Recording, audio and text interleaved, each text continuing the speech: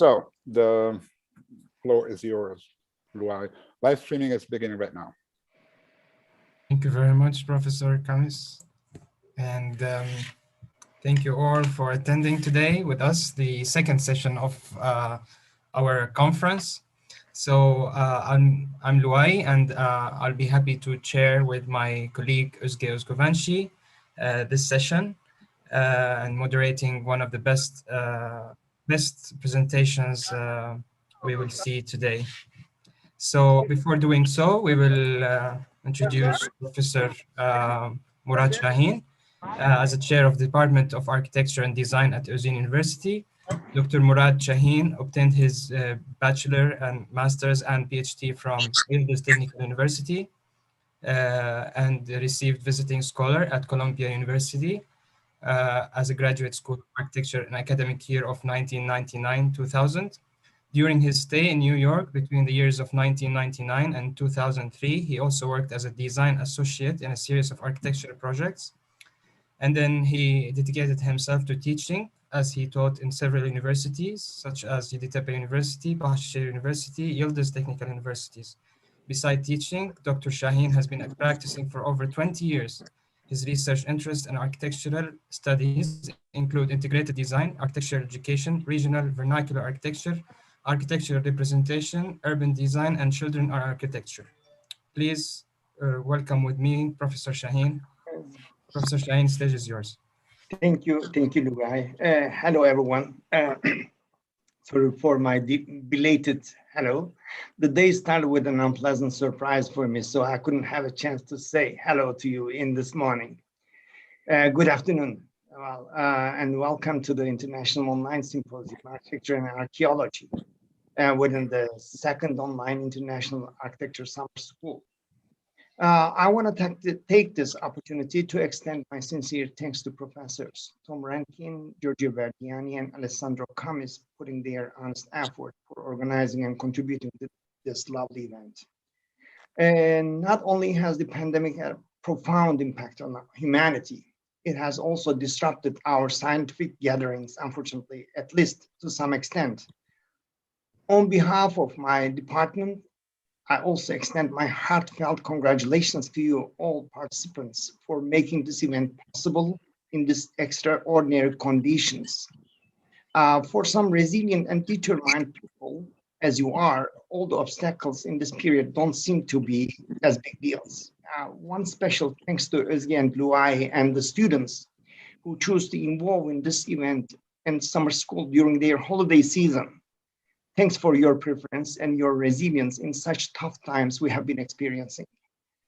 Next year, our anniversary of our department, we set out our journey almost 10 years ago.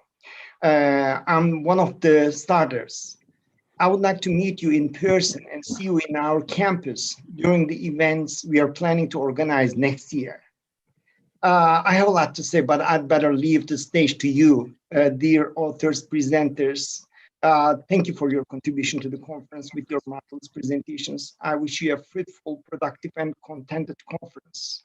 Sorry for, again, my belated salutation. Thank you for joining again and listening to me. Floor is yours. Thanks. Thank you very much, Professor Shaheen. Thank you for having the time to talk with us and to encourage the speakers for this day and for the summer school as well. Thank you very much, Professor. So the second in our schedule is a virtual site visit with the Professor Thomas Rankin. So please, stage is yours. Great. Hello again. This time I am actually on the site of the street that I was reporting about in my brief conversation earlier, Via dei Fori Imperiali, which I'm going to just walk back to it now. I'm waiting at the entrance to the Roman Forum, where as soon as some of the on-site team show up here, we're going to take a quick visit inside. And but there's actually a lot to see from up here. I'm up at the, as I said in my talk, the modern city level, and then we'll be looking down into the archaeological level. So I'm coming out to Via dei Fori Imperiali. I'm just going to switch the camera view here for a second. So you can see what I see, which is the wide boulevard cut out through the fabric of the city in Mussolini's time, actually for Adolf Hitler's arrival in Rome. And you see the Colosseum down at the end of it. And in between us and there, you can see a pretty extensive, pretty heavy job site for the new Metro C line. So we were talking before about what we do to preserve antiquities from over-tourism, but in this case, the Basilica of Maxentius is shored up to preserve it from structural problems due to the underground construction. On the other end, looking back towards Palazzo Venezia, which is actually where Mussolini had his office, one of the reasons he wanted this road to be so monumental, we can see set up for the UEFA festival in Rome, sports festival. This is a boulevard commonly used for big public events. But I wanted to just turn our attention now to what the site that we're going to be working on. Today we'll see it from the edges, and then tomorrow and the next day we'll start to see it a little bit closer up. But here there's a chance to partially descend, get a little bit closer into the Roman Forum. And I'm not going to take a long time. This isn't really going to be a site tour because I don't want to take away time from our other speakers. Just a taste of what we'll get over the next 10 days of workshop. But down here we see, I believe, almost entirely empty Roman Forum. Few visitors, but essentially it's still under partial lockdown. And the Forum of Julius Caesar, which is straight ahead through there. And then as we look back up to the modern street level, across the street, which actually is continuous at the archaeological level, but buried under the street, are the imperial fora of Augustus, of Trajan, and so on. Our site that we will be working on, I'm going to just move into a position where I can point to it more specifically. The Horia Agripiana site is beyond the Basilica Emilia, and then beyond the Basilica Julia that Marika was talking about earlier. And at the base of the massive structure that, let's see if I can point here, that you see supporting the Palatine Hill, that's where the Vicus Tuscus passes from the Roman Forum to the river. That's where the Cloaca Massima, the ancient drain, passes from the Forum to the river to drain the water.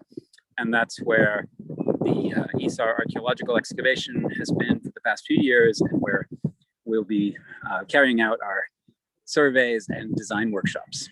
So I think that's my main bit of show and tell to start off the afternoon session of the conference.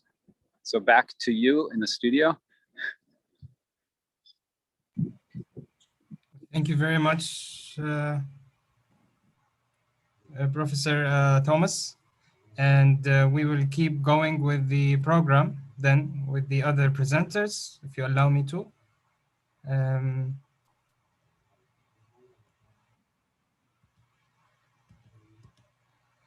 Okay. Yes, go ahead. So I would like to remind everybody that we have, for each speaker, we have 20 minutes. So to give time for everyone. And with the questions and answers will be given in the end of all the sessions for 30 minutes. So keep in mind writing your questions and keeping them for the last discussion. So the first presenter here, we have Professor Alessandro Camis. Professor Alessandro graduated with bachelor and masters in architecture at Sapienza University, Rome in 1999. Before graduating, he cooperated with Sartugo Architetti Associati for the new Italian embassy in Washington, D.C. and the Church of Jesus Holy Face in Rome. In 2007, he discussed his doctoral thesis on history of medieval town planning in Ravenna in Sapienza, and therein attended postdoctoral studies until 2014. He taught at the Rome program of the School of Architecture at the University of Miami and the Faculty of Architecture, Design, and Fine Arts of Girne, American University, Cyprus, where he directed until 2018. the International Center for Heritage Studies and the Department of Interior Architecture. Professor Kamis is also a member of ICOMOS Italy, Secretary General of Cyprus Network for Urban Morphology and Research, Director of the Association for Historical Dialogue and Research in Cyprus. He's now an Associate Professor and Director of Laboratory of Dynamic Research on Urban Morphology at the Faculty of Architecture and Design of Özyeğin University in Istanbul. His main research interests include various topics such as architectural design, urban morphology, advanced technologies for conversations, and enhancement of architectural heritage. Professor Kamis, please, stage is yours. Thank you very much. Okay, so can you see my PowerPoint? Yes, perfectly. Please. Okay, the title of my presentation today is The Architecture and Archaeology, the Conformal Composition of the Contemporary Layer. So I'm going to address the issue of how the contemporary architect should design in an archaeological site. And you see there the 4 fragments from the Forma Urbis that seem to belong to the Horrea Agrippiana. This is still under discussion. Some people believe they should be positioned at the Celio Hill, but I do believe that since it shows Vicus Victoria, Clivus Victoria right there, the fragment is to be referred to the Horrea Agrippiana. But we're going to talk about this in our design team. So opening with a quote in Latin, "Propositi quidem nostri est nova construere, sed amplius vetusta servare," which translates, our intention is to build anew, but also to preserve and enlarge the old. Now, this is a law, and it's the first law referring to restoration and design in ancient times, dating to the end of the 5th century, in the time where Theodoricus was king of Italy and had his imperial palace or regal palace in Ravenna. In a way, this sentence, our aim is to design anew, but also to preserve and enlarge the old, is, motto for what we would like to do in our team. So the lecture is composed of 3 parts. We're going to try to give a theoretical frame of what, in my opinion, is designing in an archaeological context. And we're going to show you 3 projects that in different ways and different flavors do apply those principles in different contexts. One of them is in Vibo Valencia, one of them is in the aqueducts of Rome, and the third one I forgot, we're going to see in a few slides. And then we're going to try to sum up some conclusions.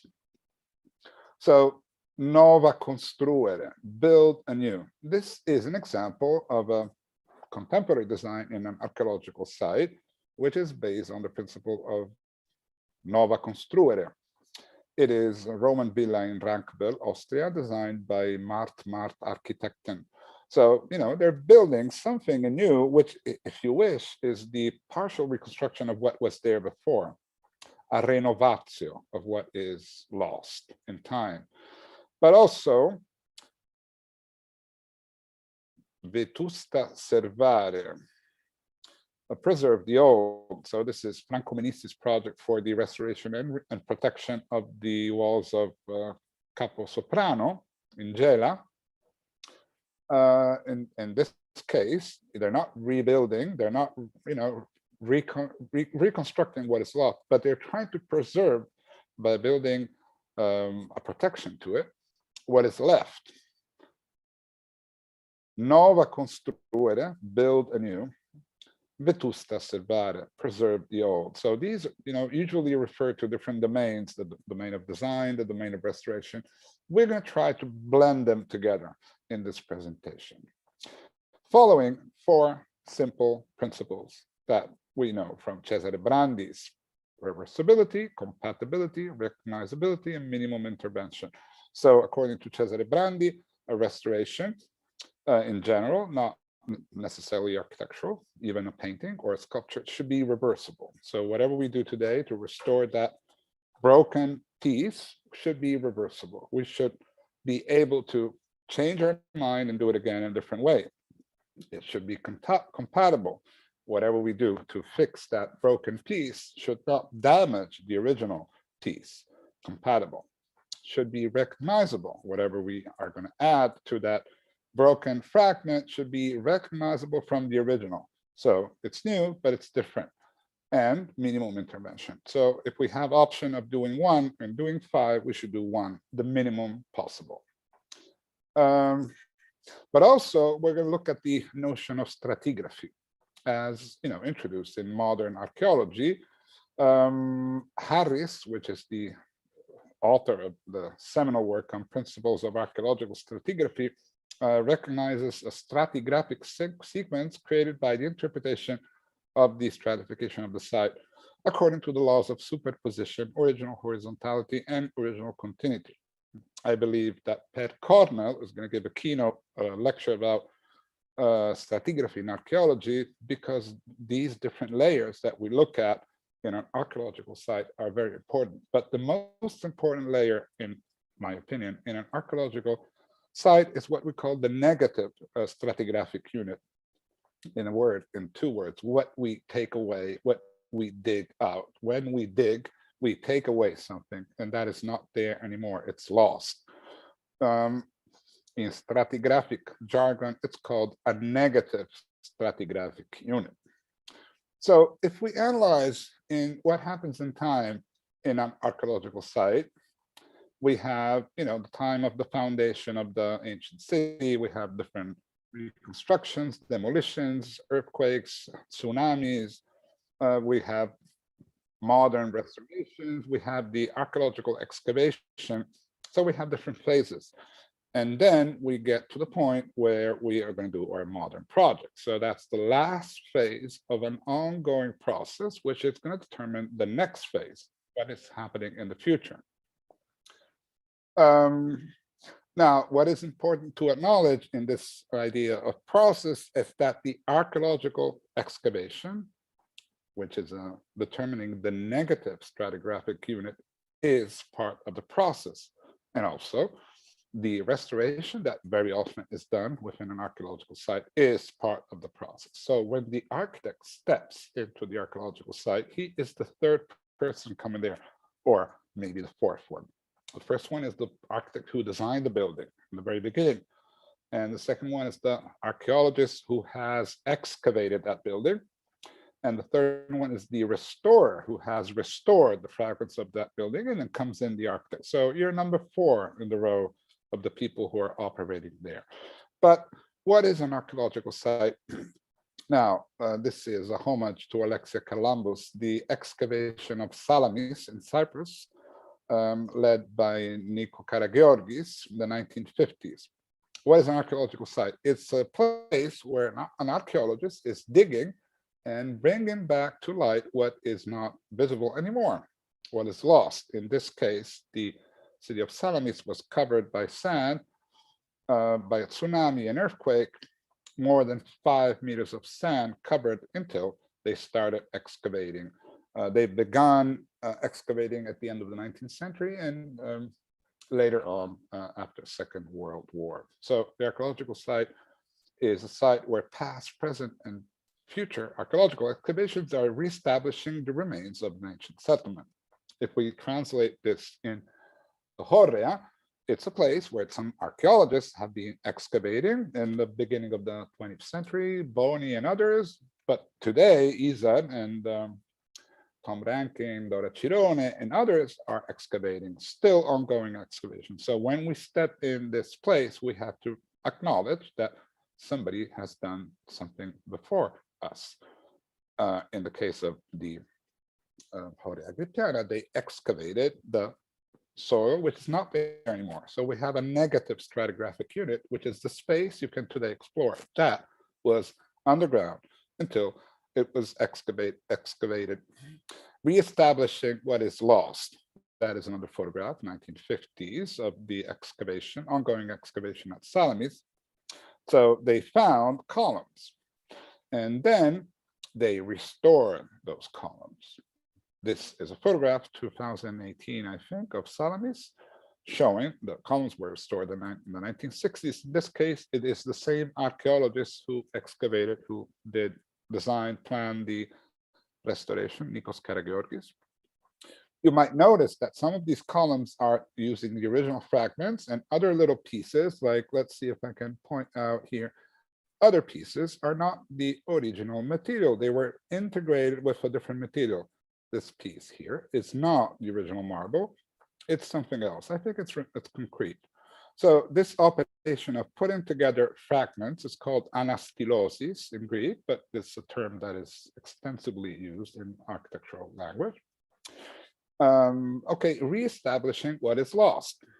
So an archaeological site is a restoration operation because we are restoring to the present something that was not there anymore. It was, in this case, Salamis, covered by sand. It disappeared for the action of time, history. So in a way, where you're excavating, you're going backwards in time. Then you're trying to reestablish what is not there anymore. Second paragraph is framing Roger Rabbit. So this is, of course, a metaphor. In English, framing has two different meanings, creating the frame of the painting, but also putting somebody in trouble. But this movie, Who Framed Roger Rabbit, is a good metaphor of what I wanted to say about a frame. Now, talking about frames for paintings, if you see a frame without the painting inside, you feel that something is missing. You feel you need to put a picture in that frame. On the other hand, if you see a picture without the frame, like this one, a modern painting by Vasily Kandinsky, you do not feel the need of a frame around it because the modern revolution of the figurative arts has abolished frames. On the idea that frame is old, feudal, bad, modern paintings should not have frames. So I don't want to put frames on Vasily Kandinsky, but since the modern revolution of the arts, the notion of frame is gone. Therefore, we don't have anymore the idea of what a frame is. Now, I'm not planning to put this frame in the Hore, of course, but I'm using the notion of frame to explore the options of architectural design. So, frame Roger Rabbit. Well, the point is that I do believe that an archaeological site is not a frame to be filled in with the pictures you want to do, your expressive design as an architect, but it is more a picture that requires a frame. In a way, the archaeological site is the main subject of that composition, is the archaeological finding, the ruins, the fragments, whatever is there, not the design of the architect. That's not the main subject. The architect is supposed to design instead a frame to enhance and make more understandable what is already there, the ruins, the fragments. Now, with these very simple principles, frame and picture, and the 4 principles of restoration of Cesare Brandi, we would like to show a few examples. The first example, I see that Jean-François Lejeune has joined. He was there with us when we did the International Summer School Restoring Ancient Stabie in Castellammare di Stabia. And in that summer school with other universities that you see there, we, with a small team, designed 3 different projects. One in Gragnano. This is a project for a small pavilion in what is called Villa Carmiano 1 in Gragnano, province of Naples. This site was excavated in the 1960s. Villa Carmiano 1, together with Villa Carmiano 2, and they found I think Republican villa there. they built those protective structures, awful protective structures. Later on, they decided that they didn't have enough money to keep this as an archaeological site. So they covered it up with soil and left those protective structures. And this is what it looks like today. Our project was aiming in re-excavating, digging out again that rustic villa, in which beautiful paintings were found, now in the Archaeological Museum in Castello Mare di Stabia. That is the plan of the villa, of the rustic villa, re-excavating that villa, and then designing a set of structures to make it accessible to the public. And this is the project, which is a very simple operation. The pavilion, tiny pavilion, is on one side connecting the two levels of the contemporary city right here and of the archaeological area right there, which is some 5 meters below. Therefore, it has a vertical staircase and elevator. But it is also framing the archaeological area where the Republican villa in our project would have been restored, and a new roof in wood would have been built to recreate the spatial perception of the villa, but also to protect those ruins from the rainwater. The building, though, also behaves, as I said, as a frame, integrating itself. That's the lower floor of the building, where see the going down with the stairs and entering in this space. You have a pedestrian path leading to the villa itself. So resolving the different levels and framing the space, creating also a privileged point of view on this terrace from where it would be possible to see the villa. The villa was covered with soil to protect the environment. So, re-excavating the villa would require some other kind of protection. And different options were available, including the one which is very popular today of building a monumental structure on top of it. But we opted for the reconstruction of the restoration, not reconstruction, of the original roof with some masonry, parts of the walls in timber to make it compatible with the ruins. And these are the renderings showing how the, let's say, the fence, the border framing the archaeological area in order to protect that area from the public. So you would have to pay a ticket to enter here. The fence, let's say, is integrated with the building. The building is part of the fence in terms of position, even though it is a separate unit. And you can see here the effect in the night. As for the materials, we adopted 3 materials to express the 3 different layers of this site: the Roman ruins, the volcano eruption of Vesuvius who covered them, and the contemporary layer with local tufa stone, volcanic stone, recycled steel from the shipyards of Castello Mare di Stabia, and local timber for the upper part. The building in its elevation is stratified in order to express the notion of stratification within the archaeological site. But as you see, the building is a frame. It's not the main subject.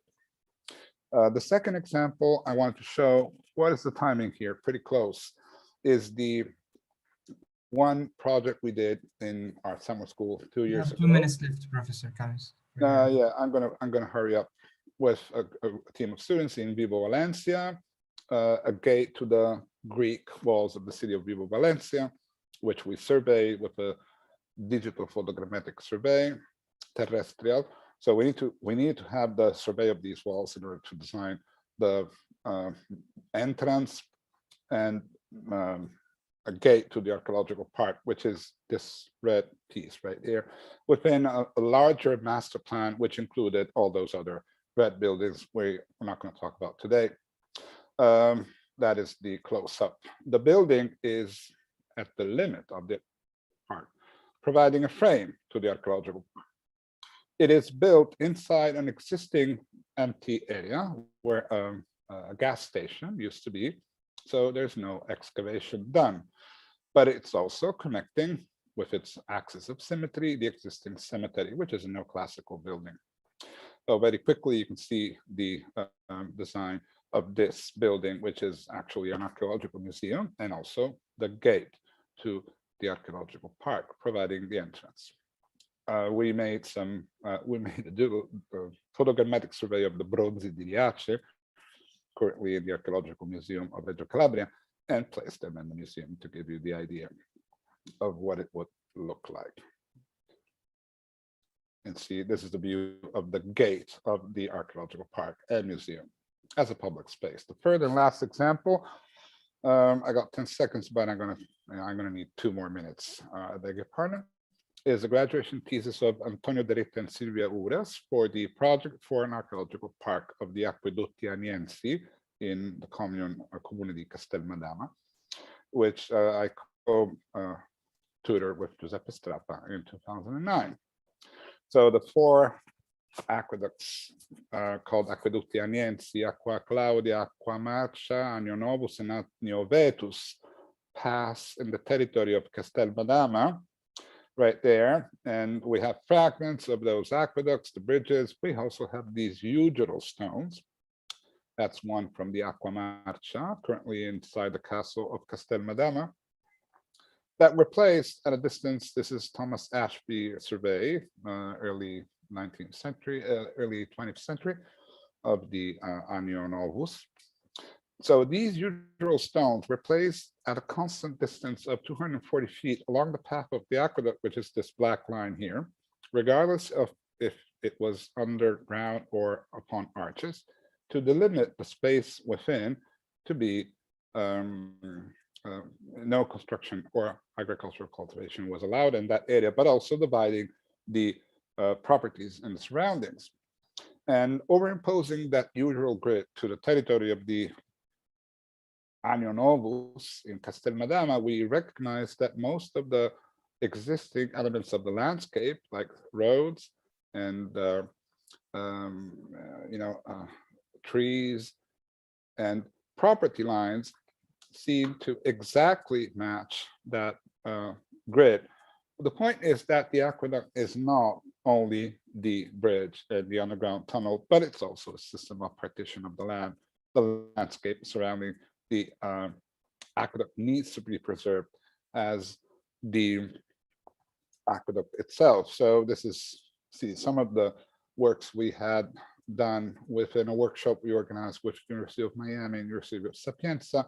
And out of that workshop came the proposal for an archaeological restraint that we drafted with Giuseppe Strappa to include the path of those 4 aqueducts within a strip of 240 feet, following the usual grid of Roman times. That red strip was proposed to the municipality and inserted in the master plan, which you see, even though not in a bright color as we want it, but it's there.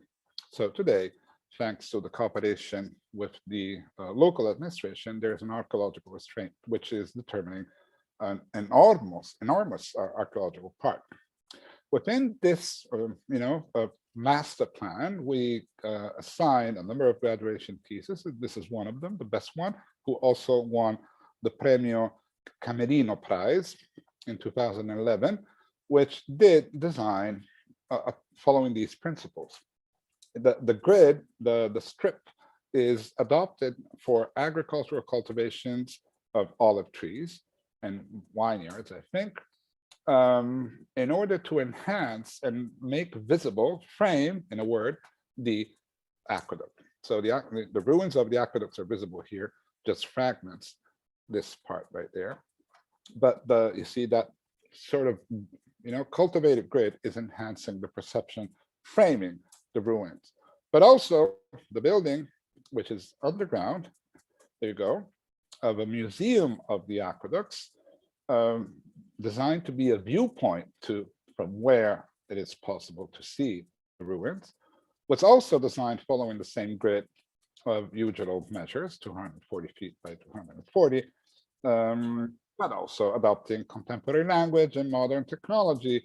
You see here the section of the museum, which includes quite large courtyard to provide light to the lower floors. And see, this is the section where you see the possibility of seeing across that ribbon window, we would say, what is on the other side, which is the aqueduct. The building is entirely underground, so almost barely visible from above.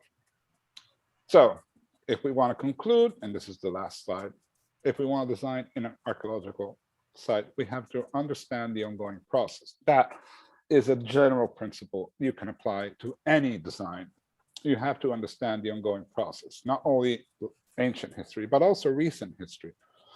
The archaeological excavation is, so what is not there anymore, the soil that was excavated is to be considered as a negative stratigraphic unit, so it's part of your design. But in my opinion, the aim of the design is defining the frame, and that happens by designing the limit, not putting a building inside, but putting the building on the limit, and establishing connections and viewpoints, connection between the contemporary city and the archaeological sites, and viewpoints, so that you can see from and across the archaeological site. A few references, I would just like to remember Raffaele Padella, who passed away a few years ago, and his extensive study on the imperial forums. And yeah, that's all for now. Thank you very much. Thank you very much, Professor Kamis. And it's very insightful presentation. And I'm sure there are lots of questions, so we will keep them in the end of the all the sessions. So the next in the row, we have Professor Riccardo Renzi, who is an architect with a PhD degree. He's also an assistant professor, researcher in urban and architectural design at Architecture Department, Dida University of Florence, where he teaches for master degree in both languages, Italian and English. He also teaches several courses, such as architecture and design, and also he is an author of several books, essays, and articles in scientific magazines. Some of his building projects are prized in international competitions, published and hosted International Exposition of Architecture. Today, he is going to give a lecture about memory of places, Villa Ramana di Rabacal, heritage site, new museum and service center. Professor Renzi, stage is Hello, good afternoon. I hope you can clearly see me and hear my voice. Yes, we can. Please, it's a pleasure for me to be here, and I really would like to thank Professor Kamitz and everyone, Professor Verdiani, to inviting me in this very interesting summer school and in this very interesting venue. I'm starting to share the screen. I'm trying. Okay. There's a green. Okay, it's working now. Okay, we try, because my laptop is a little bit full, so it's always telling me that I need to clean some space. Do you see my screen? Yes. Is everything good? Very good. Make it full screen, please. Is it a possible option or? Not with okay. With this computer, because if I change, I cannot let the image, let's say, to go one after the other one, but I can try to do this. Yeah, that's good actually. This, Mm-hmm. Is it yeah, good? That's good. Yeah. Okay, so hello to everyone. I'm Riccardo Renzi. I'm an assistant professor researcher at the University of Florence, Architecture Department, and I'm teaching architecture and urban design. So my approach to the archaeological side is, let's say, seeing from the idea of designing something to preserve and to, let's say, to increase the value of the area side in specific. We are, let's say, giving a lot of strength to the idea of how we can approach to the historical, let's say, context compared to the brand new context. And so this is, we can clearly say that is one of the effort of the University of Florence, especially the architecture department. We try to find out the way to establish a dialogue every time that we, let's say, talk about architectural design and urban design. So the architectural design that I would like to show you today talks about history and memory, because it was thinked after the call of an international competition for, let's say, the reorganization, the rehabilitation of a brand new, almost brand new historical area that it's called Villa Romana de Rabacal in Portugal. We are in Portugal. I think we can speed up with the image. Obviously, we are in a northern part of Portugal, and we are not so far away from Coimbra and from Braga, where there is this very interesting, let's say, brand new archaeological site, let's say recently discovered and recently attentioned historical site that is a Roman archaeological site that was built averagely between 360 and 380, and that it's estimated to be very big, almost 100 hectares of land that has still to be discovered. And you see, it was recently discovered in 1905, but the real archaeological site was built and was opened in 2001. So it's a, let's say, it's a very new part of an archaeological site in this part of the Portugal. And so what happened? It happens that these archaeological sites has something to share with the idea of tourism. So it's a kind of a strange topic, but it is, in the end, it is not, because the only way for this area to be, let's say, economically sustainable is because it has to be to attract a large number of visitors during the years. So this, you see a little bit of history between the 70s and the 80s. There was volunteer going there and trying to excavate a little bit just to discover what they were thinking it was underground the earth. So let's say that it's a really recent, the idea that this archaeological site could be an interesting point for visitors. So let's say between 1998 and between 2001, a small museum, the one that is now on site, was built just to, let's say, mark the fact that this area could be thinked finally as an archaeological site. These are the boundaries of these archaeological sites that, as you can see in this image, has not been excavated. We only have one big, let's say, ruin that's called Pars Urbana, that is a villa. We have a balneum that is quite underground, still underground, and we have a Pars Rustica that is a, let's say, a rural part that has been not so much excavated.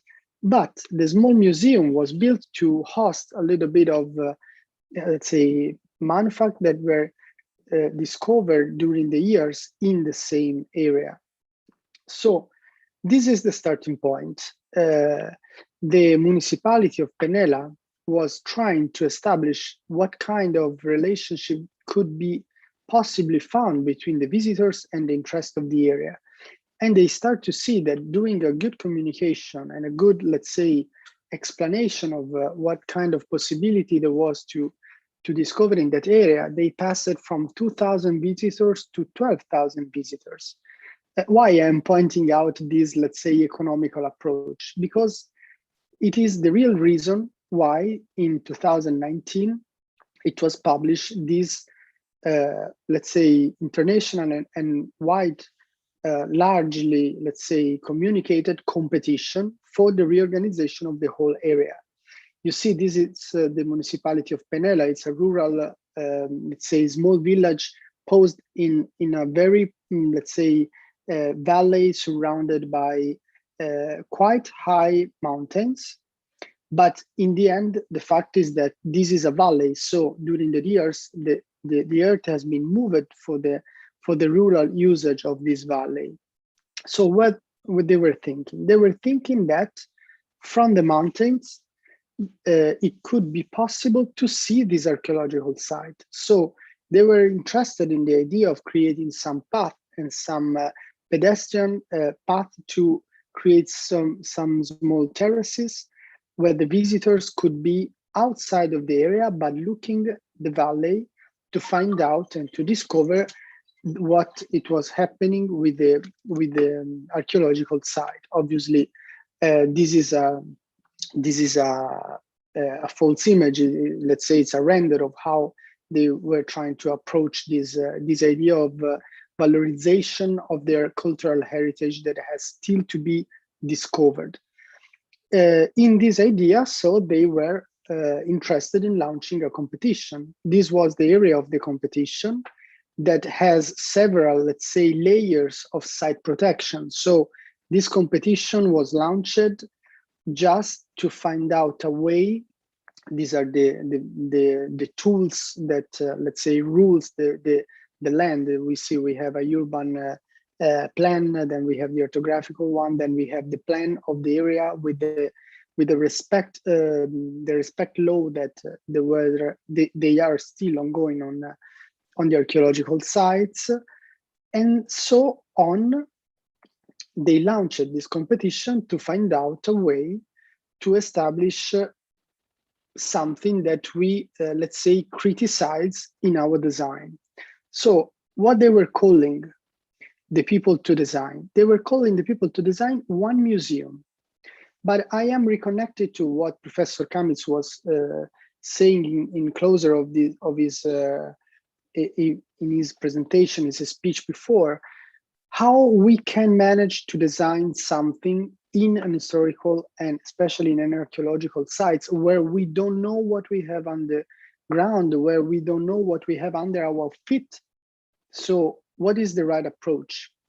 The call was done to build a museum. Now I'm showing you some images of the place this is the Pars Urbana, where they discover wonderful mosaic, and they try to fix the let's say the ruin that were discovered, moving a little bit the earth, and this is a reconstruction. So which one was the aim? Our aim was to find out a way to establish a connection in the area with a lightweight architecture. What I mean something that is not or has not thinked to be a definitive object, definitive building, and especially not a building that needs to go underground to be excavated because it's high, it's heavy, it's large. So our first approach was to design something. This is the balneum. Now I'm showing you some images. This is the balneum discovered. This is the image from top, and you see the balneum is covered with these metal elements just to preserve from sun and from rain and from dust and from especially the wind. So we were thinking about designing something that was not going in the direction that the competition was calling. And this is why maybe we were prized. We won the second prize. There was just 4 points of let's say gap between the first studio and my proposal, but basically they have been judged almost the same. So our goal was to discover a good connection between the architecture of the Pars Rustica, the balneum, and the villa, because we did want to establish a relationship between our lightweight architecture and the architecture of the archaeological site. So we started, it's been more than 10 years that we are working as a research team on the rules and the measure of the Roman architecture, established as, let's say, a rule for contemporary architecture as well, especially for Italian architecture and especially for Florentine architecture. When we think about Renaissance rules of architecture, they have been, let's say, for us always a guide for architectural design. So our first question was possible to find out a connection between the three main elements of this archaeological site in order to find out a bigger scale, let's say, rule that could be driving this underground and not seenable archaeological site. So we started to measure. So we tried to find out if, for example, these elements had the same orientation on the ground. And we start to discover that between the pars rustica, the balneum, and the pars urbana, they were having three different kind of, let's say, grid. But combining these three grids, we start to find out averagely that the balneum was mainly crossing the center of the pars rustica and almost crossing the center of the Roman villa of the pars domestica. So we were going on with this kind of strategy, and we tried to find out if this element could have been ruled by a smaller dimension, starting, for example, the very interesting topic of the pars rustica that was divided in several small blocks that was having the dimension of a perfect square. And this perfect square was averagely 2000.6 meter for 2000.6 meter. So we tried to reach the limit of these archaeological sites, and we found out that this grid was repeating a certain way that was able to find out, let's say, a shape. And this shape was, beside the idea of the pars rustica, finding out a fixed number of elements that was perfectly matching the limit of the archaeological site. This limit is an ancient limit that has been given by the historical road that is the real perimeter of this archaeological site area. So what we found out that in the end, we had almost a perfect golden section system that was driving the whole aspect of the whole, let's say, shape of the archaeological site. So our idea was, and I was trying to explain before, the idea was not to match perfectly the competition goal, but to divide in three our approach. So instead of creating a big museum, we think about creating two lightweight pavilions that was dividing the idea of the exposition system and the storage and services. And instead of covering the element of the archaeological sites that still are ongoing and still are unprotected, to take the idea of a wall that could be having a light structure to get the areas covered. But everything was basically thinking in the low circulation that Penella, the municipality of Penella was having, because we are thinking about a valley that is a rural valley, and we are thinking about roads that are basically made for one car. So what we think it was a perfect circulation that was matching the people not to move in two directions inside of the archaeological sites, but to move in only one direction. It means that we had this parking lot assigned at the north face of the area, where the people could stop the car and then start to walk inside of Penella, because let's say the interesting point in our idea, in my research group idea, was not to drive the people directly inside of the archaeological site, but to have the people visit even Penella before to enter into the archaeological site. So our idea was to drive the people outside of the area after that they park the car, and then to enter in the area in a specific, let's say, pathway that could drive to the first pavilion museum. The first pavilion museum starts with a topic that will drive the visitor inside of the whole area. And the topic is the wall. Why?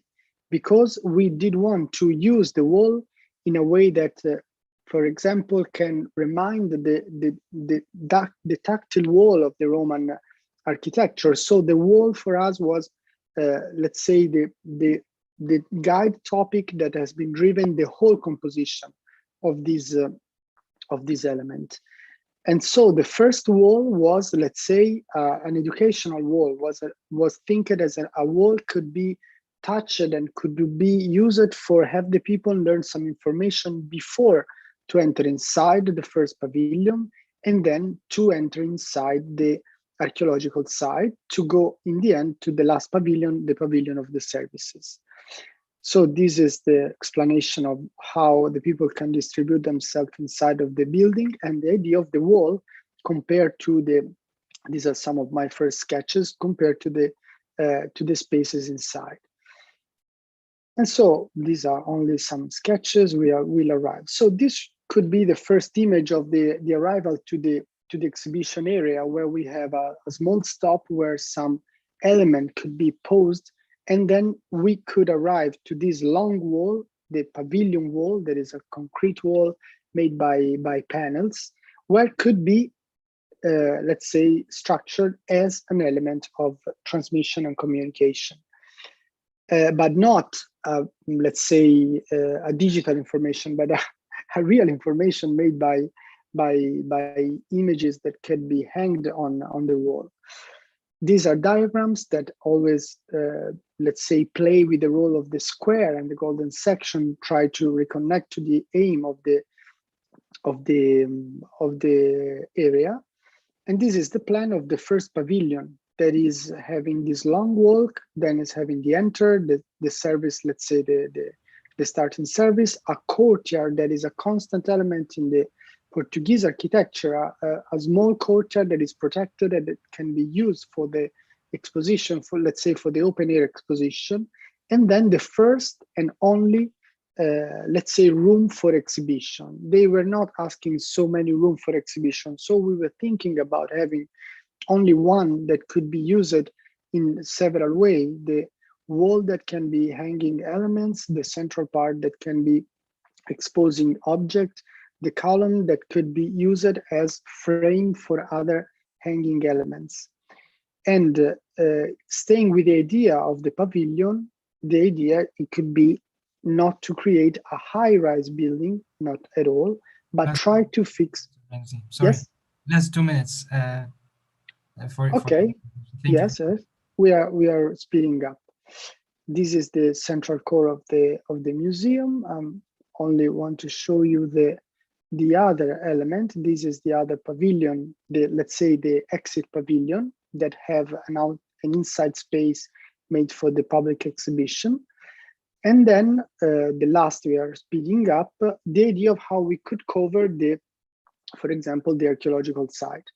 So we were moving on with the idea of the wall. So this long wall has been thinked as element able to suspend a lightweight cotton element that could be preserved the rural, let's say, the ruin from the sand, from the sun, and from the let's say, winter and summer elements. This is the model that the municipality asked us after that we won the prize, because it was a very interesting venue, because they had let's say, a conference, a presentation of designs, and then the exhibition in the municipality of Penella last year in July. I think I can be finishing. I hope I am in time. I'm very sorry because you're perfectly on time. Okay, good. I'm sorry because I was not seeing anyone. It's very hard to speak without seeing anyone. You're right, no problem. Okay, please allow me to introduce our next speaker in the row. So we have Fabio Guerrera. He's an architect and a PhD in architectural composition. From 2020, he's a RTD at the Department of Architecture of University of Palermo, where he teaches morphologies and the types of architecture and architectural design courses. His studies focus on three main areas of study: the relationship between history, nature, composition, and expression in the architecture of the other modern and postmodern, the dialectic between contemporary design and the character of the traditional landscape, the problem of urban centralities and urban edge in the contemporary city. Today is giving a lecture about connections and extensions in an archaeological environment, in an archaeological, in a project experience. Fabio Guerrera. Yes, I'm here. Thank you. Good afternoon. Thank you. Thank you for invitation and congratulations for this conference. So I'm sharing my desk. Of course.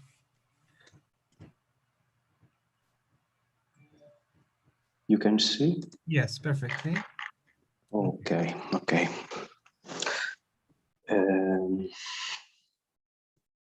So I want to show a project still in progress for some architectural connection and extension in the Temples Valley of Agrigento. The Temples Valley, you know, is the extraordinary archaeological site that has attracted travelers and artists since the time of Grand Tour.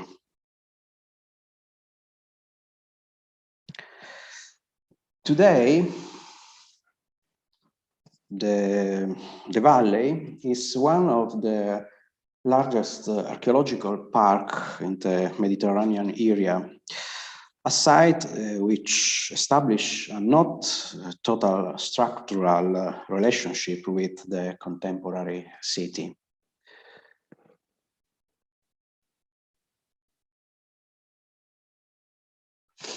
The archaeological area was urbanized during the Greek period through a Hippodamian system, only partially excavated.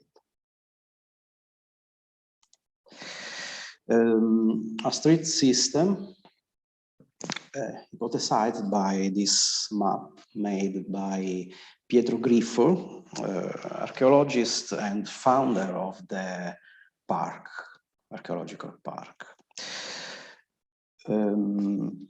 As you can see, the archaeological area is located between the edge of the contemporary city on the north and the natural edge on the south, calcareniter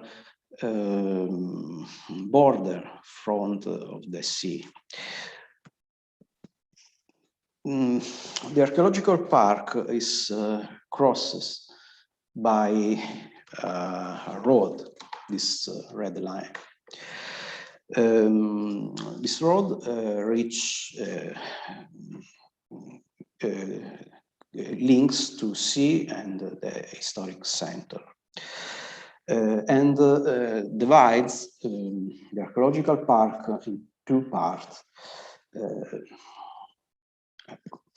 Inside the archaeological park, to east and west of the road, a series of pedestrian paths allow us to reach the ruins of the ancient temple and civil building built in the Greek and the Roman period. To the south, a small pedestrian bridge allowed the aerial crossing of the urban road. Instead, to the north, between the museum and the Hellenistic quarter, the crossing takes place at street level with major problems or conflict between pedestrian and vehicular use. This is the bridge, small bridge, which crosses the road between the temple of Hercules and the temple of Zeus.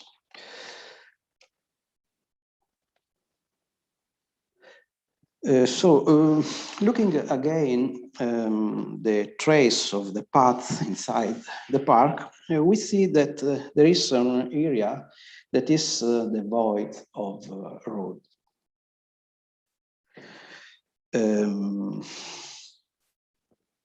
There are two fundamental problems in this area.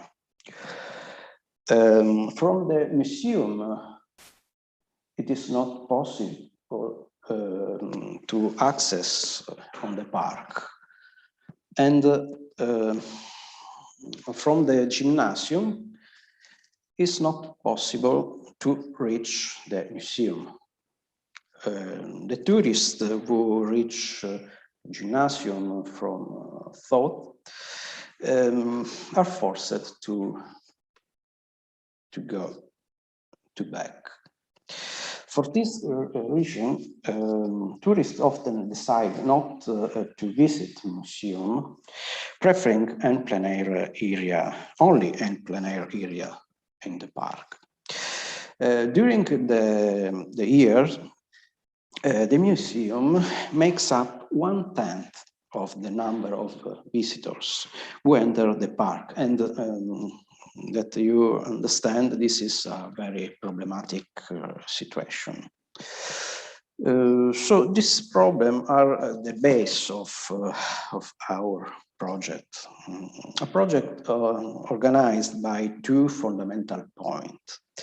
On the one side, the creation of a pedestrian and cycle path that reach the museum from the gymnasium and vice versa.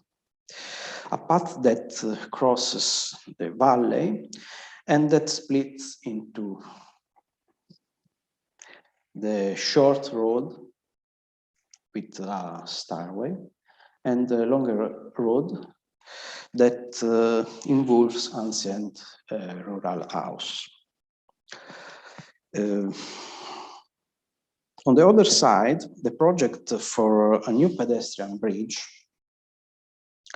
that crosses the urban road and reaches the area of Greek theater and the Hellenistic quarter.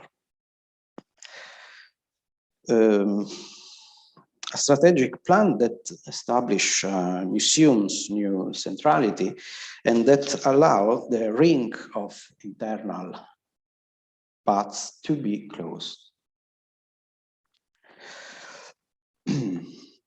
In this image, you can see the 4 points involved in the project. The gymnasium, the new path with the stairway and the longer path with the agricultural house, and the Roman and Roman temple and Bouleuterion, Greek Bouleuterion. The project began with a survey made with laser scanning and photogrammetric techniques. These are some pictures with my colleague Mirko Cannella, which working with me at same project. And this some images of 3D reconstruction of the archaeological area. Tempio Romano and the Bouleuterion area.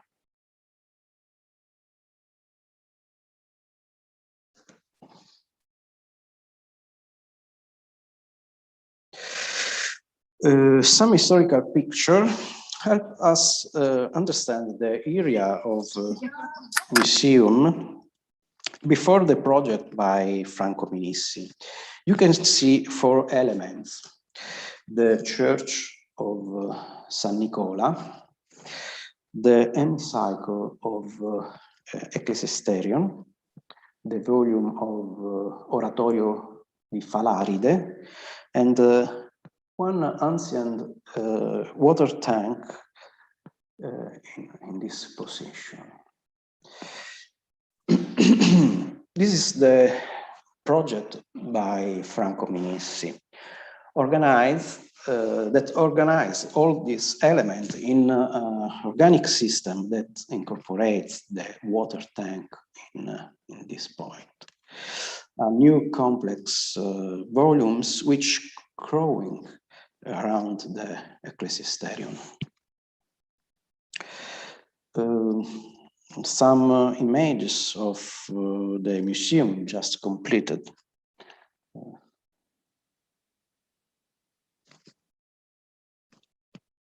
And an image from Google Earth that allow us to understand the volume and the architectural complexity of a museum. Ecclesiasterion with Oratorio di Falaride and the Museum by Franco Minissi. In his project, Minissi organized the entrance from the parking.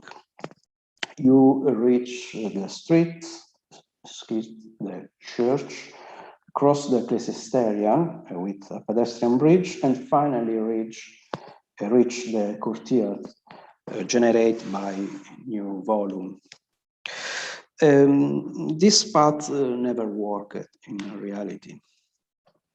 When Franco Minissi built the museum, the ruins of Roman temple and the Bouleuterion were not yet known. And as can be seen from this ideogram, the archaeological vestiges are not crossed by tourist paths. Our project hypothesizes a new path that goes around the Roman temple, passes near Bouleuterion, and enters the museum from the north. We would like to cover this area with a new volume, which will have a dual function, protecting the ruins and organizing a new internal exhibition space.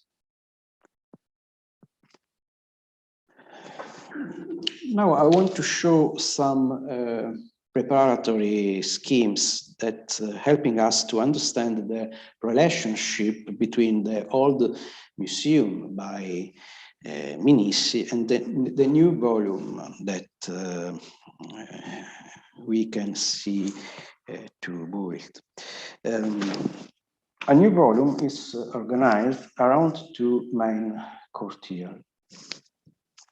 On the one side, the entrance court, which follow in an analogical way the central square of the Minissi Museum, the square of the water tank, and the other side, the Roman temple courtyard, which repropose the full empty relationship of the Roman period without imagining a philological reconstruction. Here is an enlargement of the new extension. As you can see, there is a new court which organizes the entrance with a ticket office, and a new parterre that organizes the new visit path. And a new area dedicated to statuary, and the new entrance to the old museum in this point. This is the section, the one that cuts the statuary system and the court system, and the one that intercepts the court of entrance and the ecclesiasterion and the Bouleuterion, sorry. the reverse section that intercepts the courtyard and the Buliotherium, with the ramp for new entrance to the museum, and the cross section that cuts to the old museum and ecclesiasterium. Again, the longitudinal and transverse section of the Roman temple, two sections that highlight a new idea of portico space alluding to the ancient one. Finally, on overall view, that makes us understand the new addition to the old museum, with the new path, a longer path and a short path, the new elevator, the new bridge, and a detail in particular of a new project.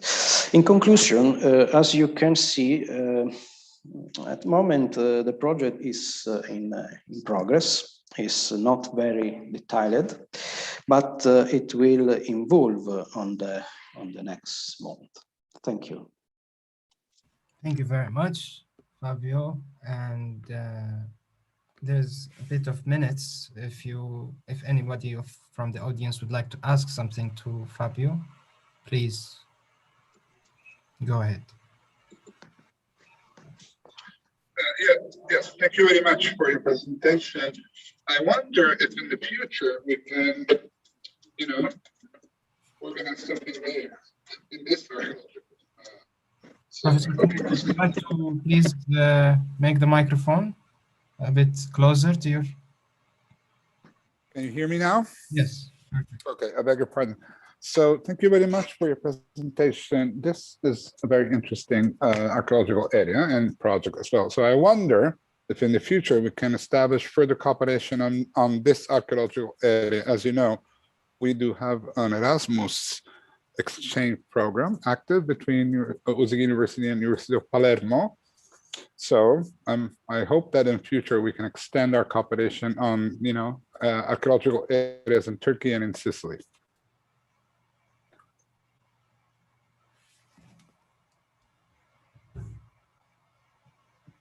Any other comment from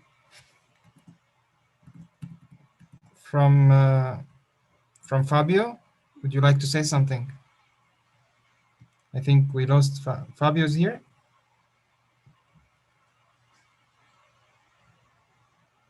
Okay. Shall we go to the other speaker then?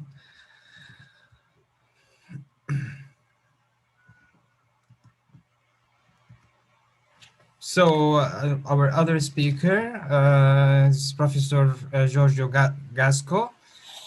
Professor Giorgio Gasco is an assistant professor at the Faculty of Art, Design and Architecture at Bilkent University in Ankara. He earned his Master of Architecture and his PhD at ETSAB, Polytechnic University of Catalonia, Barcelona. His research focuses on architecture of the mid-20th century in Europe and Turkey. His work has been published in several national and international journals, such as Abitare, GE, Metho, GFA, and Pelatin. Two of his papers are included in the Index Islamicus Yearbook, Volume 27, 2011, and Volume 29, 2013. He worked between Torino and Barcelona following his professional practices and at the same time dealing with theory and academic studies. Eventually, he moved to Turkey to give a base to his academic career. He collaborated with several universities such as Gazi and Belkent in Turkey, Politecnico of Milano, and Bari in Italy. Also, he taught in Gdańsk University of Technology in Poland, Prague Architectural Institute in Czech Republic, Lusofona University in Portugal, and in several institutions such as Marangoni and IED in Milano, Italian Embassy in Ankara, Barcelona Architecture Center, and CCCB in Barcelona. Today, he's going to give us a lecture about ground level conceptualizing the proximity between architecture and archaeology. Professor Gasco, the floor is yours.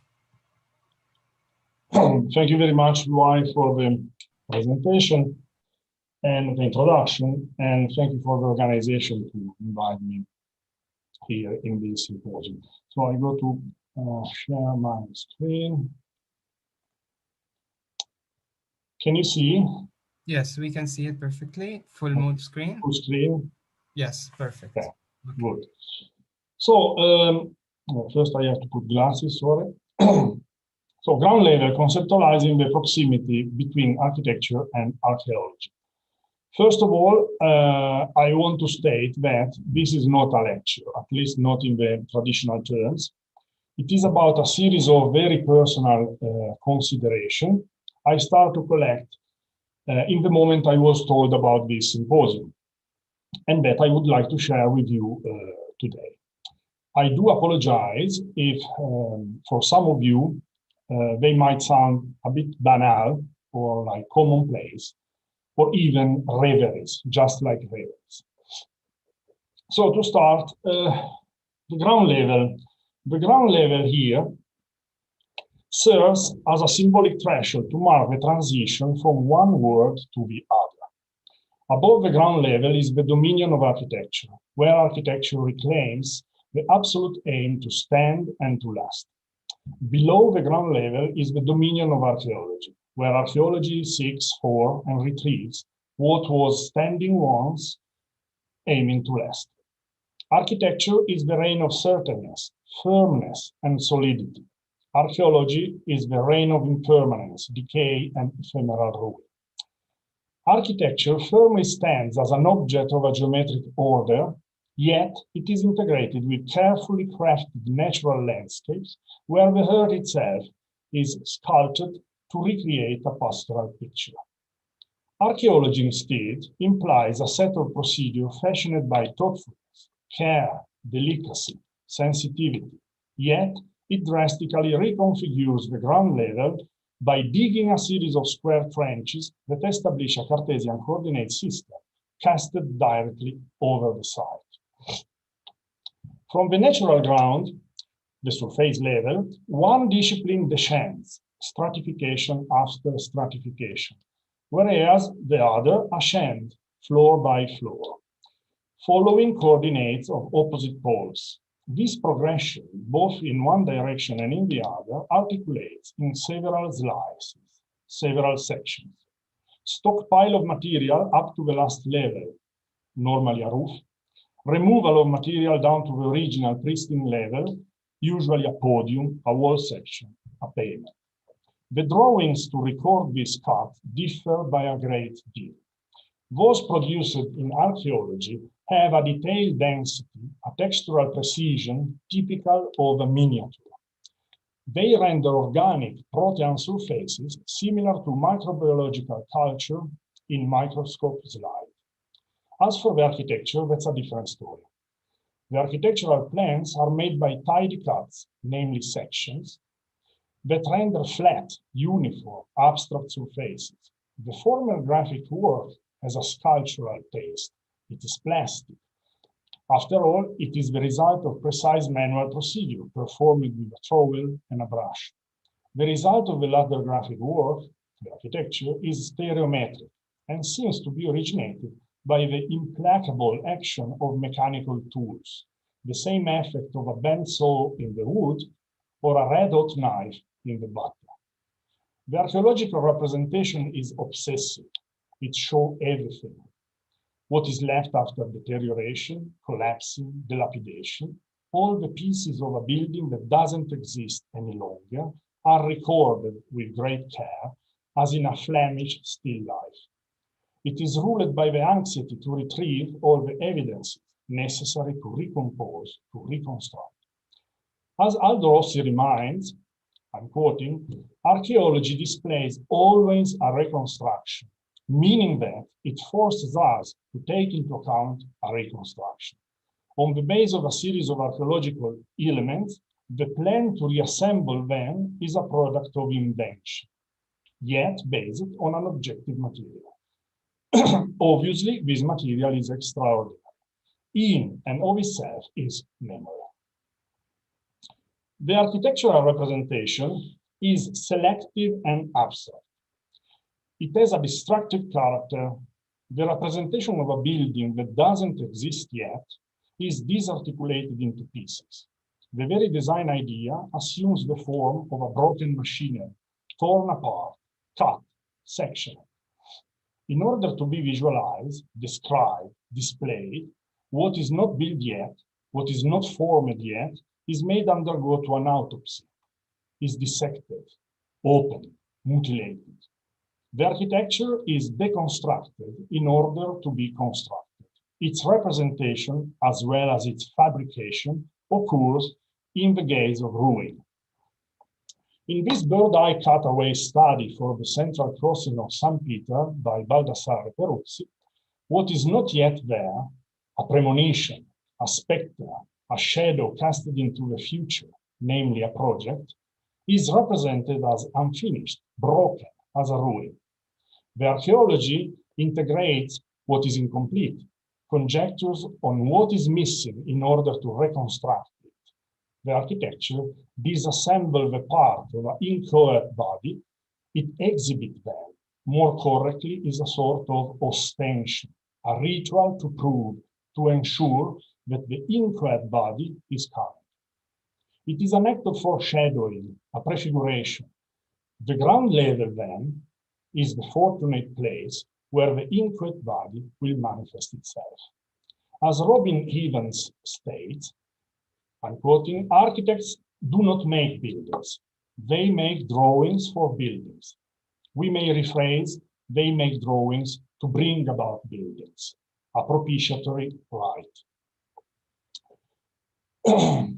The new rises from the old, the accumulation of ruins. When Donato Bramante first began the construction of St. Peter, the new St. Peter in 1506, he used the unusual strategy of building from the inside out. This allowed him to experiment with the shape and the scale of the surrounding basilica.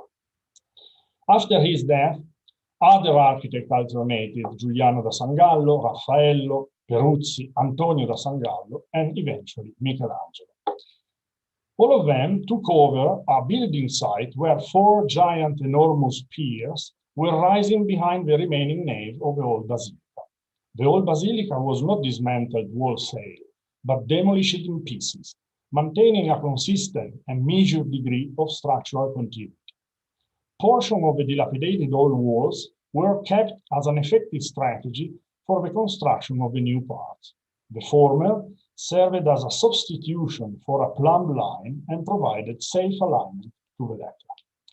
A series of engravings by Martin van Heemskerk, dated between 1532 and 1537, provide evidence of this perverse relationship between the old and the new.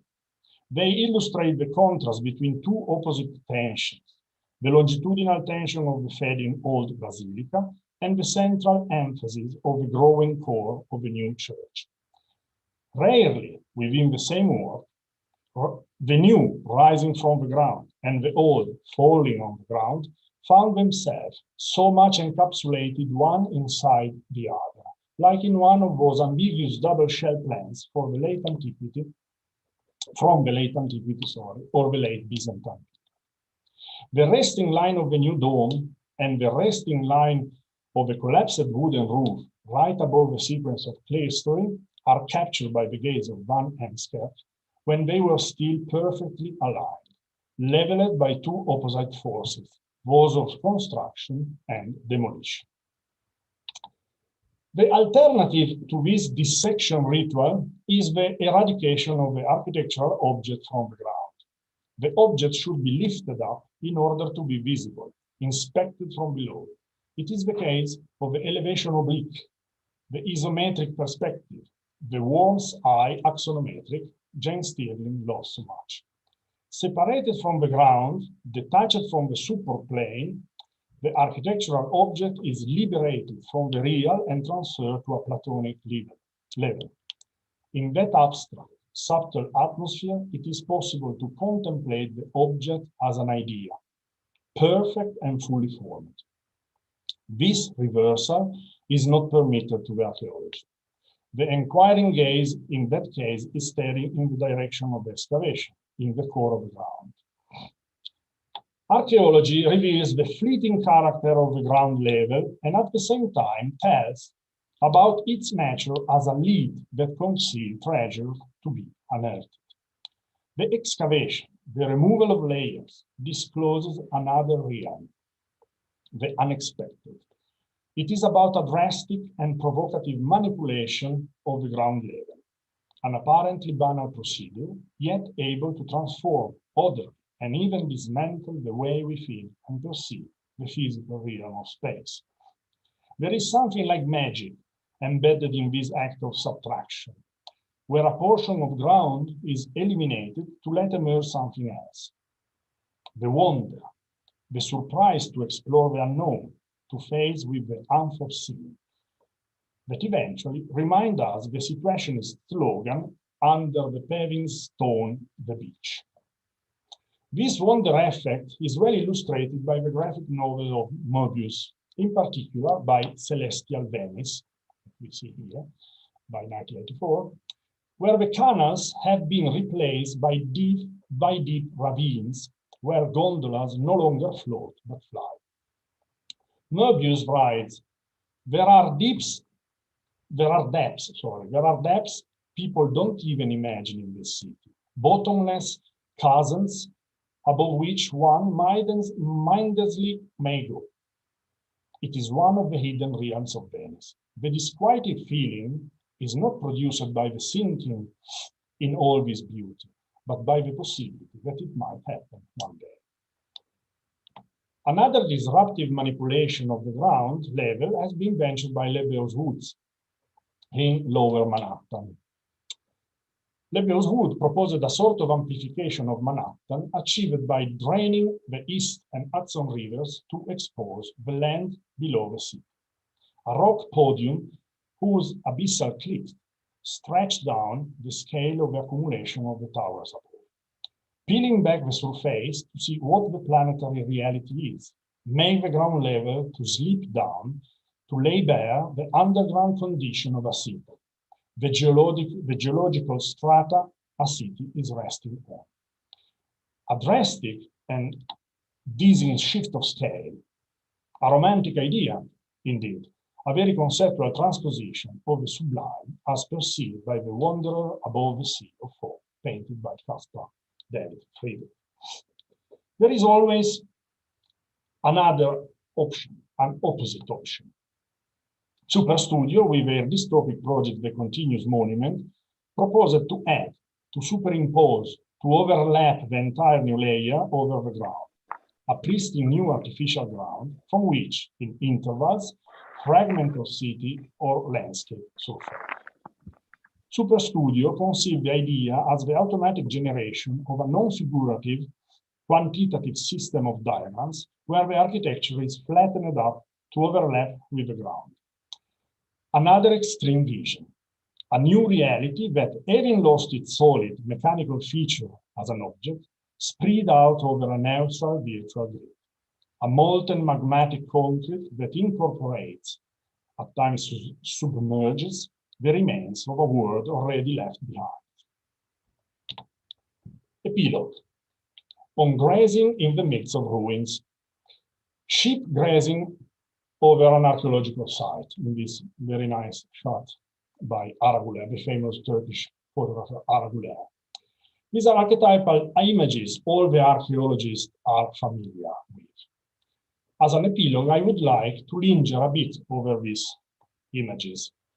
There are ancient ruins surfacing from the ground, as well as contemporary buildings towering over the ground, and sheep that roll over the ground, leveling it out as many wrecks. On the contrary of ruins and buildings, the sheep belong to the surface of the ground. They embody the transitory, dynamic nature of the ground, as opposed to the metaphysical appearance of both ruins and buildings. The sheep symbolize the simple act of being, the meaning of the pure presence that extends and belongs to the ground. They belong to the boundary line between the sinking into the subsoil and the raising towards the sky. Their bizarre appearance, a body wrapped in a soft puffed up, coat that seems to float over the grass, and tiny thin legs that seems to plunge into the terrain, hangs in the balance between artifice and nature. Their presence produces a surrealistic effect. They are small clouds fixed to the surface of the ground with slender sticks. Strange landscapes, those haunted by sheep, ruins, and other architectural pieces. We perceive them as mysterious and foreboding, at the same time alluring and intimidating. Their apparent bucolic dimension disquiets. John Haydock, the former member of New York 5, one of the Texas Rangers working together with Colin Rowley, and then professor at Cooper Union University, New York, was able to cite this disturbing sensation, commenting on this shot he bumped into at the end of 40s in New York. He was saying, a pastoral landscape with sheep grazing within a field. In the distance, a tall white building officiated, made up floor upon floor of arches in seals. A scene at once inciting and softly menacing. Only much later did I understand its surrealistic character. It's the Chiricoesque genealogy. Finish of the quote. Moreover, he contrasted the Palazzo della Civiltà Italiana, that you see in this photograph, with the area of Ostia Antica. And he says, the latter is a romantic archaeological ruin sunk into the ground, whereas the former is an ideological ruin placed on the ground. This remark reinforced my point here. The ground as a metaphor of a critical threshold that marks the transition from one world to the other. And here we go to the end. Again with Superstudio. The 8th city, part of the suite 12 Ideal City from 1971. In this image, the architecture, a sort of Platonic sphere of a Magritte-esque genealogy, has got up into the air, leaving definitely any contact with the surface of the ground, where, at this point, only sheep last to reaffirm their intimate relationship with the ground surface. But also, in this image, it is evident the artificial nature of the ground, due to the enigmatic reflecting surface, as wide as a lake, perfectly flat and still, with edges sealed to the soil. I like to think this plate, that reflects the expanse of the sky, perhaps is a lid of an abyss of gigantic dimension in whose gates all the ruins and debris of the world are nestled as many diamonds. Thank you very much for listening. And I think I was quite early. If there are some questions already, I would like to ask. Thank you very much, Professor Gasco. We have 2 minutes left. If anybody wants to discuss or ask a question, please turn on your camera and your microphone, and please share your question with us.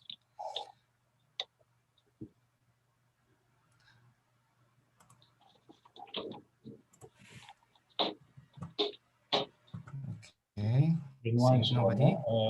Okay, then we will take the questions in the end then. Thank you very much, Professor Gasco, again. And please stay with us until the last time to discuss other if other people wants to ask questions. So our next speaker is Neda Naisi. Are you here? Yes, I think I saw her. Okay, so Neda Naisi has graduated from the Department of Architecture at the Middle East Technical University in 2001. She completed her Master of Architecture and PhD degrees in Restoration and Conservation program from METO. Her field of interests are in cultural heritage, site management practices, participatory planning approaches, involvement of local communities, and history of architecture. She has been involved in a number of national and international projects regarding the conservation and management plans of heritage sites. Professionally, she has also conducted conservation and implementation site works and involved in multidisciplinary teams. She continued her academic career as a teaching staff in the Department of Architecture in Mersin University since 2010. She's also a member of ICOMOS ICAHAM, International Committee for Archaeological Site Management, and International Committee of Turkish Chamber of Architects Association. Today, she is presenting to us conservation and development studies in Kanlı Divane Archaeological Site in Mersin. Professor Naisi, please welcome. And thank you very much. Thank you. Thank you for this nice presentation. Thank you, and please try to share your screen. I'll be with you if you. My presentation is open. I'm trying to, yes, now. Okay. Yes, we can see your screen. Thank you very much again for this magnificent organization. And I would like to thank the Professor Kamis. The subjects are very interesting already. I'm very curious about the results of the workshop. Well, today I would like to tell about our conservation and development studies in Kanlı Divane Archaeological Site located in Mersin. I'm working in the archaeological site management plans for the past 15 years, and I am researching on the paradigms related to the approaches. And I should say that in every 6 or 10 years, the paradigms shift. So we also reconsider our approach, and I won't go into the detail, just to give about my theoretical background in my research subjects.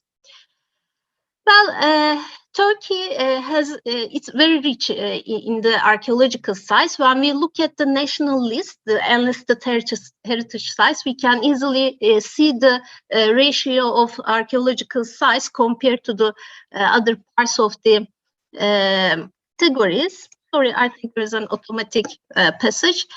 And most of these archaeological sites are located in the naturally protected and rural settings, which also defines my research subject, because I have been working on the archaeological sites that are located especially in the natural protected or rural settings.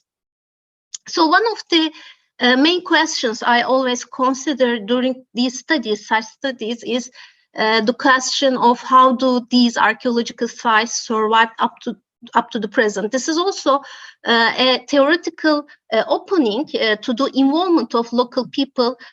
What was their role in the conservation or continuation of these archaeological sites?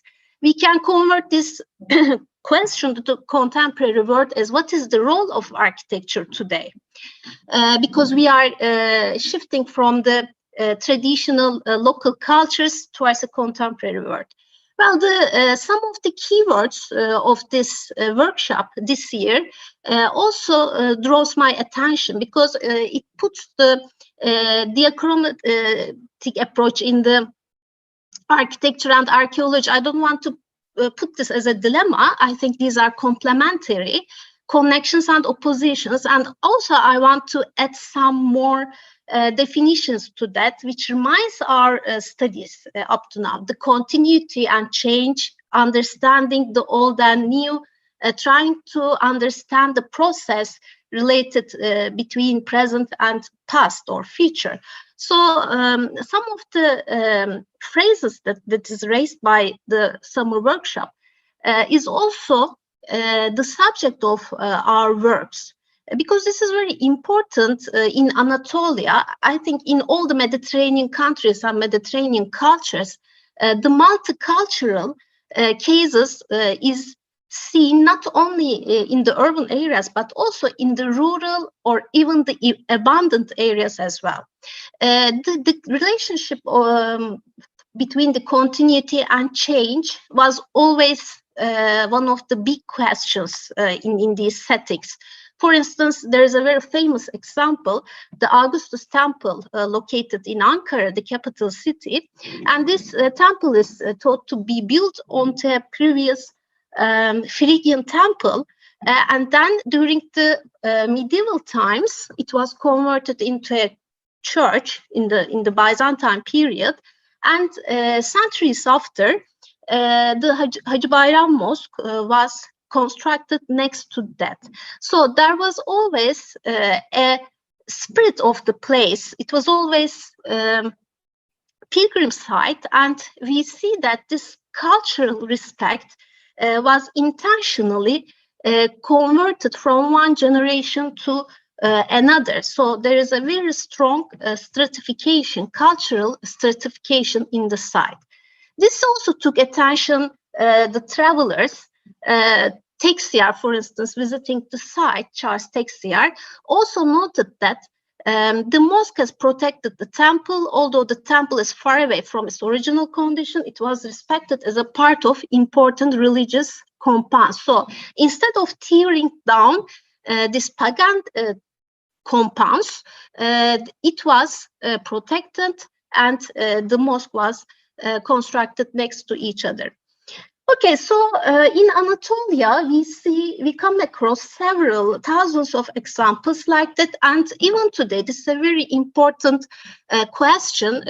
One of the subjects of discussion, scholars also try to identify the reasons behind it. For instance, Professor Cevat Erdar claims this as a natural consciousness of the public towards the holy. In his famous book, From Consciousness to Conservation. And whereas Michael Turner defines this kind of accumulation as syncretism, which means the amalgamation of different religions or schools of thought in a single place.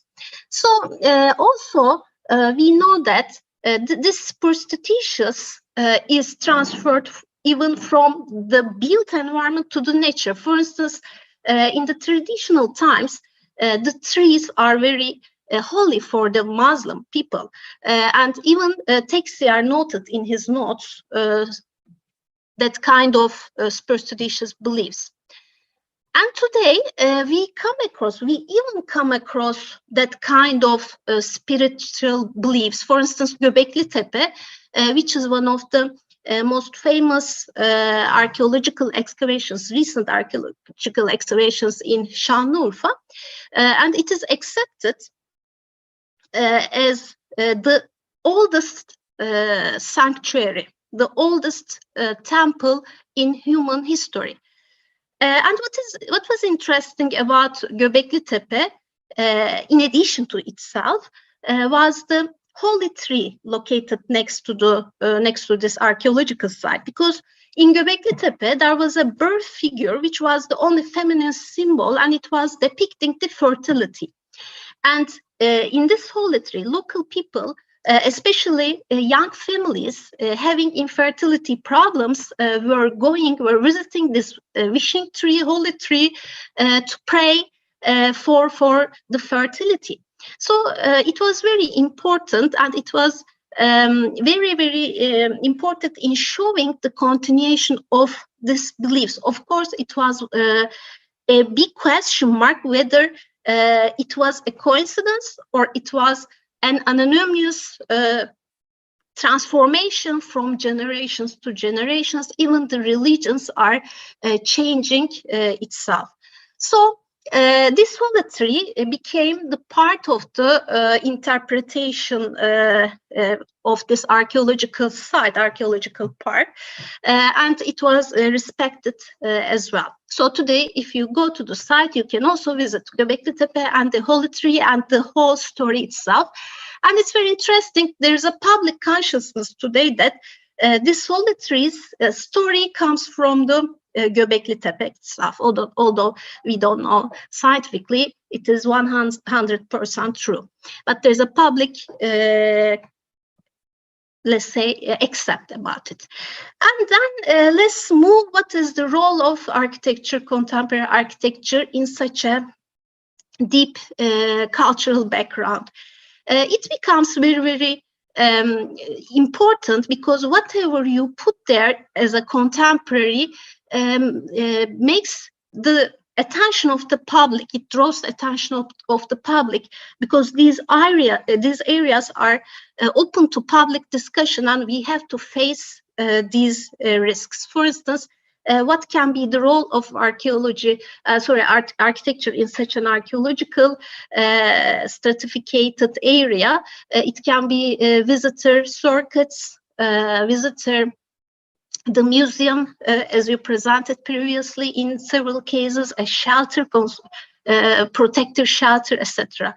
But even, for instance, in the Göbekli Tepe case, when this protective shelter was first constructed, there was a hesitation in the public, and there were some news in the local newspapers that whether is this convenient with the site, it looks like an alien in the site, etc. There were stations of the public.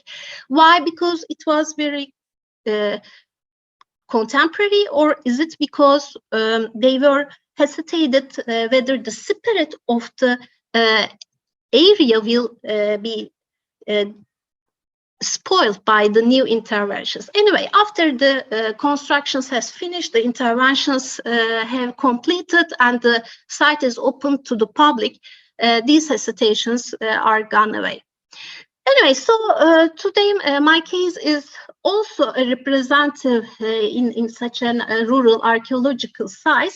In urban archaeological sites, we know that there is a archaeological data in the core and accumulation of historic layers, and there is a contemporary city which is very dynamic, and we know the methods and tools of urban archaeological approach. But what about the rural archaeological sites? I use this phrase as the archaeological sites located in rural areas, as well as the archaeological site itself may be rural.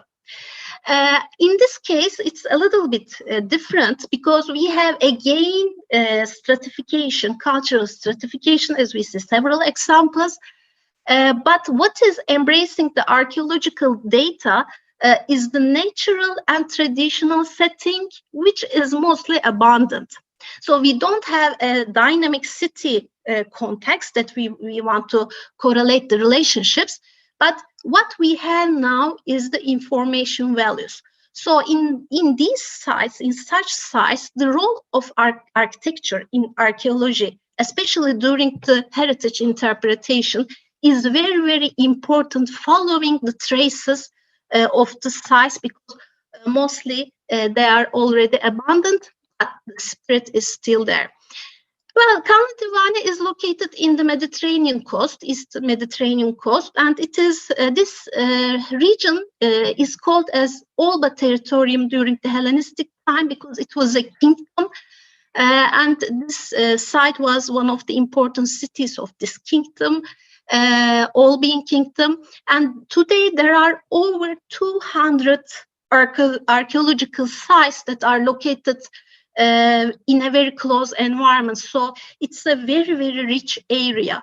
Most of these archaeological settings, there are big settlements, but also most of them are rural sites, rural compounds, and even some of them are rural villa rusticas, and we see the ancient agricultural compounds and agricultural terraces, olive oil production areas, etc. So it's very valuable, it's very rich, very intense, because these are located in a very close relationship in each other, because there was a very territorial economic, busy economy in that time. So the farm, rural compounds were connected to the villages converted to the port cities, etc. There was a trade activity, agriculture and trade activity. So it's a very, very large context, and Kanlıdivane is just one site in this big wider context. And what is interesting is that in the medieval times, most of these sites were abandoned because of the security and decline of economical background. And we see that there was a decrease of population. And after that period, traditional Turkmen groups started to settle in this area. They economically based on transhuman activities, so they have temporary settings and they follow the traces of these ancient villages. We understand from their current traditional rural villages. And what is interesting is that over centuries, they had a very critical role in the continuation of these ancient landscape patterns. For instance, we see vineyards that are still going on in the ancient vineyard area. So by coincidence or with a transformation of information, we don't know. Maybe just because of living in the same natural context, this is one of the question marks. But what is in result is that there is a overlapping of the same landscape pattern from ancient to the traditional times. So there is a very, very strong rural cultural stratification in the site. This was what we met when we approached to the site, and this also affected the story of the site interpretation study. Very briefly in this picture, we can say that there is a stratification, buildings and remains from Hellenistic, Roman, Byzantine, and Turkmen periods. And this site was settled around a big geological depression, and it was accepted as sacred in all times. So there was also a religious importance throughout the ages. And however, the Ministry of Culture dislocated the people living on this site, the last families, in 1980s, because the site would be open to the public. But without documenting anything about this tradition. So when we approached to the site in 2011, the Ministry of Culture and Tourism started a site interpretation study, and with the collaboration of Mersin Museum and Mersin University. And from that time, we started to search for the cultural stratification, rural stratification of the area. And one of our main purposes was to display this stratification, not only in Kırım Litvanya, but representing the whole Olbian region in the site interpretation studies. So this would be the display of multi-layered context of a rural site. And also the environmental quality is very important because it's abundant, and nature is very important, significant element. And for that reason, we start to move for our scientific investigations. And our principles was to increase the public awareness, as I said, in order to aware of the whole region, not only the Kanlı Divan itself, and to increase the interpretation value, and to strengthen the participatory methods, the stakeholders and interest groups defined with the site. And we had a small but multidisciplinary team, and each team has its own focus about the site. For instance, the flora-fauna research, the oral histories, the geological surveys. It was very important because there was a very huge geological pit, but it was also risky, very, very risky. And we have some archaeological surveys, but these were local digs in order to increase the interpretation story of the site. And afterwards, we moved with the further studies related to the defining strategies for visitor management site. And here are some examples from our survey teams. Sorry, each team is. Professor Naji, you have 2 minutes left for your information. Okay, I am speeding up, and I have mostly pictures, and we completed the local digs. And afterwards, survey, documentation, and planning studies. And after all these researches, we prepared the site interpretation strategies and how would be the site interpretation focuses and which would be the focal points and the visitor circuits, etc. And before the studies, the site was almost inaccessible. And after these studies, the visitors could have a chance to circuit between the original streets of this town, this ancient town. And we have a principle of minimum intervention because there isn't the appropriate archaeological excavation in the site. So we had a chance to make minimum interventions. And you see the before and after the implementation, the physical and environmental quality try to be raised with these minimum interventions. And you see the after and before comparisons. And after the study is finished, the visitors could have a more quality, physical and intellectual access to the site.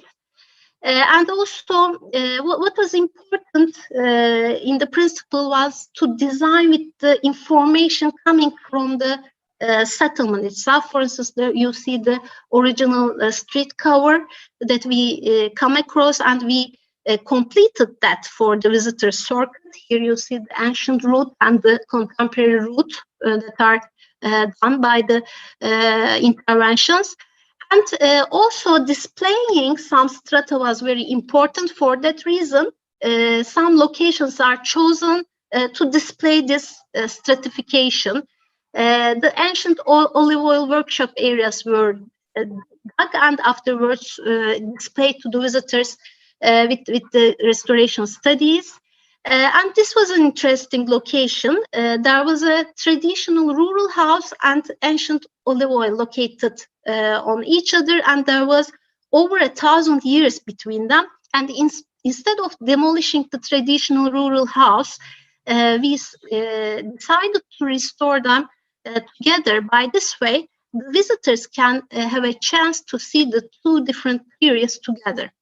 This was very, very interesting because generally, in order to reach the strata below, after documentation, such buildings are translocated from the site because it's a very, very modest traditional rural house. But in our case, it was one of the most important object of presentation, let's say. And today, this is one of the most favorite sites of visitors. They like this location very much. And also the second principle was designing with nature itself, because today we know that the archaeological sites, especially in such context, becomes very important in means of biodiversity. Why? Because there's a very intense agriculture, use of medical pests everywhere, or the urban traffic. So many of the fauna are located, they escape from everything and they locate in archaeological sites. So unexpectedly, nature itself became very important in this site interpretation, and we banned the use of all the medicines through the conservation studies. And by this way, a new interpretation value could be enhanced, because today different interest groups come to the site and they can bird observe or butterfly. Photography is very, very famous, even more famous than the ancient site itself. And we also displayed the visitors, what the shots by the visitors in the visitor center. So they became the part of the interpretation, the visitors, the ordinary visitors itself. And the third principle is acting with people, because it is very important to public awareness, and it contributes to the from site interpretation towards the site reputation, and local, regional, and with even the national interest groups. For instance, an orienting regional orienting organization was conducted in the site. And so with the sports, with the science, with the nature, with the ecologists, all these visitors and their enhancement become the part of the site interpretation itself. So not only the previous history, stories, but also today's current expectations of the visitors became the part of the site interpretation. And with this publicity involvement, this became a very, very strong site reputation in the site. So this is my last slide. And so in archaeological sites that especially located in the rural, abandoned or natural settings, the role of architecture becomes more and more delicate. Because you have to understand, the more you go to the tangible stratification, the more you get about the intangible accumulation. So you should be aware of this, what the values that are inherited by the site, even they are already abandoned. And sometimes in Kanlı Divani, what's interesting is we don't have any star projects. Sorry. Yeah, this is the conclusion slide. Okay, sometimes the contemporary. Sorry, can I finish my last sentence? Yes, of course. Thank you. Yes. Yeah. Sometimes the decision makers want to use the technology or the architecture in order to have a rapid reputation, site reputation. But sometimes these are become very risky decisions, and it is not enhanced by the public. If you go to Mersin, you can visit the site near Kanlı Divani and the recent steel bridge and elevator that is constructed in the archaeological site. So thank you very much for your patience and for this little overlay. Thank you very much, Professor Naiji, and please allow me to share my screen.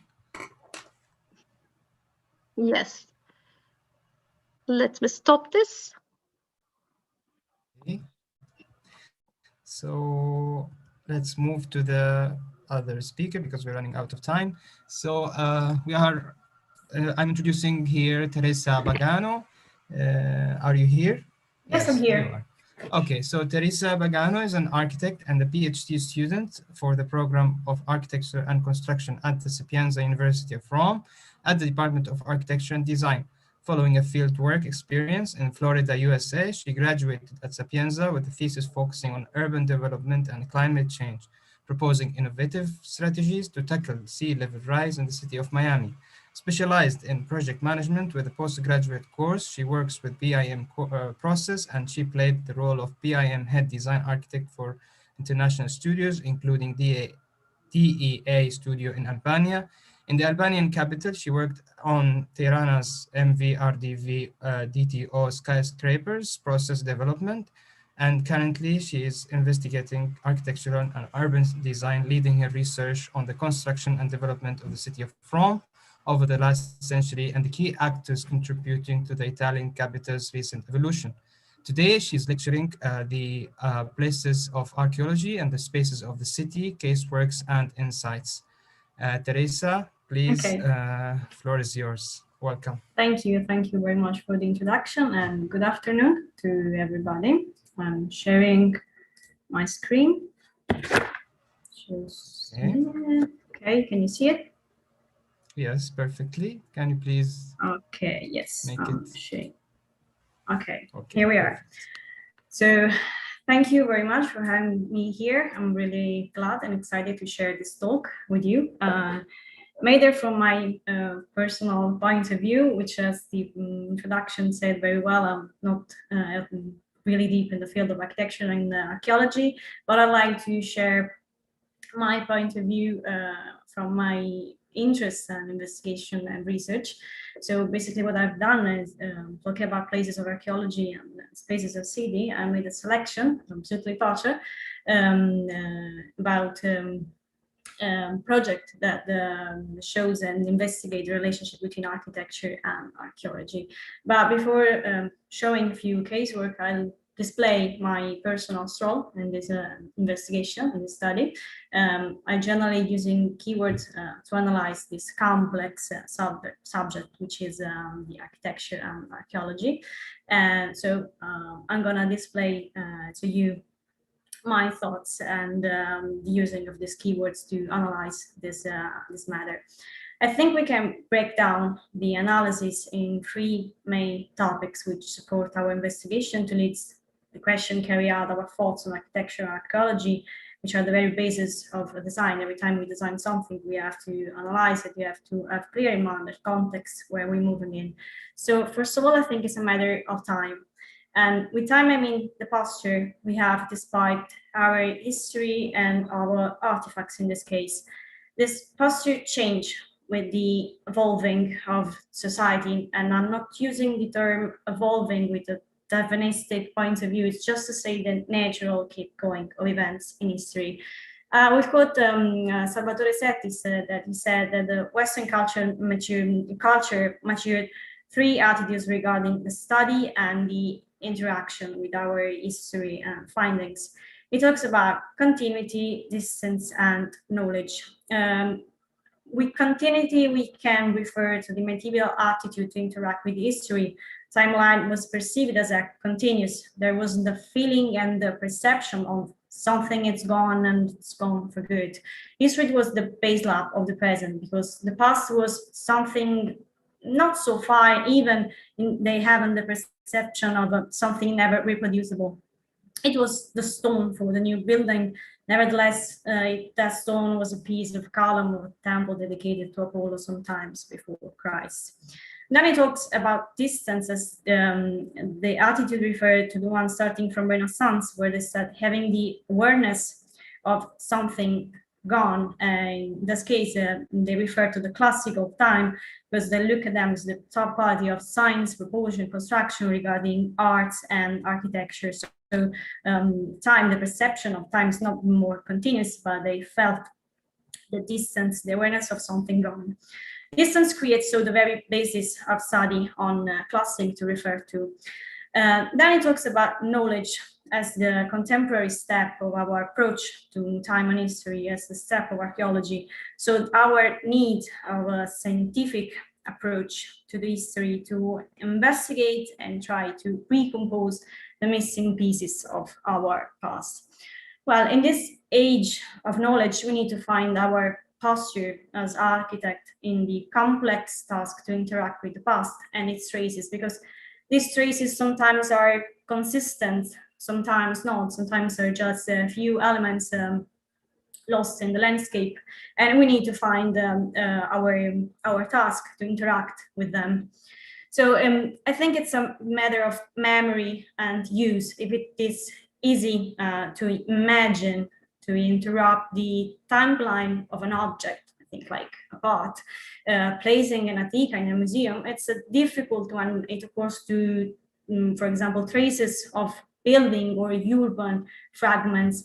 The spaces, even when they're abandoned, they establish a relationship with their surrounding. And even when their role is changed during the history, Rome, the city of Rome is a great example of this. We are basically coexisting with our ancient fragments from the Roman Empire and so on. So we establish continuously a relationship with our urban fragments.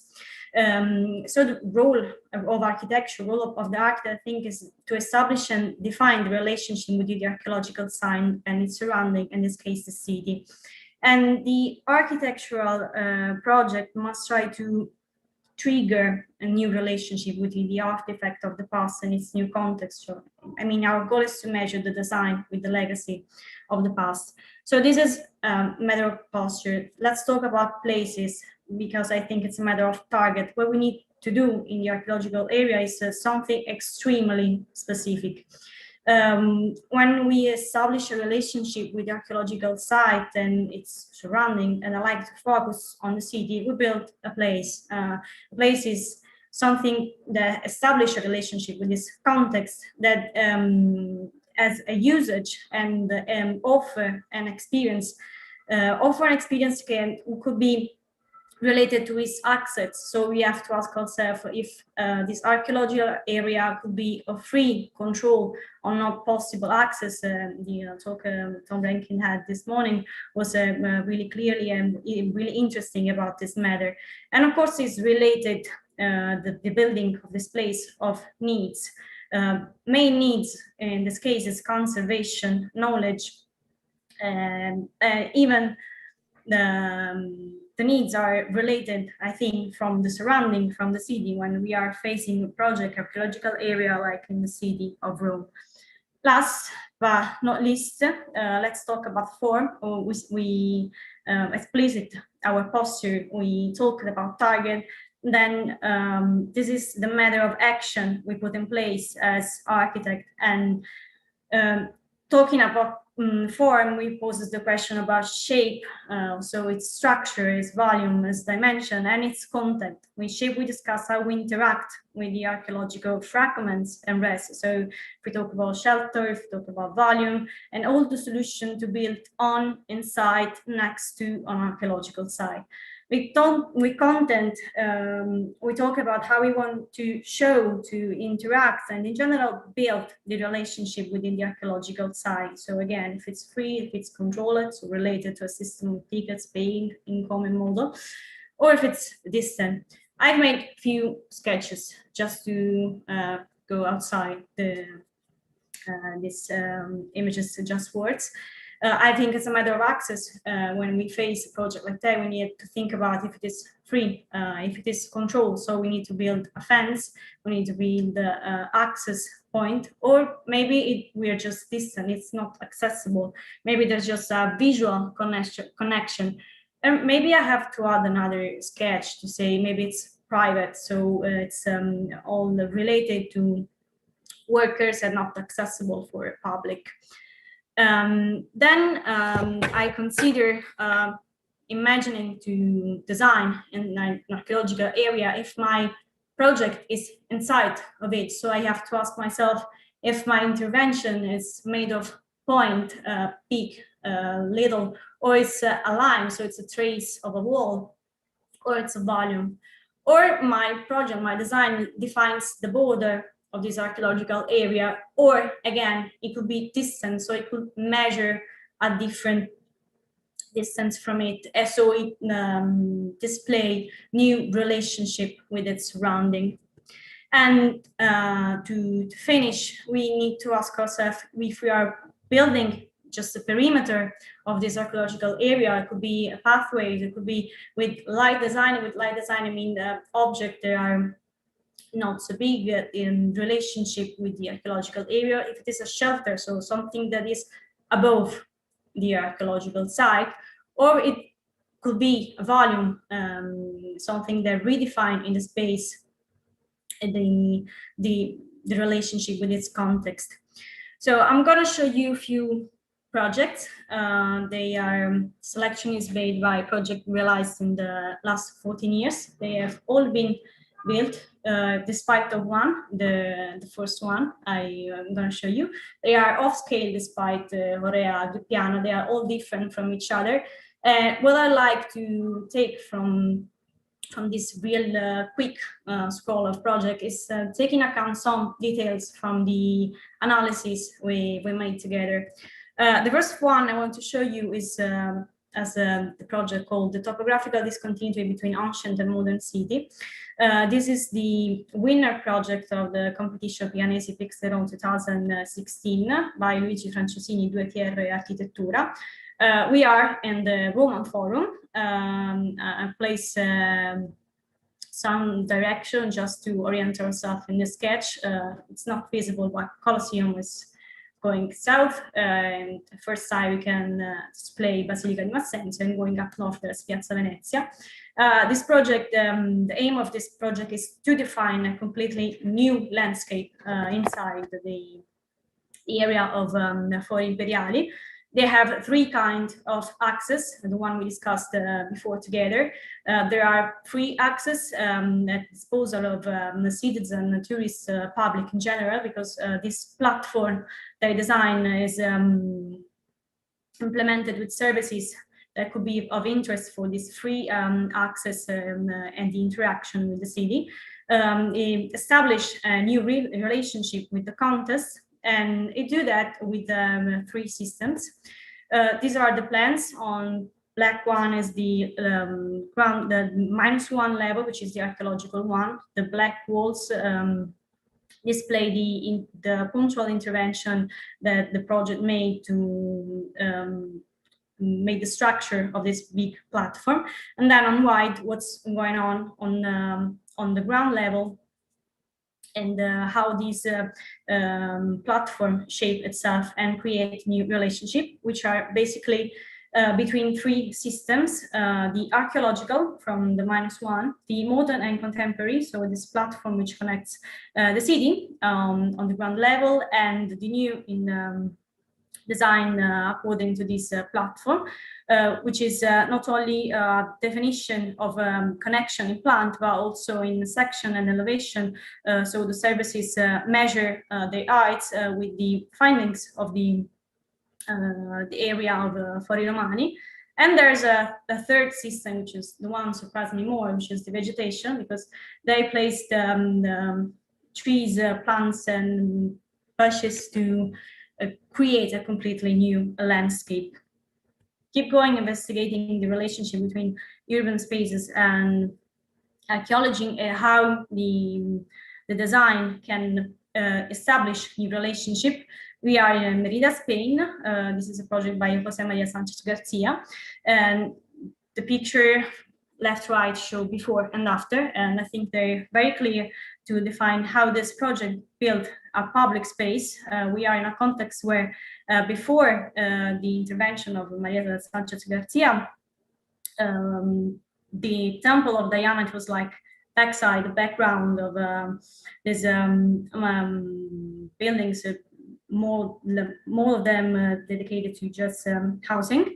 The project rebuilt the perimeter, so it defines the public space which has free access, which is public, which is a plaza all around the temple, and again it measures the archaeological site.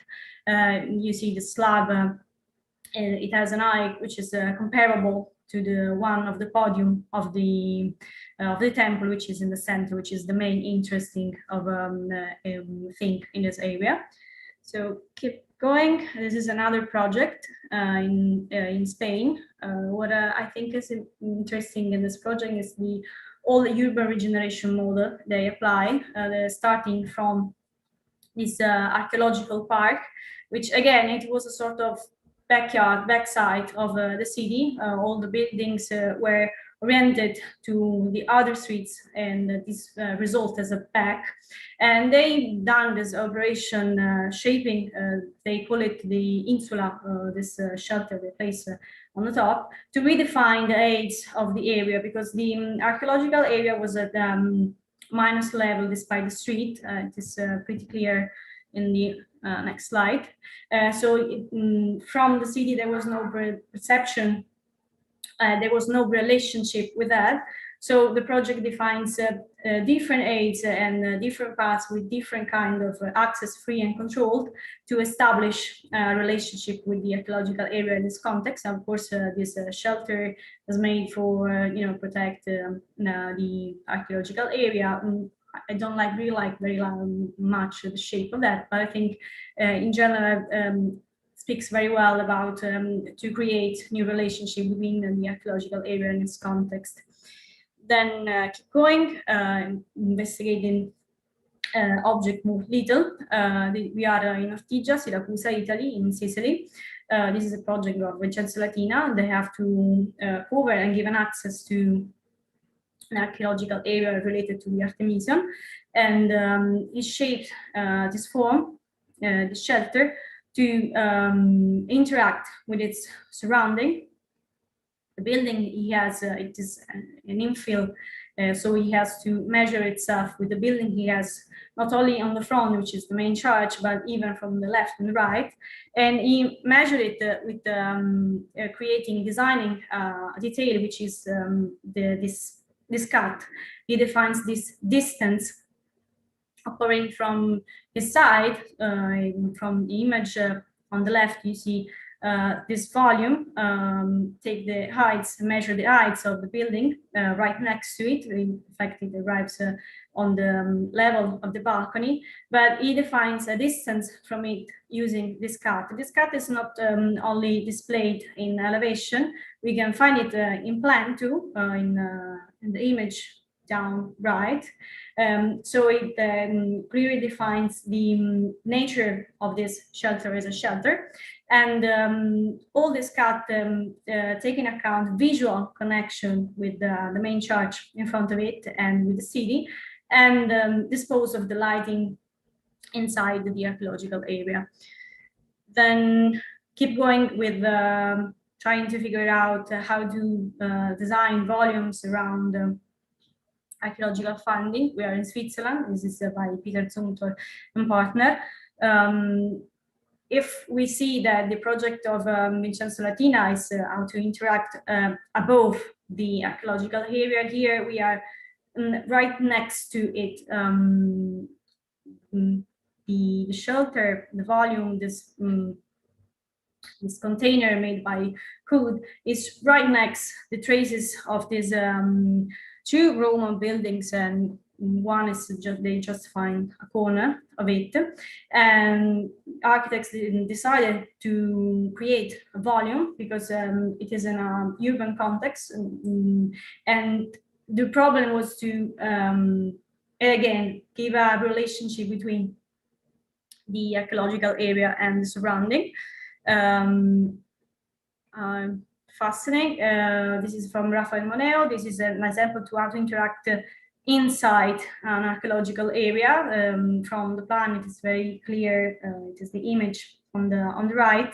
The trace of our archaeological area was going into another direction, and the modern project, the contemporary project, decided to rotate and to build in the empty spaces of it, which is something they've made really recently in Spain.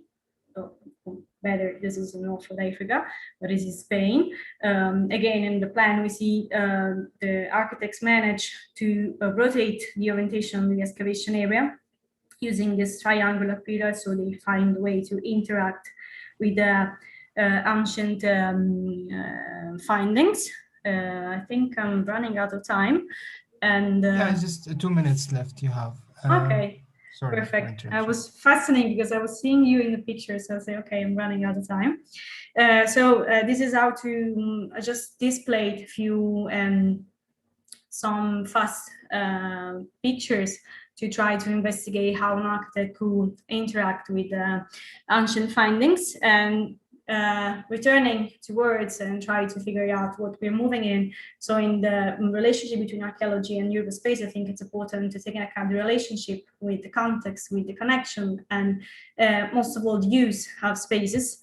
And going deep down in the architecture scale, we need to take into account about the detail, distance and proximity to the archaeological area, and again the relationship with what it's surrounding. So thank you very much for your attention. Thank you very much, Teresa, and it was very nice presentation. Thank you very much. Again, you have 35 seconds actually, so you finished on time perfectly. If you want to say something in the end, please feel free. Oh, okay. Otherwise, we can... Just wanted to share my personal analysis. Just a second. Thank you very much. And let's move to our next speaker, Professor Luca Orlandi. Are you here, Professor? Yes, you are. Yes, I'm Okay, here. I can see you. Okay, so Professor Luca Orlandi is an architect and an architectural historian. He graduated in architecture at the Faculty of Architecture at University of Genoa, Italy. He obtained a PhD in 2005 from the Polytechnics of Turin, Italy. Within the program, he discussed history and critics of the architecture and environmental heritage, discussing a thesis on architect Sinan and the transformation of the territories in Thrace during the apogee of the Ottoman Empire. He lives in Istanbul currently since several years, and he currently works as an assistant professor and doctor in Faculty of Architecture and Design at Uzin University. He teaches courses such as History of Architecture, Contemporary Architecture, and Architecture Design Studios. He often participates in lectures, seminars, and workshops in other Turkish universities and abroad, mainly in Italy. He's an active member of ICOMOS Italy, and his field of interests cover several topics like Ottoman architecture and Master Sinan, contemporary Turkish architecture, as well as Genoese heritage in the Orient, and travelogue and narratives about the Levant. Professor Orlandi is going to give us a lecture on the Premio Piranesi in Turkey, designing exhibition spaces in an archaeological environment. Professor Orlandi, welcome, and the floor is yours. Thank you. Thank you very much for the presentation. I'm gonna share my screen if it's possible now. Yes, please. So what I will talk about is my personal experience within the Premio Piranesi and Accademia Adrianea, since I'm the, let's say, the responsible for what it concerns Turkey and Turkish students.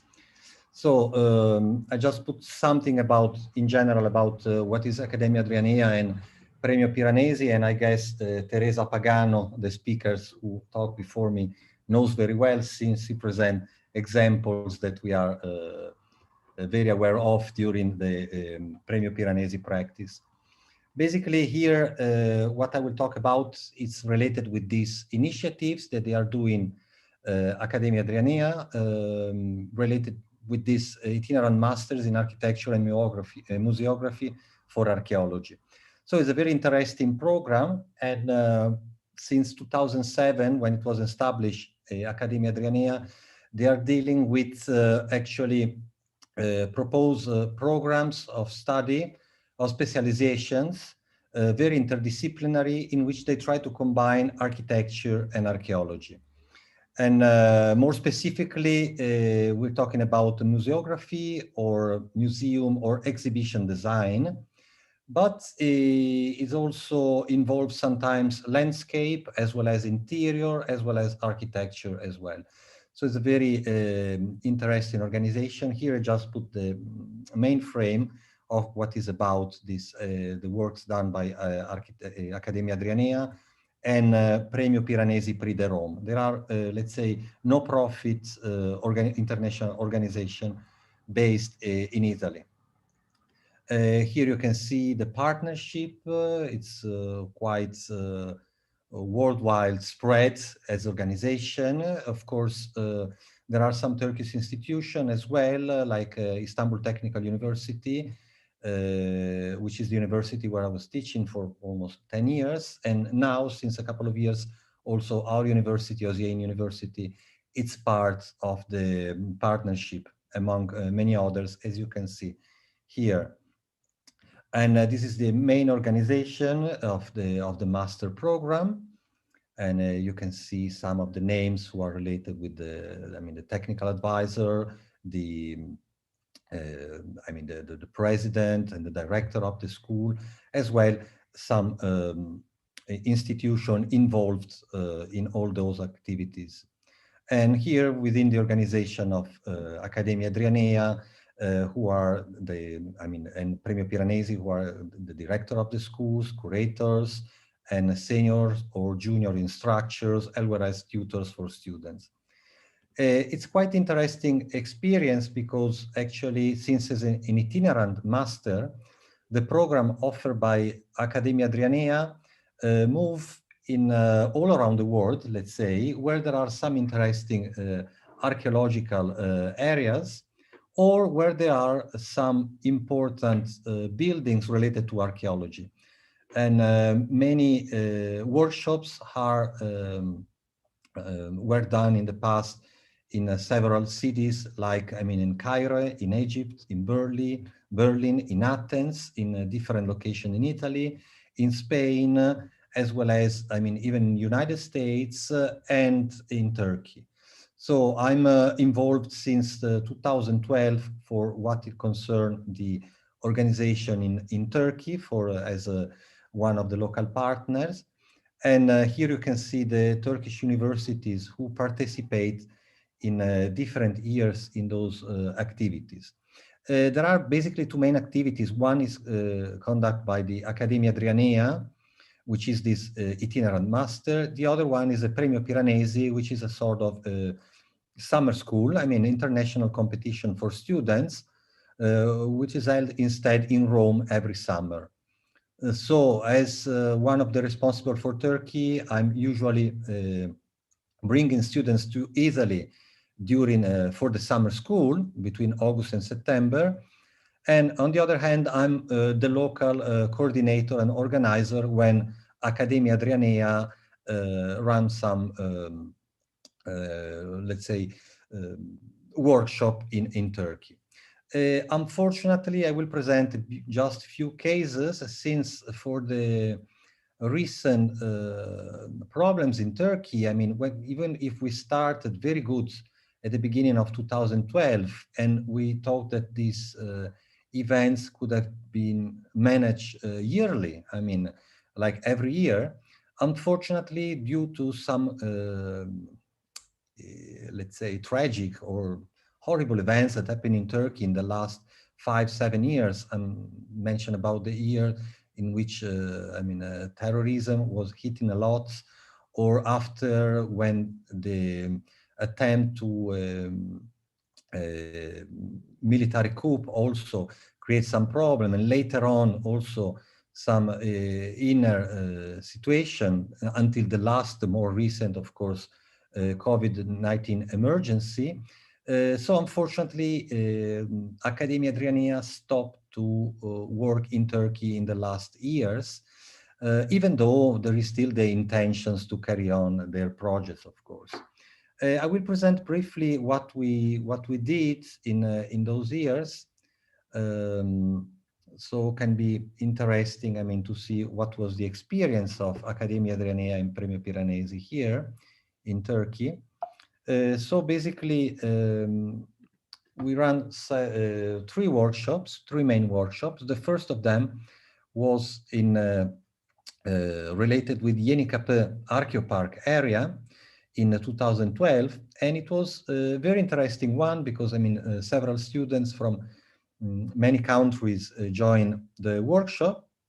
It was, of course, an intensive one-week workshop, actually, in Istanbul, and the project was supposed to be a sort of reinterpretation of this and reuse of this incredible area in Yenikapı that at that time was also involved in the real project. I mean that there was a project run by the local municipality, by the Greater Municipality of Istanbul on the same area. I will show you some details later. So our project in a way overlapped, and it was very interesting to see the results of our students in the workshop, and at the same time the result of the real architects involved in the real project that in the meanwhile was going on back then. So this was one of the first workshop we did here in Turkey. The second one was the 3 cities workshop, and that was very interesting because the location was still in the historical peninsula, like Yenikapı, but this time it was in the central area of Sultanahmet between Hagia Sophia the Hippodrome and the Blue Mosque.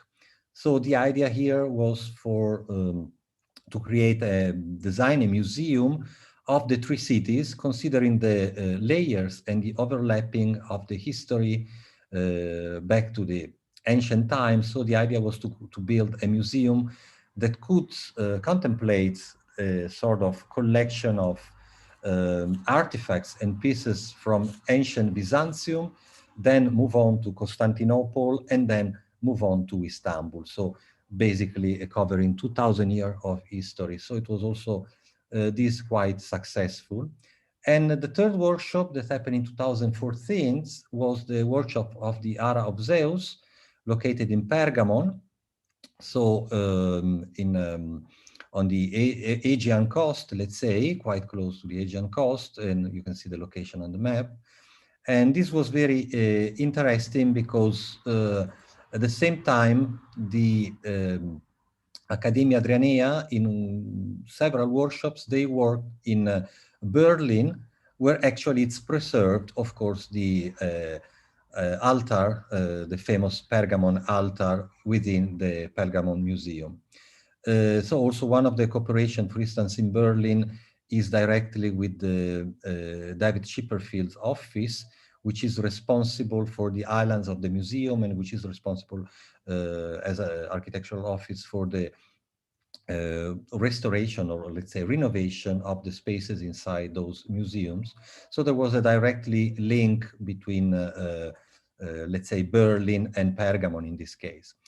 Beside the fact, of course, that since Accademia Adrianea wants to be devoted, let's say, to Emperor Hadrian, and Premio Piranesi workshops are done every summer in the Villa Adriana in Tivoli, that was the residence of Emperor Hadrian.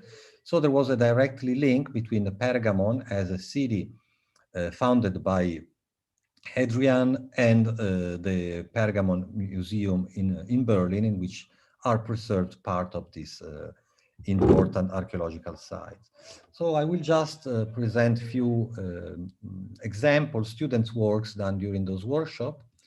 This was the area of Yeni-Kapı in the historical peninsula, and back then it seems that the municipality really want to solve the problem of creating this new hub for traffic. I mean, there is connections with the underground train system and many other facilities. And but the area, which is a very important archaeological area, was completely left abandoned, and therefore, even though a real competition happened in this area, and you can see here actually the presentation of the real projects done in this area for the competition that actually never take place, in the sense that there was a competition, but nothing came after that. So the area still today is unfortunately in a very bad condition. But for us, it was an opportunity also to compare the projects done by very important studios. I can mention here some of the participant international architects who participate in that competition were Peter Heisemann or Meccano or MBRDV and more others. So it was very interesting to see from one side what those architects did for the real competition and what our students proposed at the same time for the same area. So we also invited some of the Turkish partners of those international teams. We invited them to our juries at the end of the workshop, so to see the results of those projects.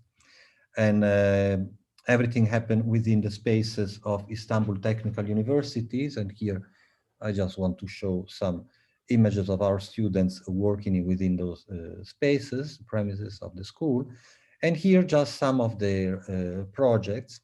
And as I said, it was very interesting because, of course, students arriving here, they have to study something about the city, in understanding something about the archaeological sites and how can be those archaeological sites be involved, since the Istanbul, especially the historical peninsula, is a very dense area in terms of urban fabric. So how can you work with archaeology within the urban fabrics. So we can see here some of the results of that workshop done by some students, group of students, of course, and international students mixed with the Turkish students as well. Here, the Tree City workshops instead was located in the central area, as I mentioned before, basically where there is between the hippodrome, the Hagia Sophia, back then museum, now mosque again, and the Blue Mosque. And also here we had interesting results because this idea of the overlapping of historical phases, and not by chance here I used the map produced by Müller-Wiener, in which we can see really the layers, historical layers in different colors belonging to the Byzantine time and Roman, Byzantine and Ottoman time. So it was quite challenging for the students to work in this sense to design a museum that could put together all these historical layers and this historical overlapping in a single building. And so we had many visits in the sites, of course, and also working again within the premises of Istanbul Technical University. And those were some of the results of the project. So it was very interesting here, the approach of the students, try to integrate the old and the new, but always within the archaeological sites. This is very let's say important, and to underline the fact that with Premio Piranesi and Accademia Adrianea, we are always working within archaeological sites. I mean, so try to create a dialogue between the new and the old, the contemporary and the ancient, and so on. So here you can see some of those results. And here others interpretation of the area. It was very, I mean, challenging for the students to work in such an historical place, because they could really see how difficult, and in this case, it was very interesting because the archaeological layers are very little visible, but there are in this area. So there are, and it was never implemented. There was even a project to make an archaeological park in all this part of the historical peninsula that could be compared to the Fori Imperial Forum in Rome, but actually never happened. It's a project just on the paper. But for the student, it was very challenging, I have to say. And then here, in 2014, the experience in Pergamon. Again, we work both in inside the Istanbul Technical University, and then we visit the site in Pergamon. And also here it was very interesting. And in this case, we are more in a rural environment, or let's say not so built environment, since the contemporary town of Bergamo is very small at the bottom of the hill of the Acropolis of Pergamon, ancient Pergamon. And here you can see also images from the Pergamon Museum in Berlin. And in this case was quite interesting, of course, with the students. We visit all the area, of course. And then again, back in Istanbul Technical University, students work on this project. I didn't put some example directly from this workshop, but very interesting, because since the students of the itinerant master has to produce a thesis at the end of their year, or 2 years program of this master program, many students are used this area of Pergamon to develop their own thesis. So in this case, a group of Italian students who participate in the workshop in Pergamon in Turkey, once back, they continue to work on these projects, and they re-elaborate their project in order to make a thesis out of that studies and research. So these are just some of the drawings explaining what they did in the area and how they reinterpret this space in Pergamon. And I want just to point out some of the drawings they did and they present within the itinerant master program.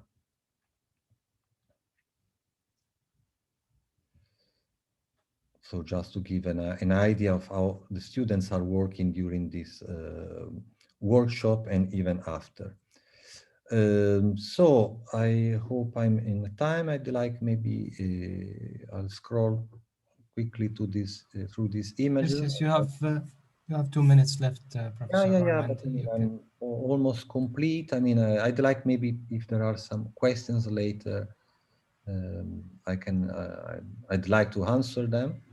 But let's say I want just to present like this some of the results of these projects, and of course how important is these relations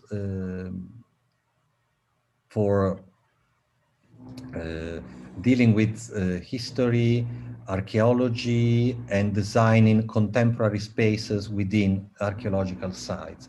And I think both Premio Piranesi and Accademia Adrianea, they are doing very well, also because they are not limited and focused on one single, in one single country or one single specific site, but instead they are traveling and moving, at least within this COVID, of course, not so much in the last year, but at least within Europe, and let's see how it will be in the next year. And I hope that they will organize soon in Turkey again a workshop like the ones that we have, because it was very fruitful for our students, and also considering the fact that in Turkey there is such a richness of archaeological excavations and archaeological sites, but very few use in terms of bringing new and contemporary within those contexts.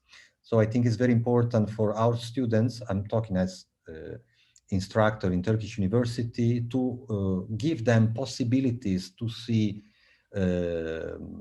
what they can do also here, maybe in the future, in their future profession, I mean, as architects, but at the same time dealing with the ancient and dealing with the archaeology.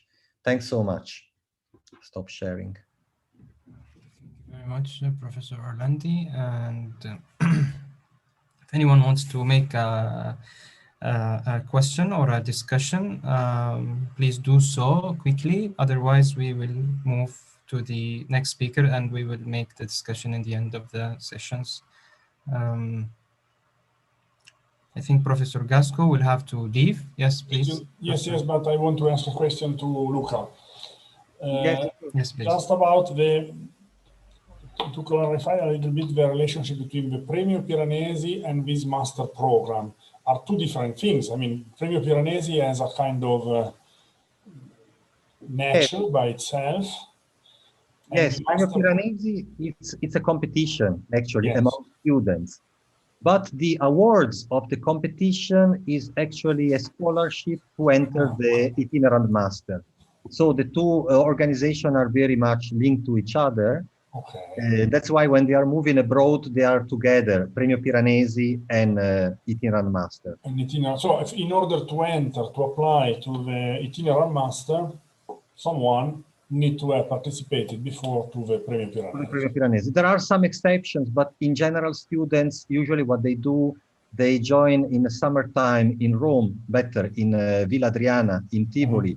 They join the Premio Piranesi, and after that, they decide if they want to continue, let's say, doing this master. That actually can be done easily because you don't have to be physically there. You need just to spend some of those workshops that are held, as I said, I mean, in many places all around the world, let's say.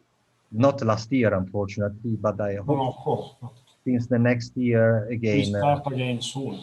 Yeah. Premio Piranesi will be, this summer will be, for instance, on site, I mean, will be physically in Villa Adriana again. After the stop of last year, in which it was just online, but this year will be again inside. So I think it's very interesting. Thank you for asking me, Giorgio. Thank you to you, Luca. Thank you. See you. Thank you very much. And let's go to the other speaker.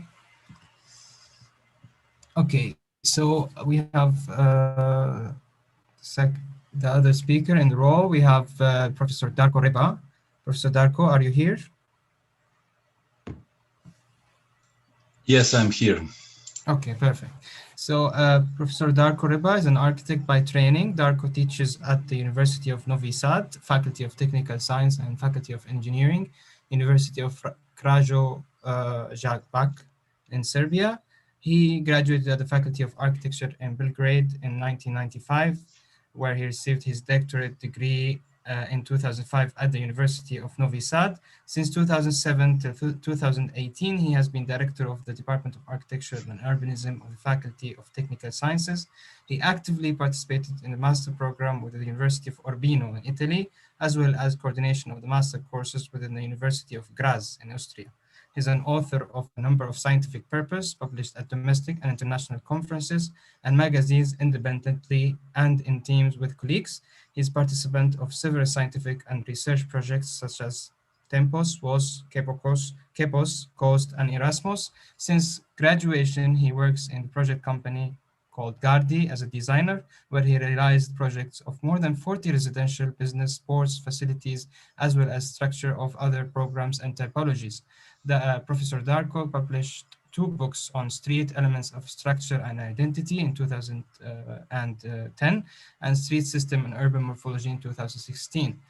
Today, he's giving us a lecture about new usage of ancient architecture and urban spaces, constancy and changes. Professor Reba, welcome, and the stage is all yours. Thank you very much. I hope that you can see my screen. Yes, we can clearly. Thank you. I'm not archaeologist, I'm an architect, and as a professor I'm teaching urban morphology. And first of all, I want to thanks to Alessandro and Tom for inviting me to conference in the summer school. I'm very honored for that. And I will start about asking what is the purpose of the city, and we know many definitions for very famous theoreticians of architecture and cities, and I will give just 2 of them from Louis Mumford, and I don't want to read, but I want to stay on this on this first sentence. I want to say we need to illuminate the wealth of human civilization, and I think the main task of architecture is to illuminate the wealth of human civilization. And comparing for this task in Rome, I think it is very important to some manner illuminate the Horea Agrippiana. And this second thought of Mumford, the city is the best memory organ the man had ever created. I think that Rome, it can be somewhere in that thought that Rome is best memory organ which people construct during the history, and we can see the many interesting layers of the past within the city. And this is some standpoint which I think it can be the interesting to how to we treat the ancient remains in the city according to morphology program and life. We have very many interesting lectures and approach during the day, and I'm very happy I learned a lot of these projects and realization in different states and regions. And I give here the four things that how we can treat remains. They can have the constant form, they have the same program which they are built for, and constant purpose, which is always the life in and around these structures. And I think this is the main question, how we treat the remains in sense of life. What is happening in the remains and around the remains? Can they produce some activities and something which will bring people in them or around them. And in the second, we can have the same form but change the program according to the needs throughout the history, and some structures can be continuously used for different kind of life, and I will show you examples what I mean by that. And mostly we change this change form which we receive from the history. Very rarely is the compact form preserved from ancient times, but this change in form we protect and present to visitors as remains from the past on closed and open museum without the real life, because we in the museum have the visitor who arrive, look, see what is all about, and then go out. And in some cases, we have changed in form from the remains. We have changed the programs and organization because contemporary life is constantly changed around them. And these are some questions and principles. And I always think what we can do with the task of the summer school, which is Chorea Agrippina. And when we see the Pantheon of Rome, we always think, and I always think, how is something built in that manner that stay on the same spot 2000 years and used for same purpose 2000 years, and life around is changing, but it is still standing as I don't know, it is not a monument. I think we need to invent some very interesting words for a structure like that, because it is a unique example. And when we saw how the city is changing around throughout the history, and this structure is always the same, it is for me very, very magnificent. And when we enter, we see that the interior is the same, but it is changed according to some events, according to some very famous people. And it is this constancy is changing. This is always the very, very interesting thing in architecture and urban planning. And when we see this dome, magnificent, which stood above 2000 years, and it is very, for me, it's always strange. Is this picture is maybe render of contemporary computer, but it is actually the real picture. And it is always interesting how this time is changing, but sometimes is staying on the same spot. I think and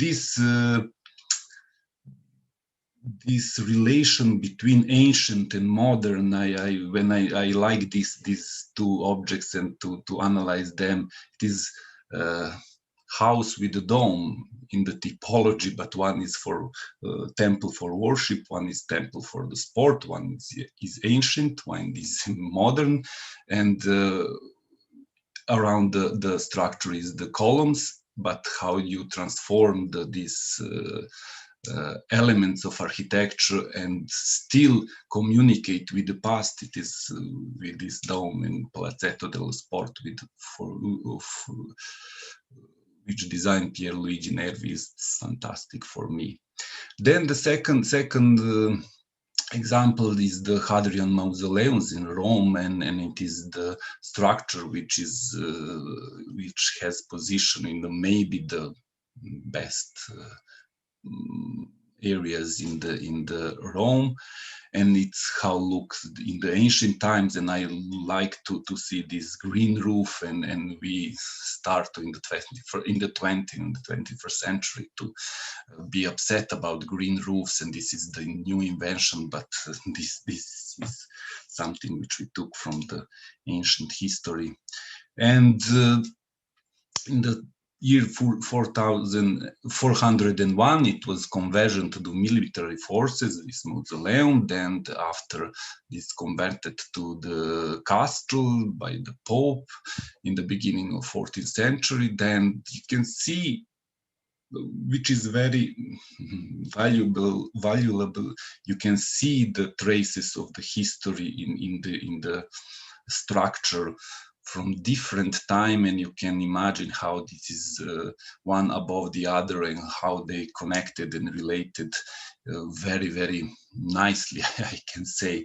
And I always, when see these remains in the city, I always amazed how it's changed its program, but it's always serving to the people and is always full of life in it.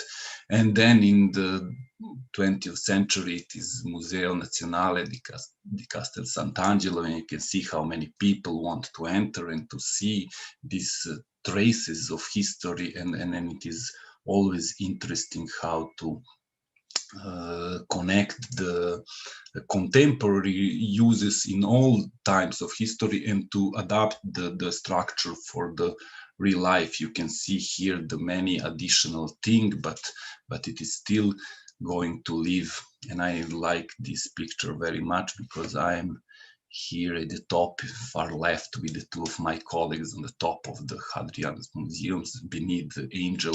It is always this one of our colleagues saw us and take this picture.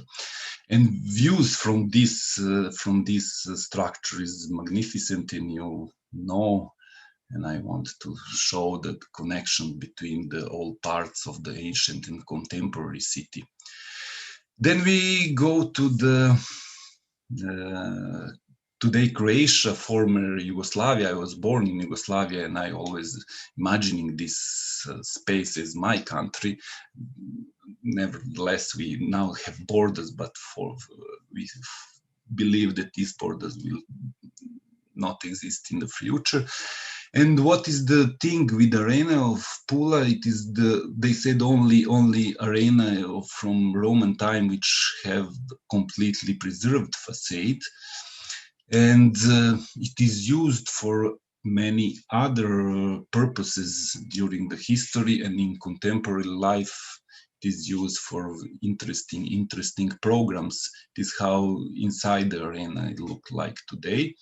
And you can see the life from the past when Yugoslavia was a socialist communist country, and when the President Tito was making speeches in the arena. It was connection with the I don't know rulers from the past. And today they use the arena as the place for following the football matches. For the Croatians are very famous about the football as Italians. And you can see that sometimes they use it for the really football, and they played here against the Germans.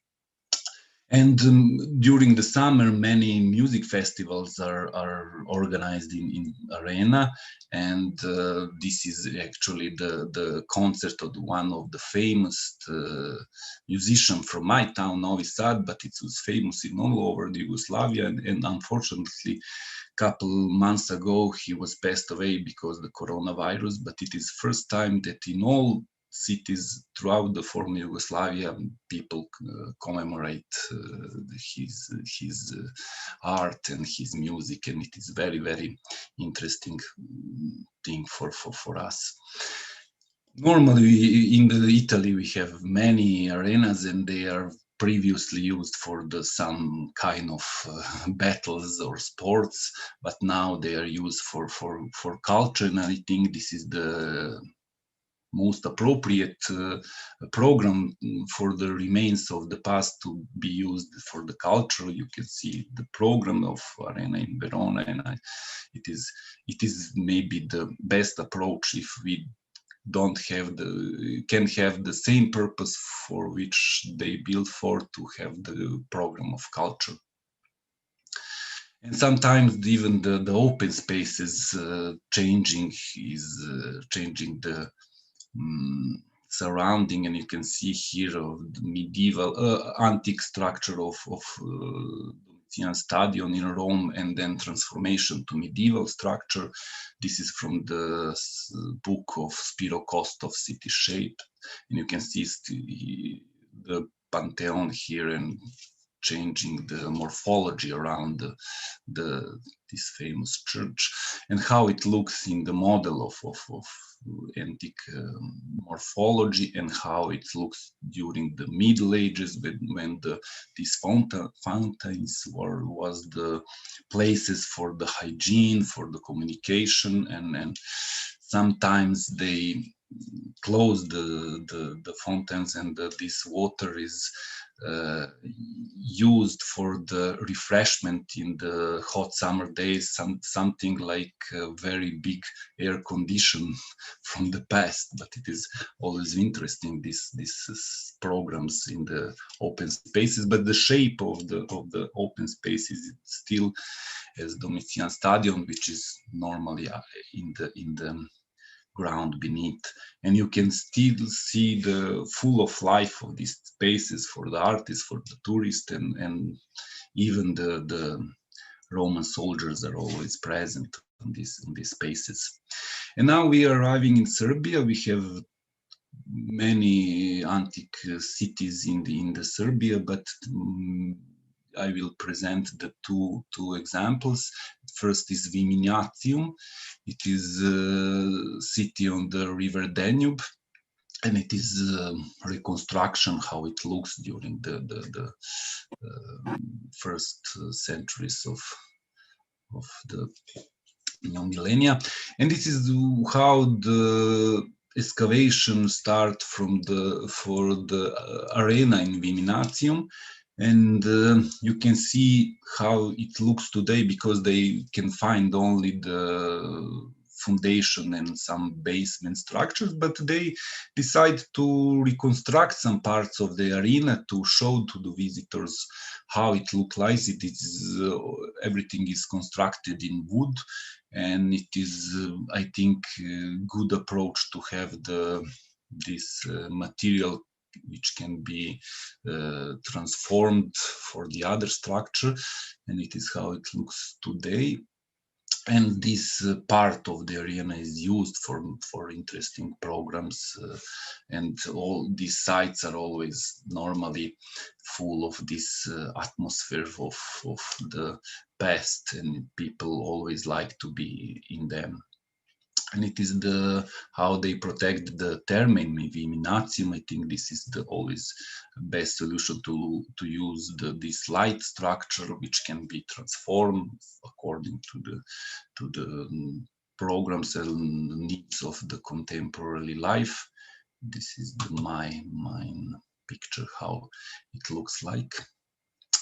And this is the very interesting thing that they in Viminacium construct one structure which resembled the Roman typology.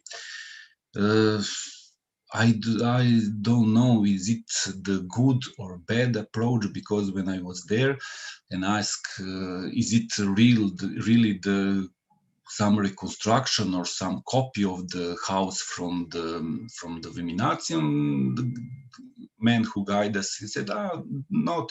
It is possibly the one house from Pompeii. And I was very amazed, because I was a couple times in Pompeii. I never saw the buildings like that, but they construct something which looks like the Roman house, Roman structure, but it is actually imagined, and you can see how the main atrium looks like. But I think, knowing the house from Pompeii and from Hadrian's Villa and other Roman remains, that it is not a good reconstruction, but everybody have the opinion. It is always the case. And I don't know why they do that, because they have the fantastic model of the city, and you can see here the military part and civic part. And I don't know why they didn't choose some house which is maybe looked like the really house of Viminacium, and they constructed the center very, very, very strangely. But in it, they have the restaurants, conference halls, rooms, and exhibition spaces and everything else. But I don't know, this is the exhibition of the Roman emperors. And second example from Serbia is the Roman Sirmium, which is in today's city of Sremska Mitrovica, actually beneath the today's Sremska Mitrovica, and this is the model of the town with the large hippodrome with aqueducts. It was positioned in the bank of the river Sava, and in many places. What? You have 2 minutes left. Okay, I will. You have 2 minutes left. Yes. In many parts it was remains, and they treat them in different way. But main structure is the imperial palace, and this was remains of the imperial palace before, and they excavate them, and now they construct this structure above the imperial palace, and I don't know. Maybe this is my taste, but I don't like it at all. It is how it looks inside. It's a very heavy structure, and they organize some programs, but you can see that, for example, Hippocaustum, which is covered with this pedestrian path, and I don't know. And I will finish with the for me best example, Diocletian's palace in Split, and how it's transformed from antique to medieval structure, and how it's developed, how it looks in the 4th century, and then in the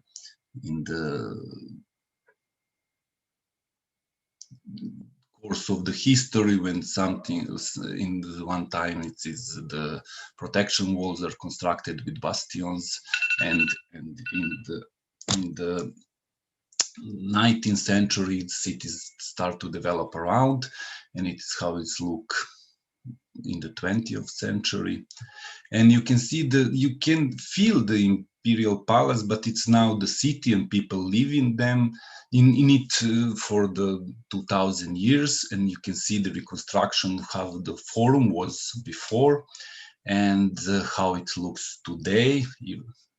And this very interesting connection with the remains from the past and the buildings from the Baroque and Renaissance period. It is very interesting how they combined the elements of history with new facades, and even this contemporary from the 20th century architecture is very good inserted and interpolated in the structure of the city. Even structures above under the ground are full of people. The museum and in front of the imperial palace is full of people, and this is the vestibule with a very big oculus, and many remains are always in the city, and you are walking around and you are always aware that this was the imperial palace. And this is the conclusion, and what we can do with the remains for Horea Agrippina. Maybe we can save the form, save the original program, but some kind of make new life in this space, or other things. I think it is the standpoint of every group to try to find the approach to the very famous space from the ancient times. Thank you very much for attention. Thank you very much, Professor Reba. And I think we have a question from yes. Very quick question: who won Croatia, Germany? Who won? Who won the soccer team Croatia, Germany? I don't remember, but last time I think that they was European champions. I don't know exactly the year. When you mentioned soccer, you have to be sure. Yes. No, sorry, I forgot that I am in Italy. Yeah, you are. But no, I'm in Turkey, but it's the same in Turkey, I would say. Of course. Yes. Maybe even worse. No, the other thing is I know very well the reconstruction of the amphitheater at Bibinacum. I know Emilia Nikolic, who's one of the architects who designed and built it. And that's really very interesting example of contemporary architecture and archaeological site. It's really beautiful project. She was with us in Cyprus in a workshop we did in 2014. Back then, Giorgio was there. Giorgio was here. Maybe he will remember that. And she presented the project for Viminaccio, all in timber. Incredible, very beautiful.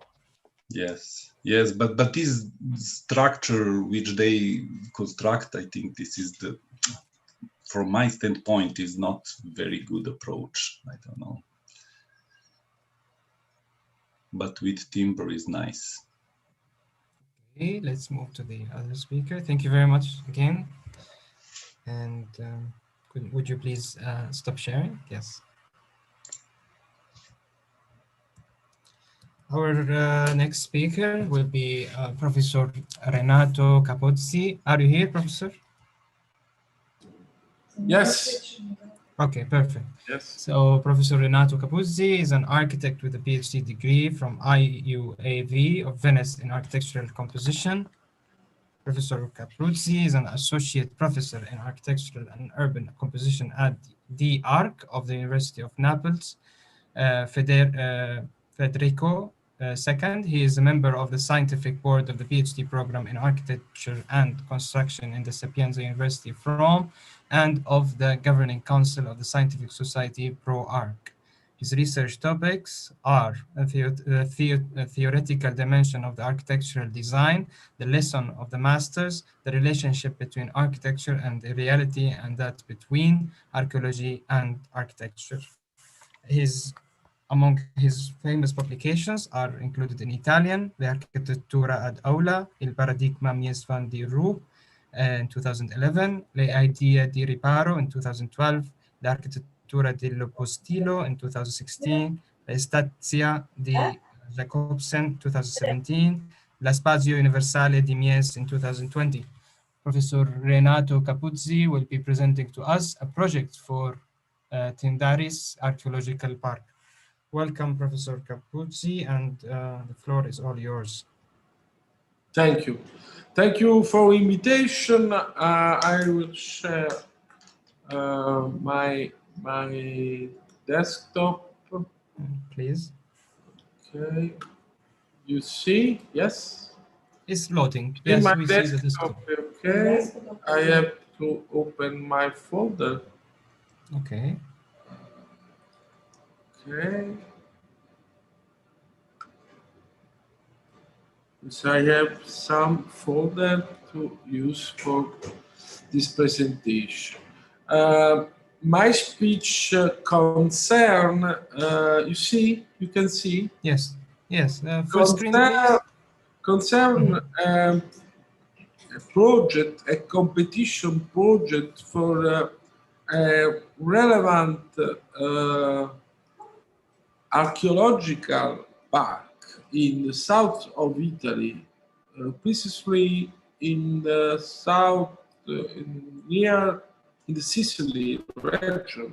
The city of Tindaris is a Greek-Roman city, ancient city, and now you can see in this image, a real image, some ruins of this ancient big city. Is an insula, Hellenistic Roman insula, the theater, basilica, big building, a public building of the Roman city, and some traces of the urban fabric of this ancient city. We have some other image that show how the city stay on a plateau in the very important and beautiful landscape situation. This is the modern city, modern from the Renaissance, and this big area, you can see also in this part or in this part are some archaeological discovery. The competition deals the possibility to find some building for antiquarium of the ruins of the different sculpture, different mosaicos, and so on. And the tourist center in this part of the city, antiquarium in this part, and some canopy, some covering of the other archaeological discovery. And this is the big area view. The project is made in this part for the antiquarium and some services office for the archaeological park. This big insula to find some system of covering this archaeological ruins, and the possibility to redraw or show the ancient urban fabric in this part. You can see there's a very sloping terrace, very sloping system of the soil. This is one of the problems of this project. A big, important competition, international competition. And in this area, we have to design a new touristic center. Other image, and this marvelous image show us this is a landscape, is a sort of mirador to show the sea, to show the landscape far, far and far. Here, Basilica and Insula. Starting from this condition, we have to try to find some rules to give an answer to the question of the competition. And I show you some sketches, first sketches for this project. We are here in the area of the thing that is Decumanus, main Decumanus, where the competition answered the antiquarium, some offices for the archaeological park, some services for the theater, for the actors, some services for tourists. In this solution, you can see we try to find some different elements. Because the project is very constrict to define the position of the antiquarium in this site, the offices in this site. You can for the basement, for foundation. You can imagine the difficult to build in archaeological area. This solution gives this kind of answer. Different building that you can see in also in this part, a square building for the antiquarium, other building for services, other building for the actors, for the theater, and so on. And you can see in the below, and this one was the center for tourists. This front, this landscape drawing show how the different building can try to measure the sloping different from the high level the lower level of the decumanus and so on. But we have a lot of building that try to find some relationship each other. But we can, this is a possibility, a building have just one foot and give to touch the soil in the lower, in the high level or in the lower level from some mosaicous elements and so on. And this, in the sloping condition, very sloping condition, the center for touristic building with conference room and so on. But we have a lot of working on this idea, and we choose to change these approaches and choose different approaches. Is also synthetic 1, 2, 3, 4 building. In the second stage, we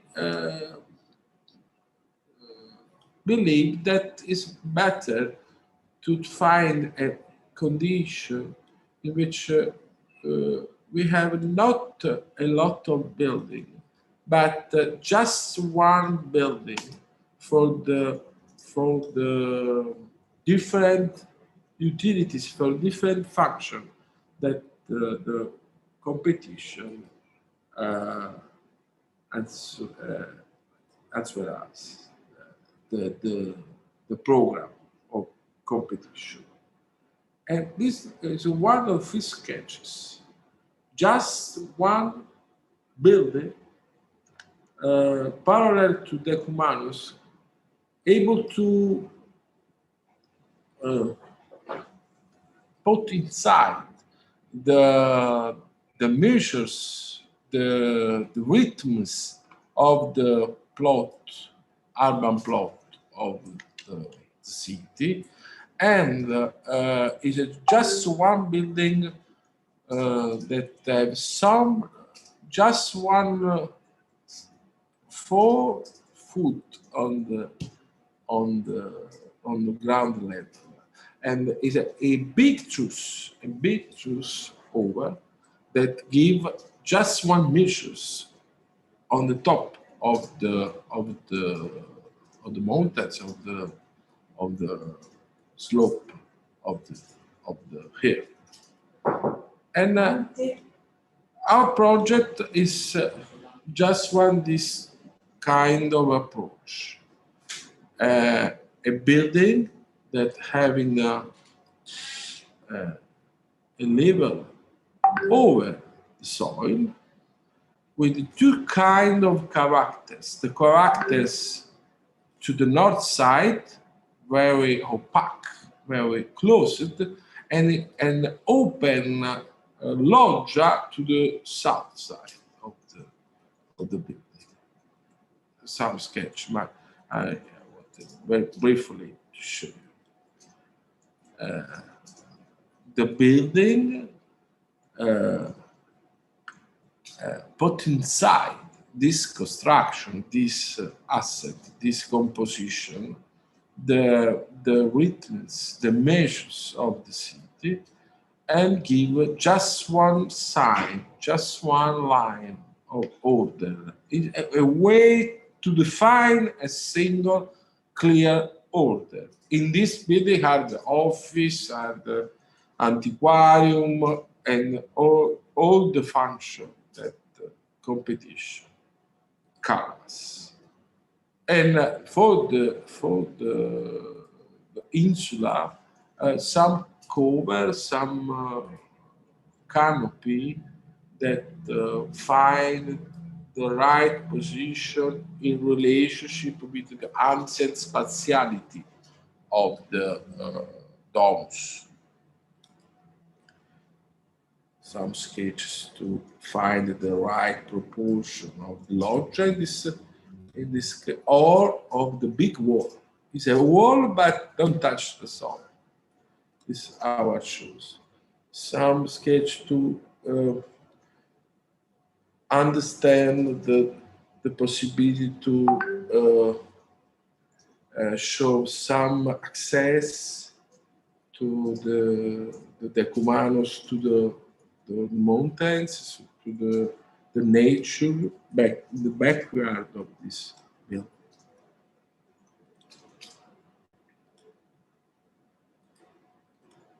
And obviously, the ground level. What's the character of the ground level? Are lower of the big walls. And after these sketches, obviously the difficulty is how find the right way to show the project, to show the choice of the project. Okay. Waiting. Okay.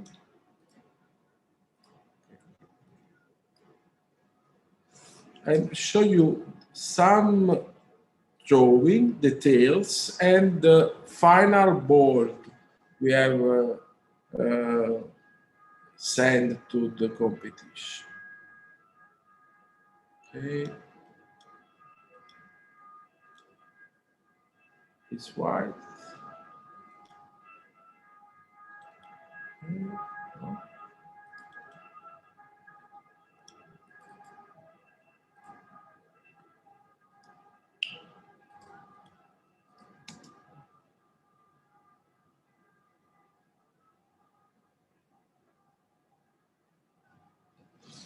Okay. Okay. It's a sketches. No, let's see that. Okay, okay.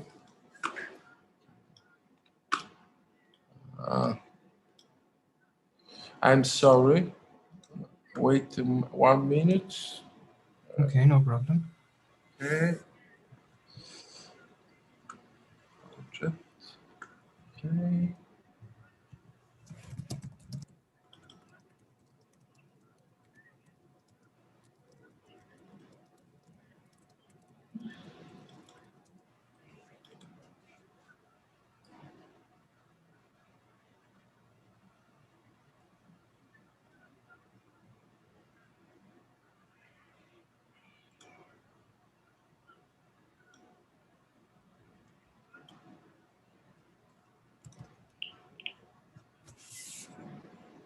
Mm-hmm. You have 5 minutes left, Professor Capuzzi, for your information.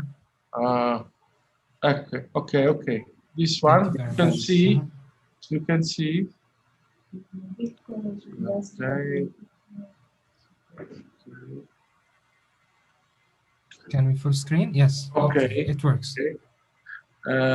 This details that show also the constructive system of this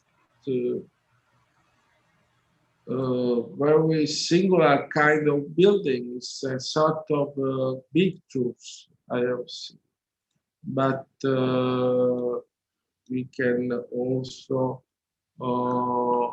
look. But it's very difficult because a lot of drawing, but it's very big, I think. Wait just a moment. I tried the last try. No problem. No last try. No, okay, okay. I show you the final level because it's problem to mention because I have big drawing, biggest drawing because we also have the board of competition are very heavy but it's not important because the project is I think is clear in the sketches. Okay, this is the first board.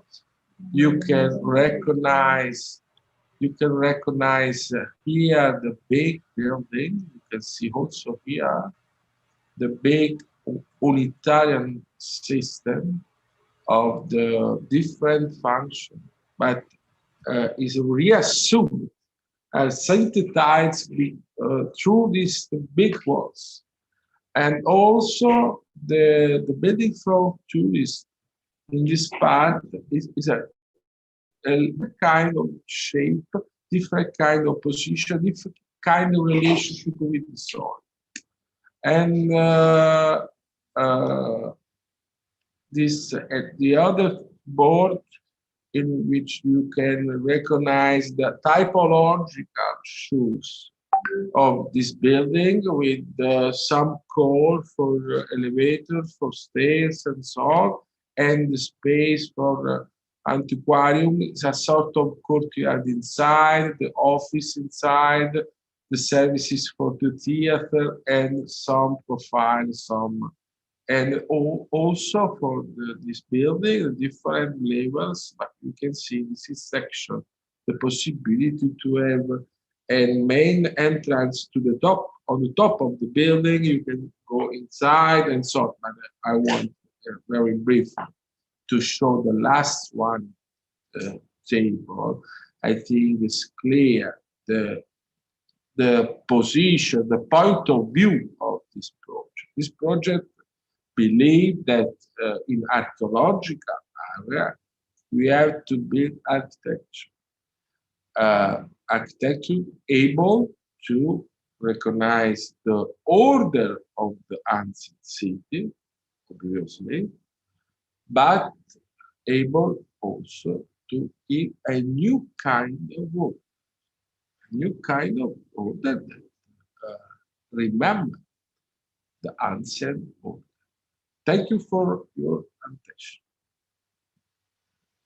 Thank you very much, Professor Capuzzi, for your great and interesting drawings, let's say. And we have 1 minute left. If anybody wants to make any fast remark, please go ahead. Otherwise, let's go to the other speaker. Okay.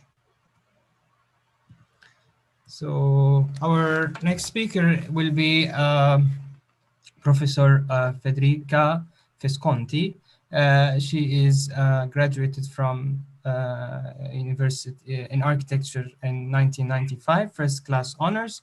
She got her MBA in 1997 at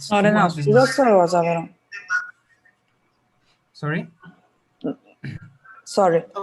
Okay. She got her MBA in 1997 at Stua Business School, member of AS4.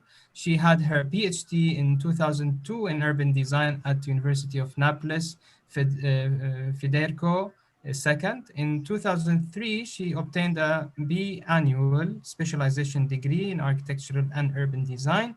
Currently, she is an associate professor of architectural design at the D.Arch at the Department of Architecture at University of Naples, Federico II, since 2011. She is also a member of the PhD board in architecture and construction at the University of Rome, La Sapienza.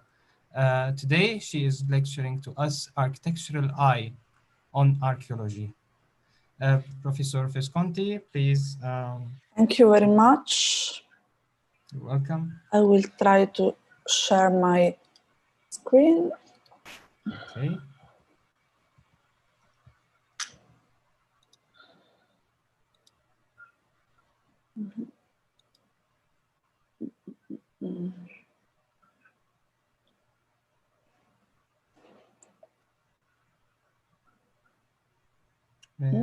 Full screen mode, yes? Yes, okay. I think now should be okay. Yes, okay. Yes, it's perfect. Yes, thank you very much. In this conference about contradiction and opposition, I will try to discuss if there is a possibility to take together architectural eye and archaeology. Starting from these images that I like very much, and that are for me about how an architect look at the ancient. The first one on the left is a very famous drawing by Fuseli, and the title is "The Despair of an Artist Facing the Greatness of the Ancient Ruins." Why the artist is so sad? Probably because the big statue, ancient statue today in the courtyard of Musei Capitolini in Rome is destroyed from the time. But I would like to say something different, probably not a real interpretation, but functional for my reasoning. The despair of the artist is because he or she feel that it's not possible to realize the same greatness that the ancient was able to realize. But this is the reason why I like to add the other image, that is, it is a sculpture of a contemporary artist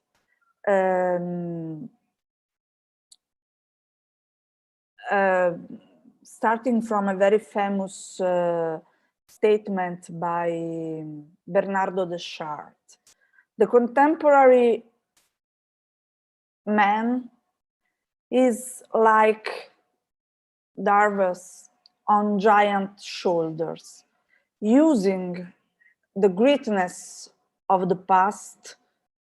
We can go up on solid shoulders, and in this way look to the future in a better way, because architecture is an optimistic discipline, has to be an optimistic discipline. In this way, we look at the archaeology. I studied for years Pompeii, and I has been really interesting in studying the archaeological city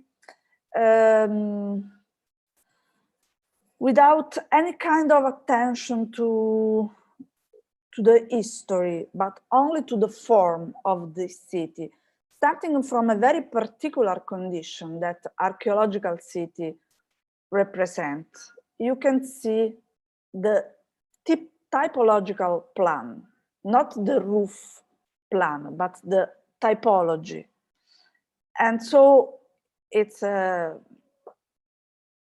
more interesting for architects in some in a really special way.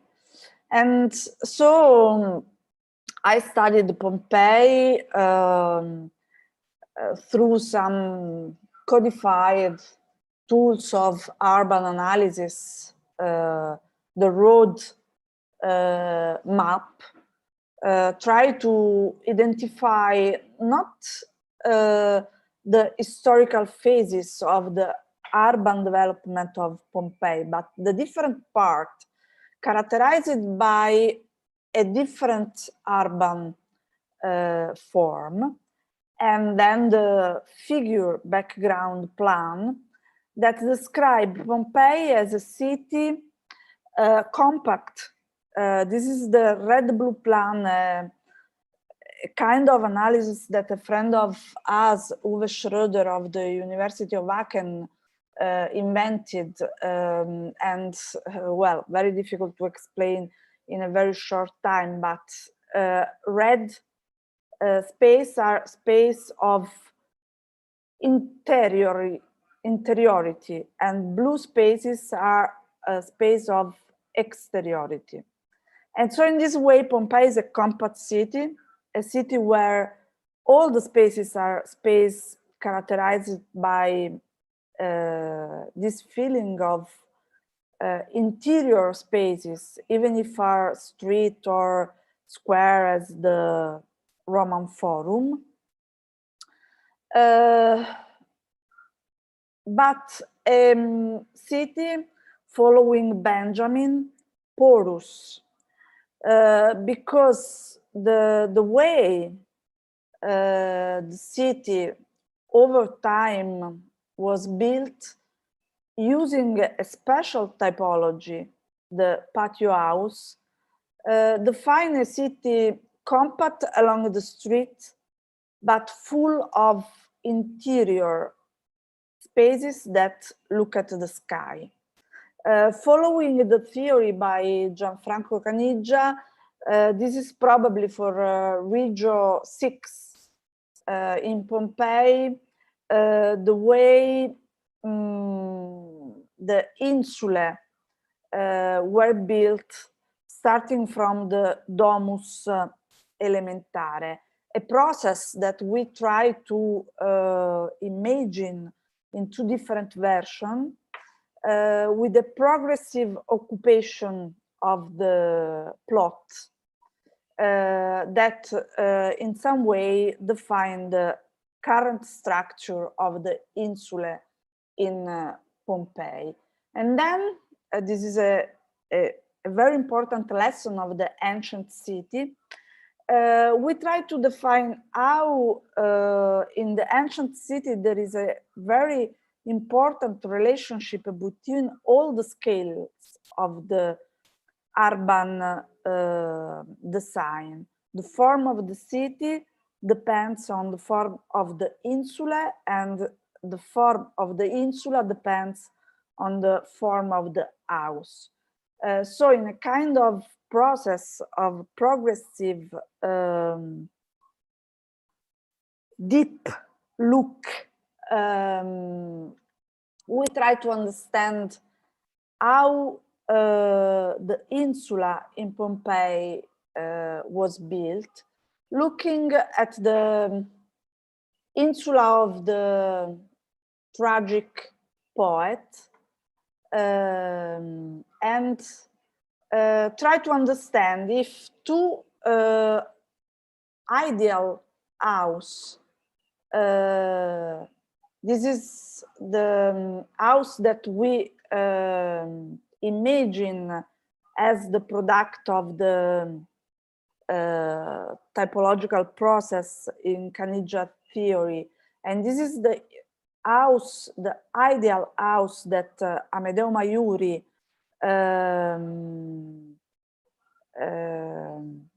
define in his guide of Pompeii, and we try to put these two ideal models on the real condition of the house of tragic poet, discovering that there is a perfect coherence between the ideal and the reality of an house that was in this state when the archaeologists discovered it, and that the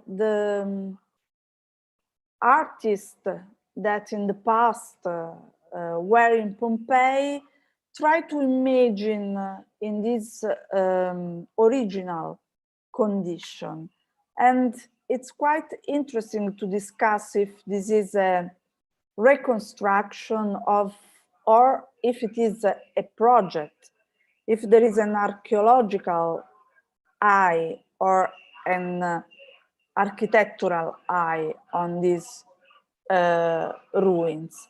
And this is the reason why professor of architectural restoration didn't like this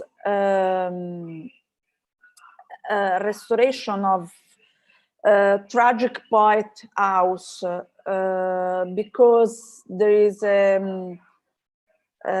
because the This is an intervention under the direction of Amedeo Maiuri, that following the time used concrete in order to rebuild the spatiality of this house. I don't want to discuss about this thing. It's not important for me.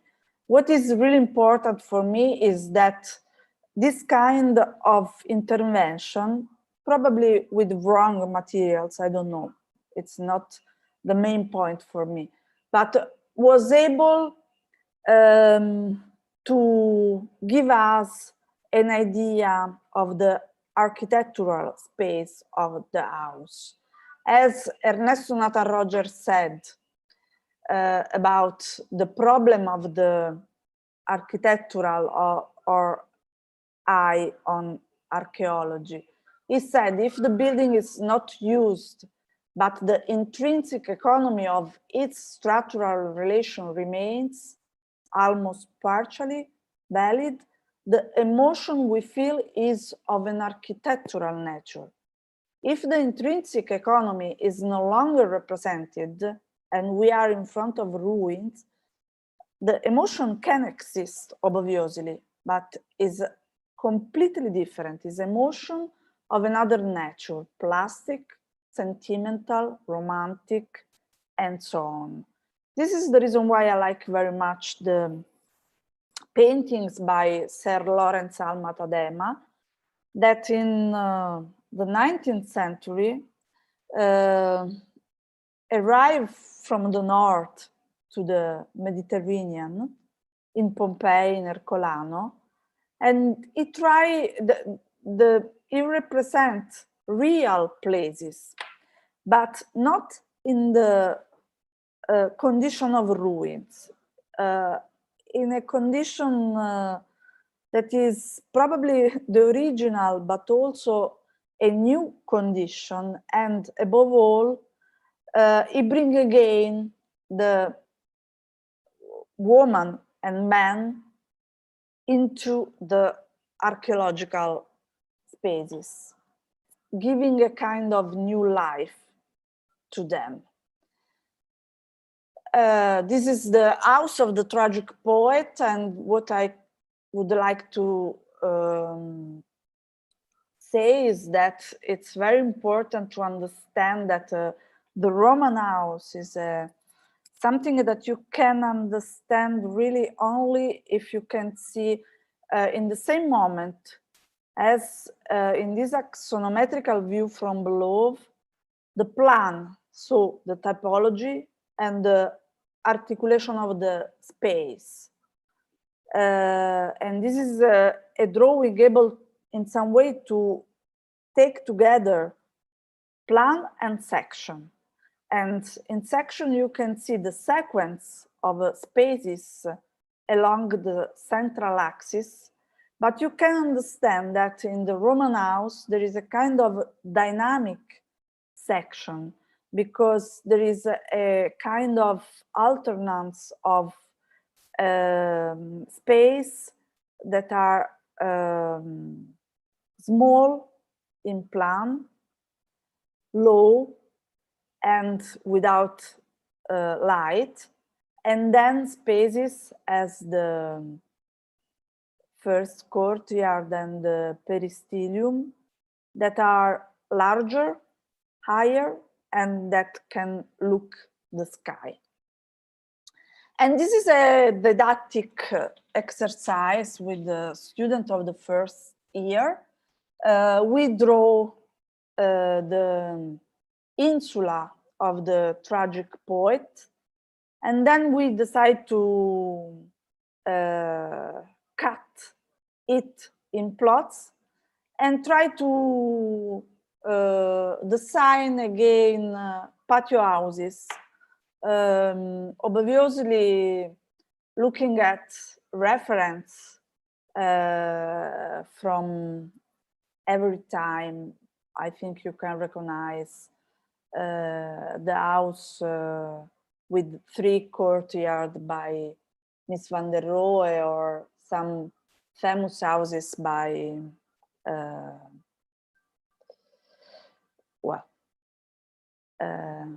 Carrillo da Graja.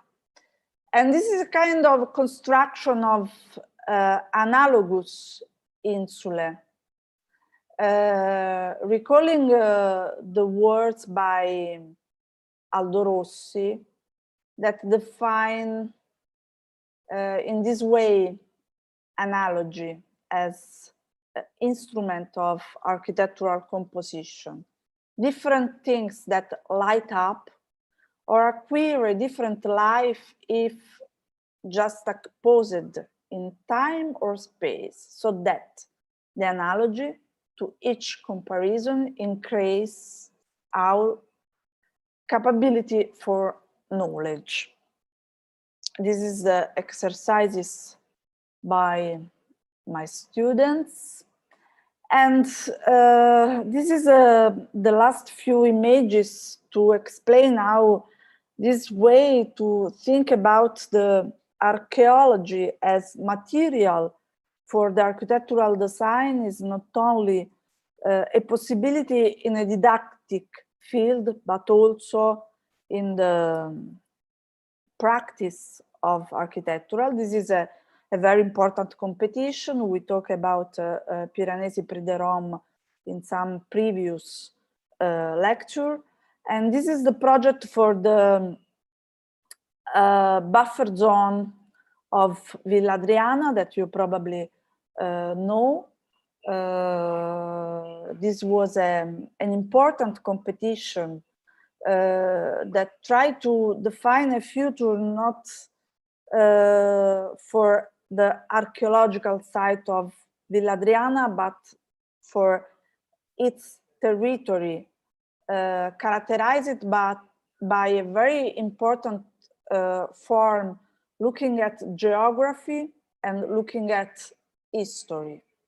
There isn't enough time to explain all the details of this difficult competition about the concept of buffer zone by UNESCO, a very difficult project with many functional requirements. I want to underline only the possibility to use analogy as technique of composition in two parts of this project. This is the first one and this is the second. This is obviously the general map, but the first part is the a villa, a domus sorry for interruption. Yeah. You have 2 minutes. Thank you. Yes. Agricultural villa, because in this place there is the possibility to produce oil with some beautiful agricultural settlement, very ancient from the 18th century. And this is the project. On your left, an ancient villa in the Middle Italy territory, and here our reinterpretation, analogical interpretation of the villa. Very similar from the point of view of the typological asset, obviously with a completely contemporary abstract or architectural language. And the second is this part. There was in the announcement of competition many requirements about hotels, and we decided to design a kind of urban fabric looking at Pompeii, at the Pompeii Insula, and try to interpret in a contemporary way the way of dwelling in the ancient city. So this is a collage of Pompeii and of our project for the hotel. some sketches by Renato Capozzi, a final drawing, and again, the last slide, again, Sir Lawrence Alma Tadema, and a quotation by the philosopher Giorgio Agamben that explain that Europeans can ignore the dialogue with their past, can't ignore the history, but they cannot look at the past in an archaeological way, because for Europeans, the past cannot be a distinct life form, but it's a continuity of time from past through present and looking at the future. Thank you very much. Thank you very much, Professor Visconti. It's a wonderful work, and, indeed very nice for our students at the summer school.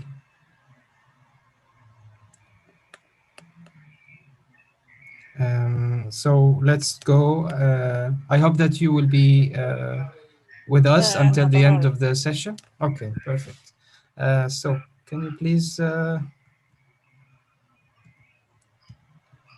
Okay, our next speaker is Professor Carmen Guerrero. Are you here? Yes. Hi. Perfect. Hello. It's a very long and astonishing biography. Carmen Guerrero is an architect and associate professor at the University of Miami. She received a Bachelor of Architecture degree from University of Miami and a Master of Architecture degree from Cornell University. Her research explores Italian modernism with a special focus on the architecture and urbanism of the interwar period. Her work has contributed to numerous international exhibitions and publications dedicated to the work of Italian architects during 1920s until 1960s. More recently, Guerrero has led design studios and special seminars with a historic preservation and adaptive reuse focus in Italy, the Caribbean, and Medellin, Colombia. Her students produce works which contribute to ongoing preservation, conservation, and adaptive reuse initiatives in those regions. Professor Guerrero also holds an administrative leadership positions as Associate Dean of Strategic Initiatives and Director of Rome Program. During her leadership of the program, she established the school's Rome Center and actively forges partnership with international institutions, including the University of Palermo, the University of Camerino, and the Archivio del Moderno. In 2013, she was awarded by the Ministry of Education in Italy for research collaborations with institutions of the Southern Italian network. Professor Guerrero is also a principal of the firm Carmen Guerrero Design Studio Incorporation, established in 1999. Her firm has been featured in many places and got several awards.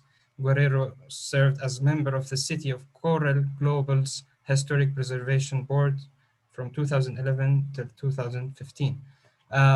Today, she is going to give us a nice lecture about historic sugar mills in Santo Domingo and exploration in adaptive reuse.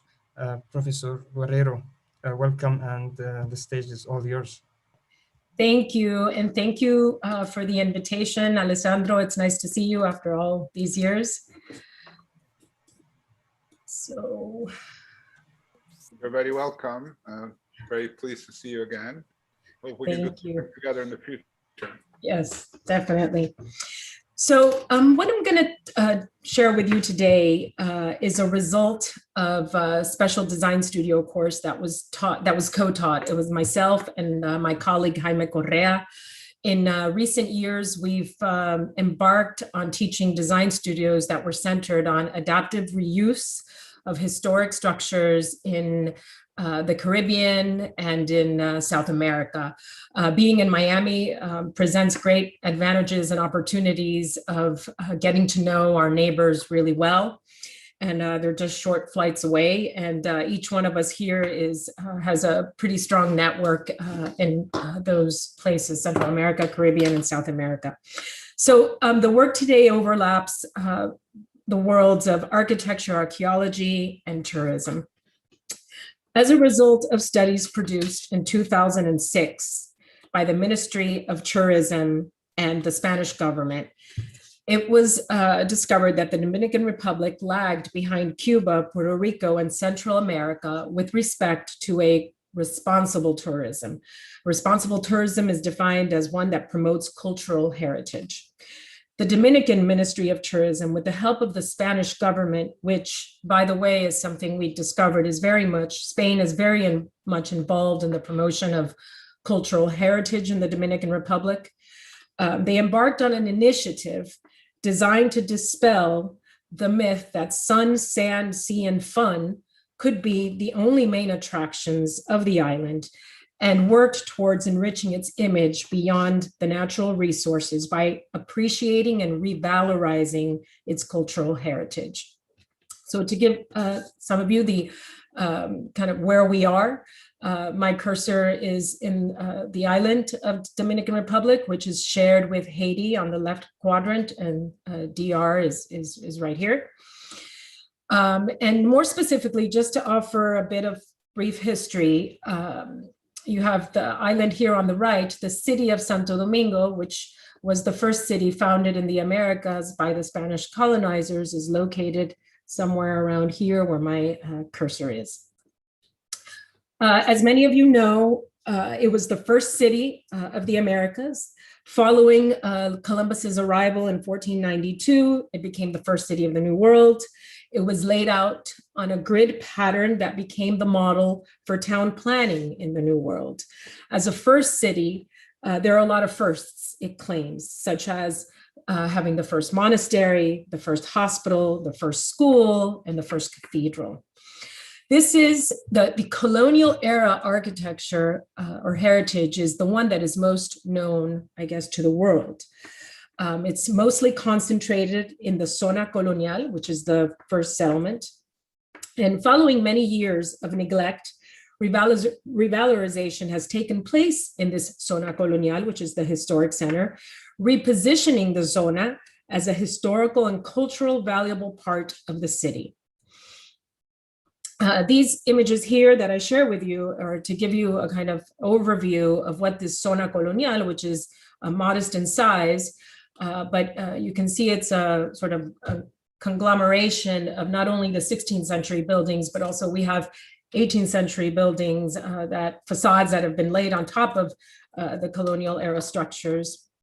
And it's a wonderful, vibrant part of the town to experience green spaces, public spaces, and promenades like the one you see on the bottom right. Interestingly enough, the Zona Colonial, as you may expect, has various monuments that are very important, apart from the cathedral and monasteries, and interventions on the colonial era heritage have been very rare. I think it's fair to say that entities such as ICOMOS, Dominican Republic, have been rather conservative in accepting ideas of adaptive reuse in the colonial era heritage. Two examples that you might be familiar with fairly recently are Rafael Moneo's proposals for two colonial era sites, one which is the ruins of the Monasterio of San Francisco, where Centro de Eventos, which is an event center, was planned. That was part of the program as adaptive reuse, public spaces, parks, Centro de Eventos, in and around the monastery of the ruins of the Monastery of San Francisco. And this was a competition winner, it was the winning entry. And unfortunately, it was faced with a lot of opposition because it was considered to be overbearing on the site.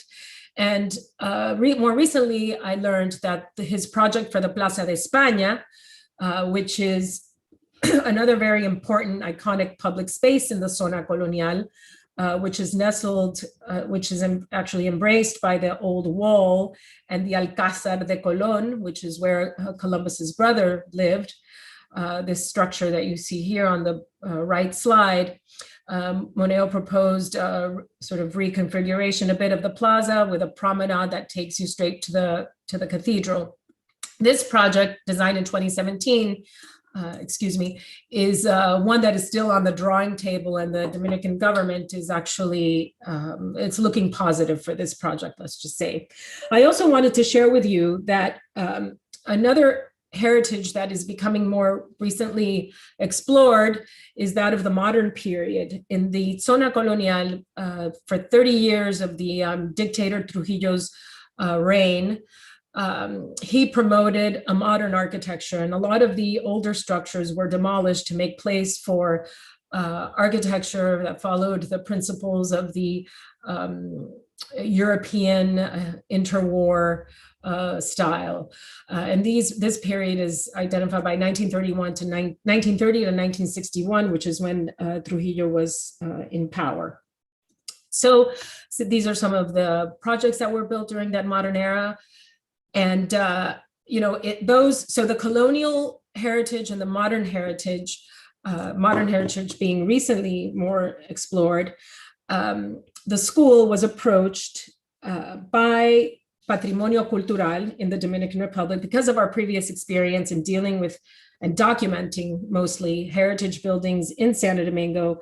Patrimonio Cultural reached out to the school, inviting us to collaborate with them on heritage projects that could position themselves on the tourist circuit, which is an ongoing redefinition process. So tourism, the tourist circuit is being redefined in the Dominican Republic in order to incorporate cultural heritage that better informs the visitors of a kind of complex history. So we set our eyes on a lesser known part of Dominican history, which is that of the neglected sugar mill industry and complexes. These complexes don't have the monumental significance of the colonial era structures of the Zona Colonial, like the cathedral and the monasteries and the schools and hospitals, but were the starting point of the fundamental processes of the colonization and of the development of the sugar industry in the Americas.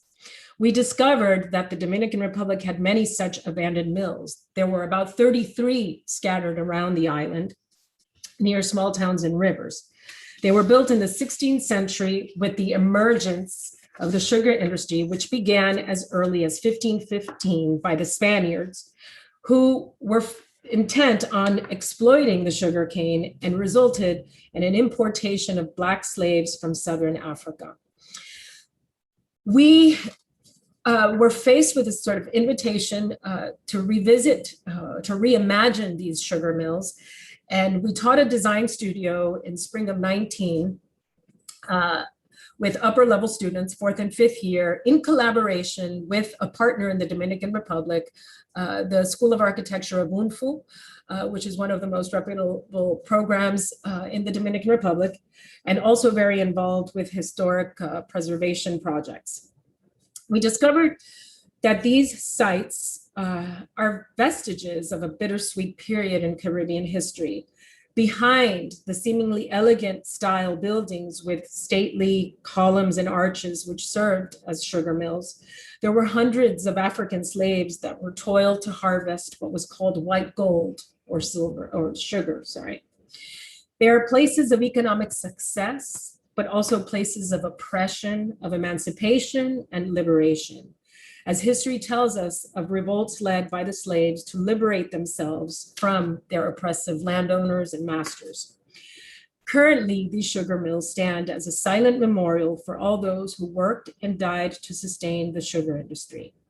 We learned that these historic structures possess for humanity an exceptional value because of the social, economical, and technological processes that wrapped the production of the sugar.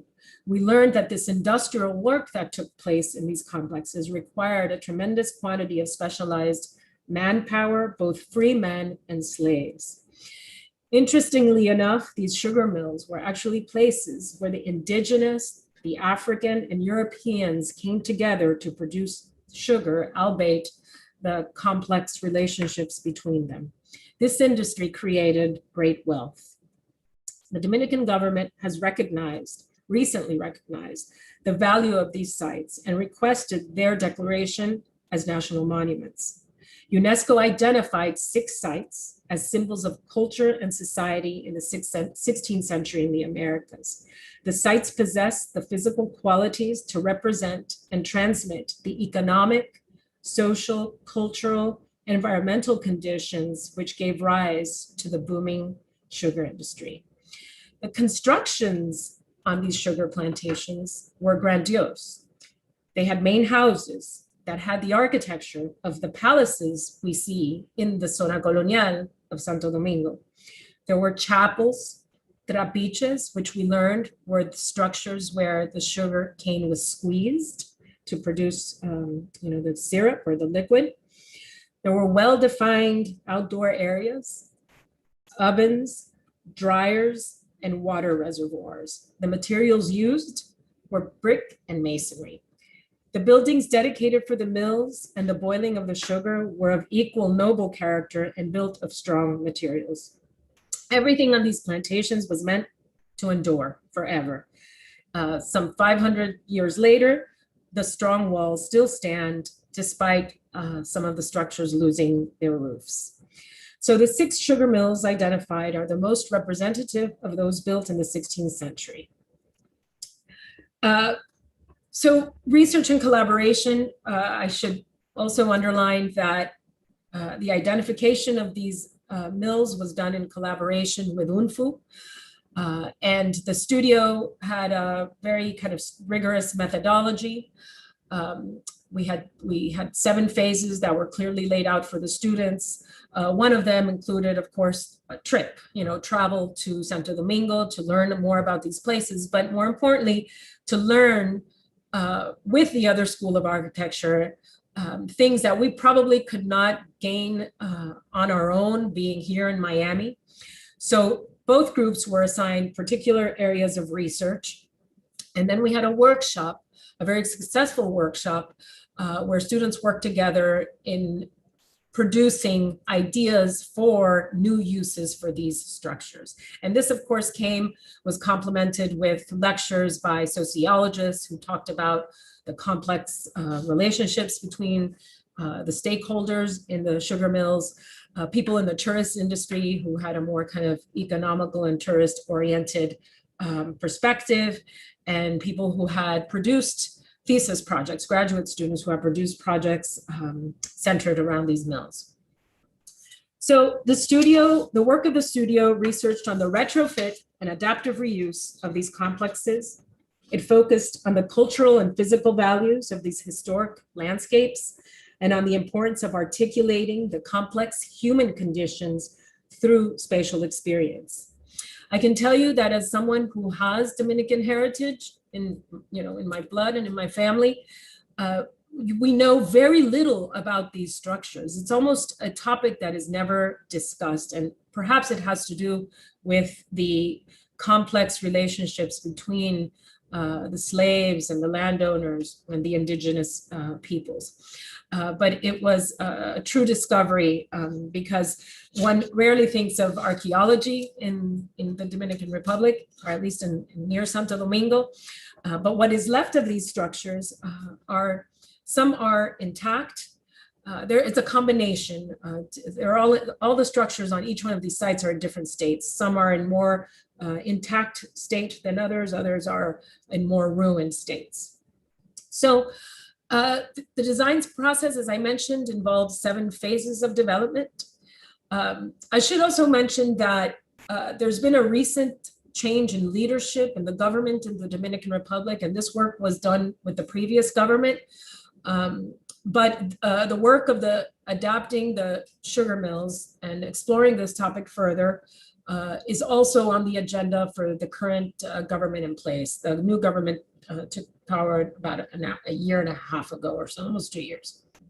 So the process began with students studying archetypes, precedents, looking at other projects done by other architects around the world, contemporary projects that dealt with these challenges of working with new uses, new contemporary architecture, how you attach to old structures, and what those new uses were. So there was a wide range, and I'm just kind of going through these rather quickly to give you an overview. Students worked in groups in documenting these, and we had a very we've standardized the graphics because we hope to publish the research of this studio very soon. So we had that in mind. And also Patrimonio Cultural in the Dominican Republic is one of the sponsors of this studio, and hoping to use this as a sort of guide for future interventions. The students then proceeded to preliminary research. Method that I'm very interested in as a kind of immersion into a project is that of the collage. So students studied each existing site. They worked in groups of 2 on each of the sites, and they studied the layers of the site, the topography, because each one of these had a very different topography, with the hopes of gaining a deeper understanding of these places and the differences between them.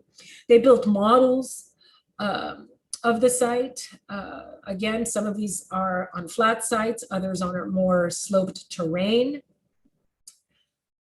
And then I give you a sort of snapshot of the final projects, which the Patrimonio and the architects in Santo Domingo found very promising, because in every one of these projects, though the uses are, some of the uses are new, these are adaptive reuse, there was always a focus in every one of the student projects to inform the visitor of the complex nature of the sugar mills. And many of them, I would say most of them, have a portion that's dedicated to the museum or research of these structures and of the industry and of the times as well. So projects included hotels for the visitor. I should also mention that currently there are guided visits to these sites, which have the audience has taken, and international visitors have taken an interest in learning more about these, but there is no formal condition or a comfortable way to get to these sites. It's actually kind of cumbersome. They are around the city, the capital city of Santo Domingo, with the furthest one being almost 2 hours away. However, a lot of work needs to be done to get these to a more kind of legible sort of circuit. So in this particular project, students capitalized on this wonderful courtyard that exists. Like I mentioned earlier, many of these had well-defined public spaces. And usually that public space was surrounded by the master's residence. And in the master's residence, in this case, the students proposed a hotel. The rooms wrap around the courtyard. The trapiche is this octagonal-like structure, which is where the sugar cane is extracted. And many of the sites, you will see a legible trapiche. And in this case, this bar building, which is where a lot of the ovens were located and a lot of the work was done inside this building, becomes a restaurant. So I'm not going to go through every one of these with exact program, but in the model that you see on the top right, the convention that we used is that the new buildings were the new additions were articulated in the whiteboard. And I'll just go through these. I should mention that Boca de Nigua in particular, this one we're looking at, was the site of a very famous rebellion, which occurred, a rebellion that was led by the African slaves, rebelling against the oppression of the Spaniards. And since that rebellion, the industry actually took a downfall. It began to fail because of the insecurities to the landowners and the proprietors. So Boca de Nigua is known for this. It's kind of on the radar for being a place with that sort of memory. Students also proposed research centers, places for wellness and recreation. Another group of students proposed housing, because one thing we discovered is that surrounding these sites that are abandoned currently, there are thriving communities that have emerged. And actually many of these sites are used by the local community for recreation, despite the fact that they're not, so well prepared. They're used for recreation and for outdoor activities. So because we see this kind of move there's a growing community around these. This team in particular proposed housing on the site. Also, sorry, yes, you have 2 minutes left. Okay, perfect. Sorry. I'm almost done. So another team looked at possibility of capitalizing on ecotourism and proposing eco-lodge on these landscapes, but always with the artifacts and the ruins very much part of the experience. Here we see a community center and theater. During our visits, as I mentioned earlier, we realized that the community relies on these artifacts for different reasons. Informal use of these artifacts occurs. So to better address those needs, we see theaters, community centers, educational complexes, libraries. This here is another one with a learning center proposing a school around a central open space.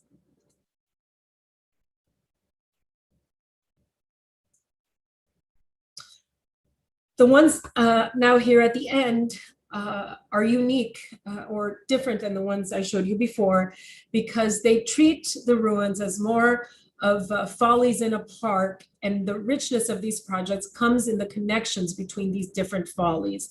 And each one of these follies has some kind of commemorative program or use dedicated to informing the visitor of the complex past. This is one team's project here with sketches, a lighthouse that overlooks the site. I failed to mention earlier that all of these, mostly all of them, are located near a river, which was essential for the generation of hydraulic power and also for transporting goods.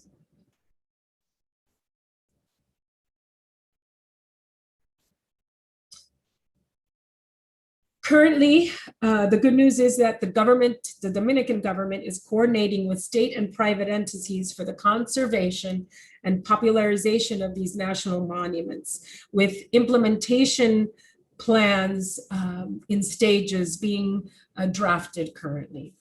Thank you. Thank you very much, Professor Guerrero. It was absolutely a wonderful presentation. So thank you very much. We will keep going with the next speaker, and we will get the discussions in the end of the session. So please, if you have time, be with us. Thank you. Okay.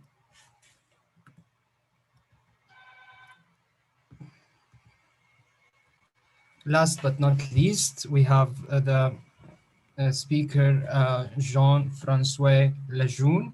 He's a professor of architecture, urban design, and history at the University of Miami School of Architecture. His research ranges from Latin American architecture and urbanism to 20th century vernacular modernism in Spain and Italy. His publications include The Making of Miami Beach, 1933 until 1942, The Architecture of Lawrence Moray Dixon, published by Rizzoli in 2001, Cruelty and Utopia, Cities and Landscape of Latin America, Princeton Architectural Press in 2005, Cité Hegeman and the Metropolis by Routledge in 2009, Modern Architecture and the Mediterranean, Vernacular Dialogues and Contested Identities by Routledge in 2010, Nord-Sud, l'Architettura Moderna e il Mediterraneo, published by List Lab in 2016, and Rural Architecture and Water Urbanism, The Modern Village in Francos, Spain, DOM Publishers in 2021. He's a founder and director of Do Comomo, US, Florida, and he was also an affiliated fellow at the American Academy in Rome in 2007. Today, he's presenting an interesting subject about entering the city, a new archaeological promenade at Stazione Termini.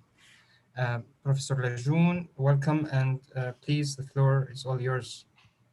Okay, thank you very much to everybody. I think it's been a very long day for many, including myself.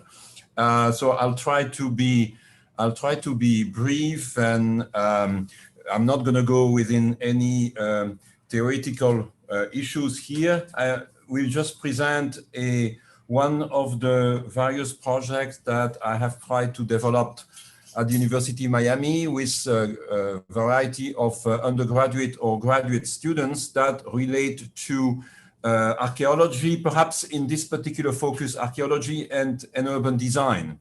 The project I wanted to present here was an attempt at studying the public spaces that face the Stazione Termini, the central station of Rome, and make it a relatively unpleasant experience to enter the city from the train. And the work that we developed with one of my Chinese students now a year and a half ago attempted to solve the problems of the public spaces and at the same time discuss the potential of making more visible the complexity and the layers of architectural history in the area. So this is a joint project. I directed the project and Zeyu actually produced all of the drawings. So you probably at least full screen this. Can you please make it full screen so the audience I'll see if I can do that because sometimes I have problem. Let me see. Let me go to the PowerPoint and see if I can put full screen here. And the full screen. Is it better like this? Maybe you can click on the icon that I mentioned here and below the screen here. Yes? Yeah, I'll see. Okay. Yeah, okay. Yes, perfect. Thank you. Perfect. Sorry. So I'm not going to go, you probably, at least those of you who know Rome, and there are many in the audience, know the situation of Stazione Termini, the very large square that precedes it, and which is essentially used for a variety of services, extremely disconnected, not very well organized. It's essentially a sort of a bus terminal with a variety of entrances for the metro and very little public space that can actually be considered as such. And so with my student, we tried to see if we could, let me see if this thing, okay. This is the situation seen from above currently. To the very right, Stazione Termini with the offices and the railroad tracks at the back, the famous entrance concrete canopy that was built after the war following a competition, a structure of the 1910s, 1920s, which has now been converted into an hotel on the northern side of the site, the area of transit and parking and variety of structures. And if you're looking at the bottom left, you can see Piazza della Repubblica, the semi-circular square that is sitting on top of the edges of the former baths, which you're going to see in a moment. And then you have also what exists of the baths right there with a series of structures, archaeological as well as more modern. And these quite complex traffic circulation that links all the area.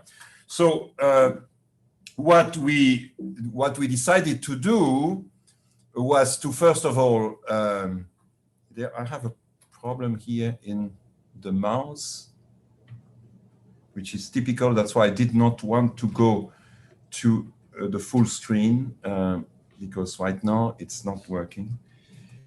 Okay, I'm going to go back. I'm really sorry. Of course, the site, and I'm not going to spend time on this, the site is extremely rich in terms of history, all the way from the Roman Republic, the Roman Empire, the Middle Ages, the re-establishment of Italy after the 1870, the introduction of the train station, the various train stations that existed on the site, various projects for it, and of course the Servian Wall, which is a major Republican artifact of the first walls of Rome that is there.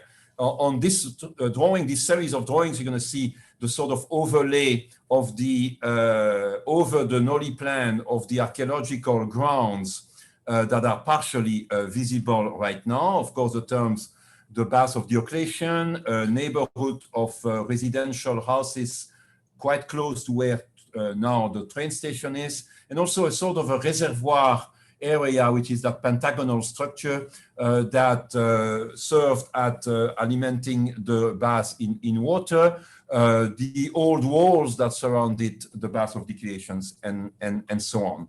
On the existing Noli plan, you can see the presence of the existing visible ruins, but also what is everything that is underground, partially covered or in fact destroyed, because many of the artifacts, Roman artifacts that were under the piazza, the current piazza, were destroyed at the time of the construction of the metro.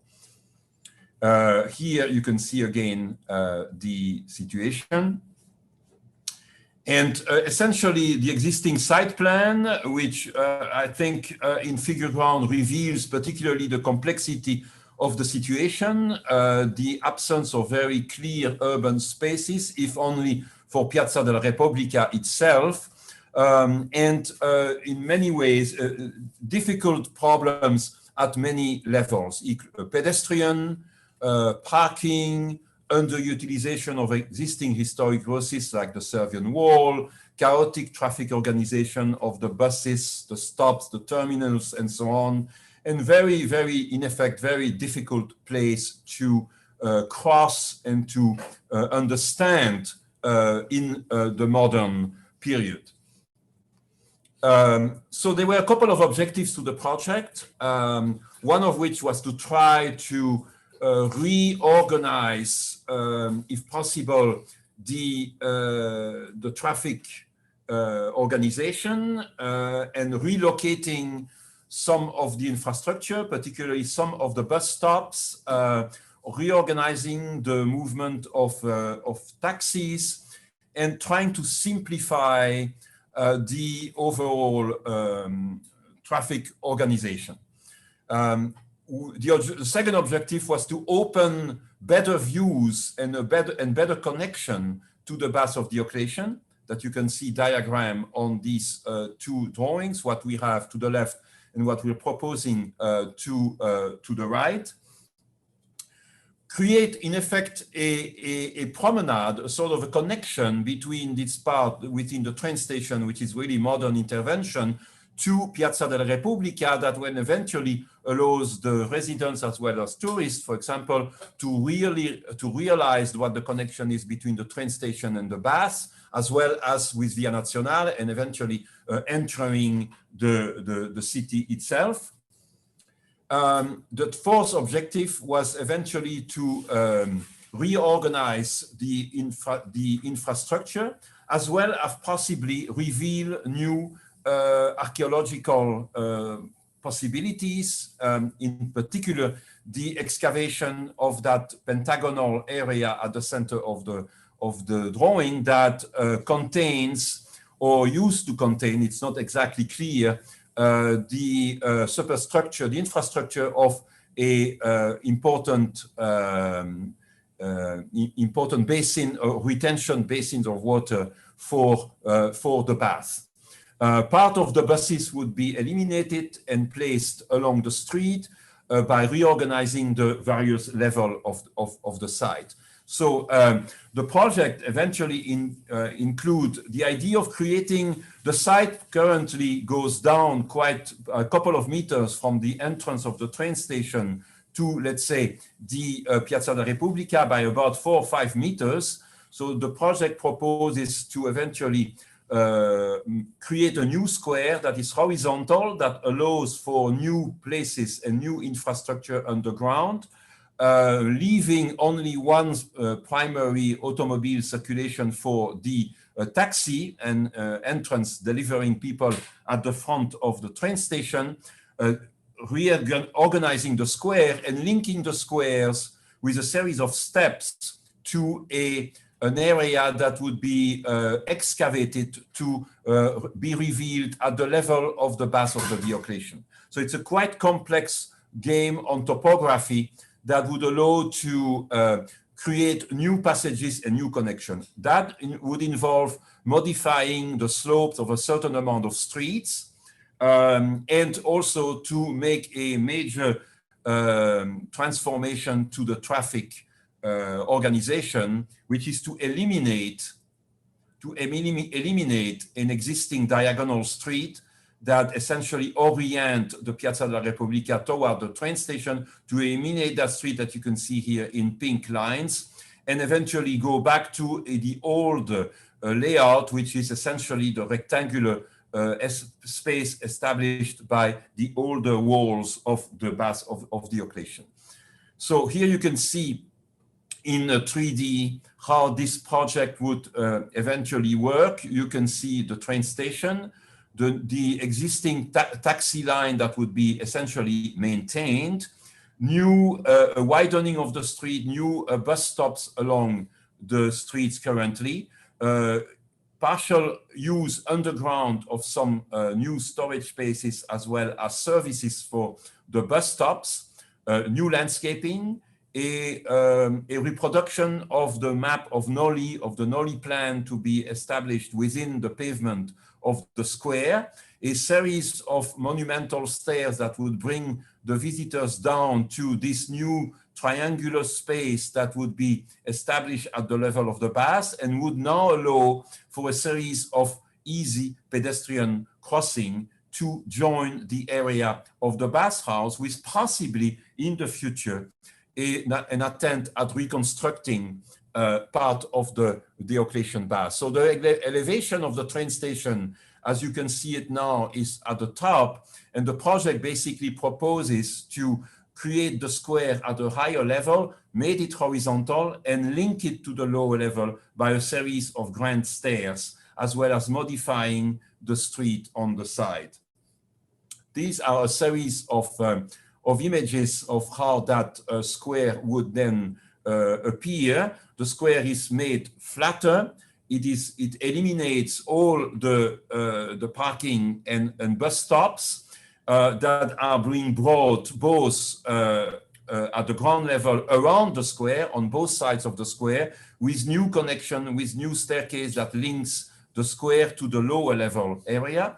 And only on this area would the taxi continue to function. So that square, which is quite, quite monumental, it's literally a new surface in the city, would, as you can see, be established with a series of arcades that continues the design of the arcades of the train station. Those arcades would lead to a series of services, bus tickets office, tourist office, and so on, that could be accessed from the street or from those new staircases in the plaza.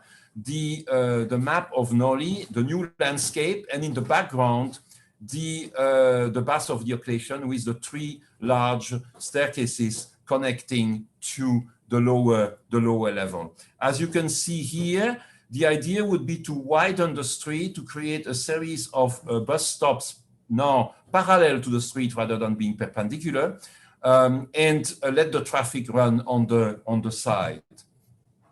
Here you can see some of the new market that would be established on the place, new cafes and so on that would be connected with a new metro exit. If you're looking at the project from almost at the Piazza della Repubblica, you can see the train station in the right, the new linear arcade that would contain a series of services, including cafe, the plazas and the staircases linking to this new area here, which would be basically excavated from the existing streets, the revealing of the infrastructure for the Baths, and then the existing street would be now redesigned in profile so that one would establish circulation, pedestrian circulation underneath it. It's a very complex project. Here is a view from the lower level. Passages that would now run under the existing street. That is a famous, very important street, of course, that connects the center of the city toward the walls and the series of boulevards. That street, which is at this moment going up, would be maintained more or less, even though its topography would be changed. But by excavating the area to its east, it would then allow to create a series of passages that will link the train station directly to the bath of Diocletian. And so here you can sort of see how a very quick proposal to perhaps reconstruct part of the bath complex, seen view from the Piazza della Repubblica, and in the background, the new streets and squares for the train station. So essentially that completes my very bad presentation today. I had already 2 other things in this morning, so I apologize for the complexity of this presentation. But essentially, the idea was to use archaeology as a way to really develop proposal for urban design that would otherwise not be really reasonable, let's say, because they would tend to privilege traffic and services. So we use the archaeological levels and as well as the potential connections between what we know and what we don't know to eventually create what could be a really radical reconfiguration of the area as well as the traffic system. This project, I must say, is not invented from nowhere. It is based on a series of proposals that were mostly studied in the 1980s and early 1990s by a series of architects in Rome, including Franco Purini, to try to literally re-establish as much as possible the connection between the archaeological pieces. Thank you very much.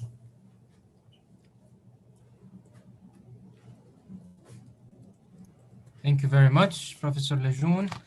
And it was indeed a very nice project, drawings, I mean. And now I will leave you with my co-chair, Özge Uskovenci, to coordinate the rest of the session with the discussion and the questions and answers. So, Özge, please. Okay, thank you, Loai. We can have the questions for the second part of this session.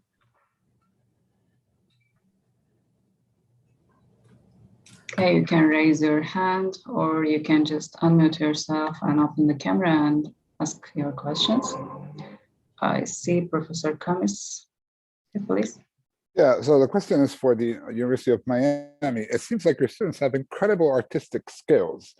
You know, I'm not talking about the project because that would be too long, but the drawings are absolutely, I have no words. You know, they're paintings, they're not drawings.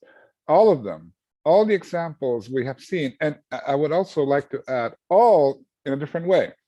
Each one of these students is expressing his own, how can I say it, expressive, you know, drawing style, which I think is very important. I mean, architecture is 90% drawing and 10% design, in my opinion. So yeah, I wish we could have some kind of seminars from University of Miami on how to do these architectural drawings, because they would really help our students.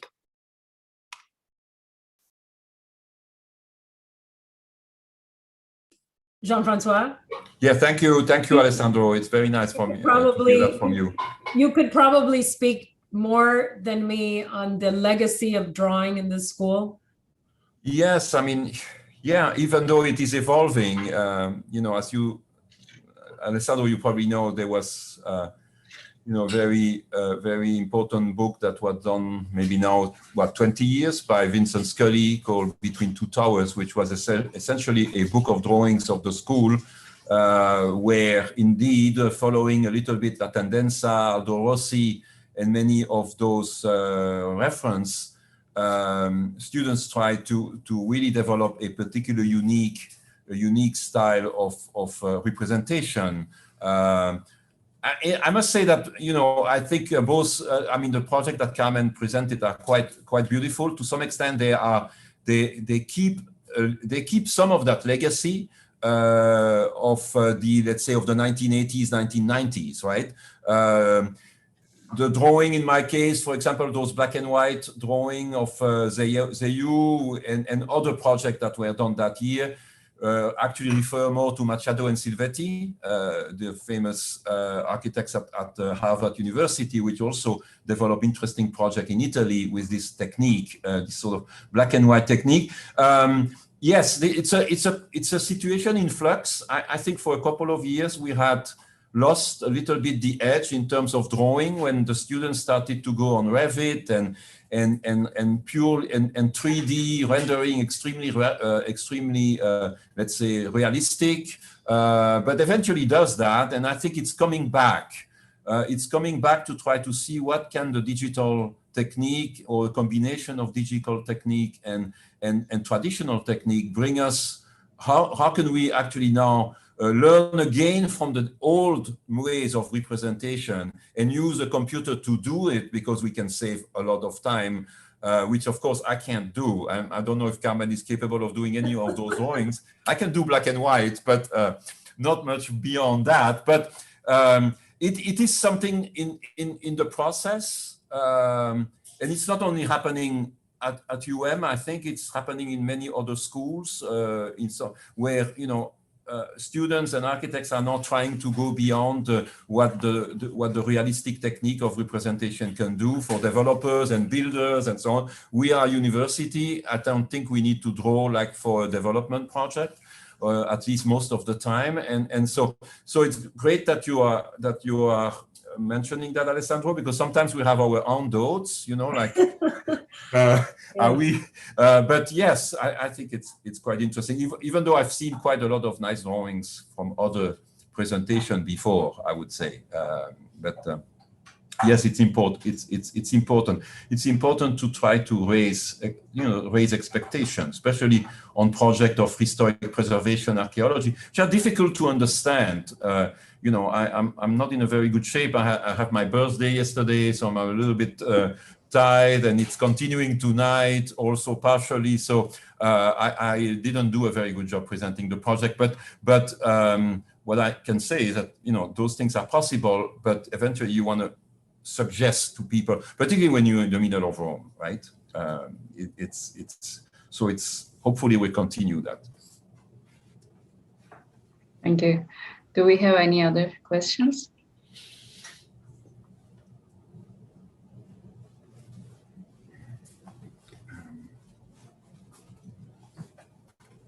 Perhaps not question, but I just want to say that even though I only attended the post 14 p.m., post 2 p.m., because the rest of it was during the night for us here in the States, but it was impressive for me. It was impressive to see how many people are interested in dealing with the issue of archaeology as a living practice and as a living way of improving our environment, both rural and urban, in contrast with a lot of what's happening within the archaeological world, which is essentially more and more scientific and almost refuses to deal with the real architectural implications of what's happening, right? And in Rome, we know that very well also about, the sort of quasi-disinterest of many archaeologists for what they show to the public once they have discovered and wrote their papers. So I'm really amazed to see how much throughout this entire group from Turkey to Italy to all sorts of places, how many people are actually interested by that. And in the States, it's probably a little even more difficult to even imagine, but I think certainly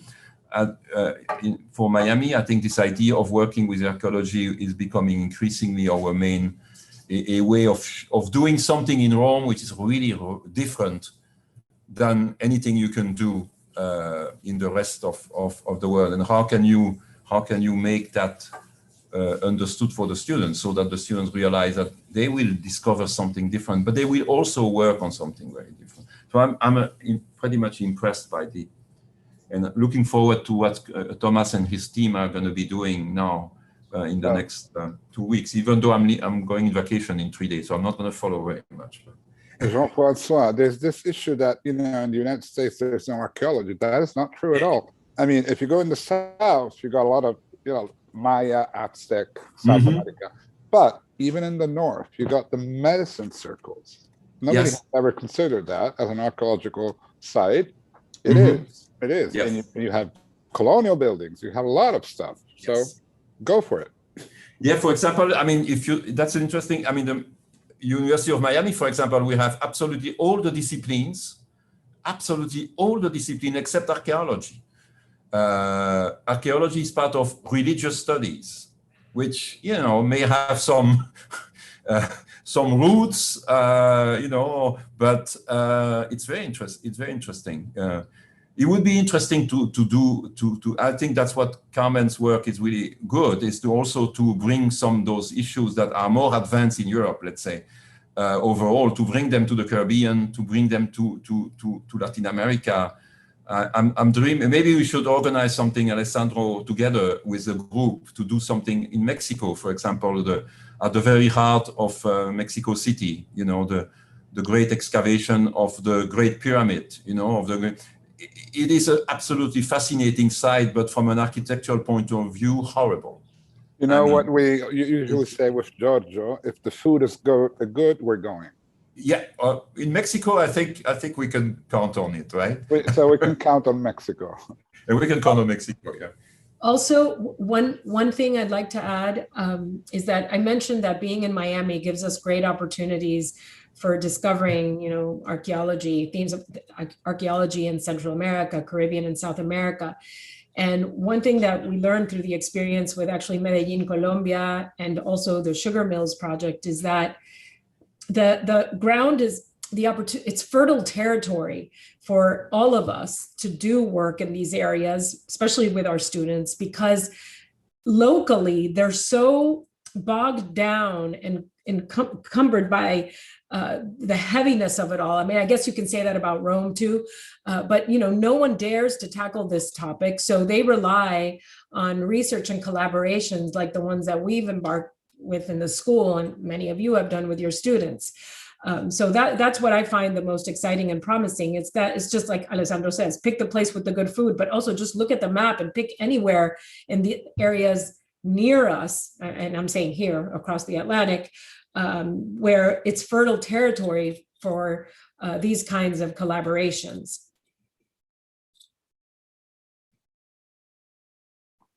Tom, are you here?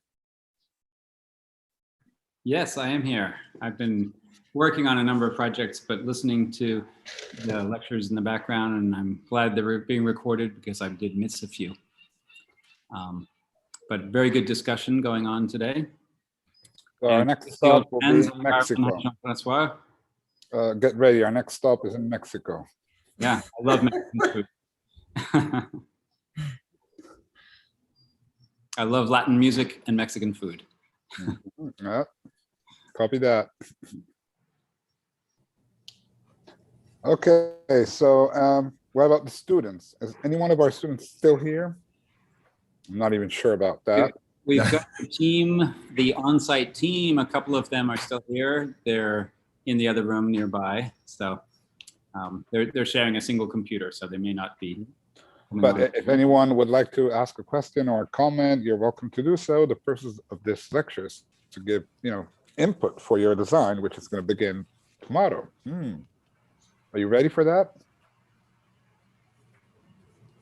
Looks like I'm seeing some thumbs up there, some happy faces. I'll tell you more tomorrow morning, but the on-site team was able, kind of impromptu, we went over and did a fantastic visit to the forum in the middle of the day today. So we've got some images that we'll be sharing. In fact, I'm going to start sending some out to social media right now.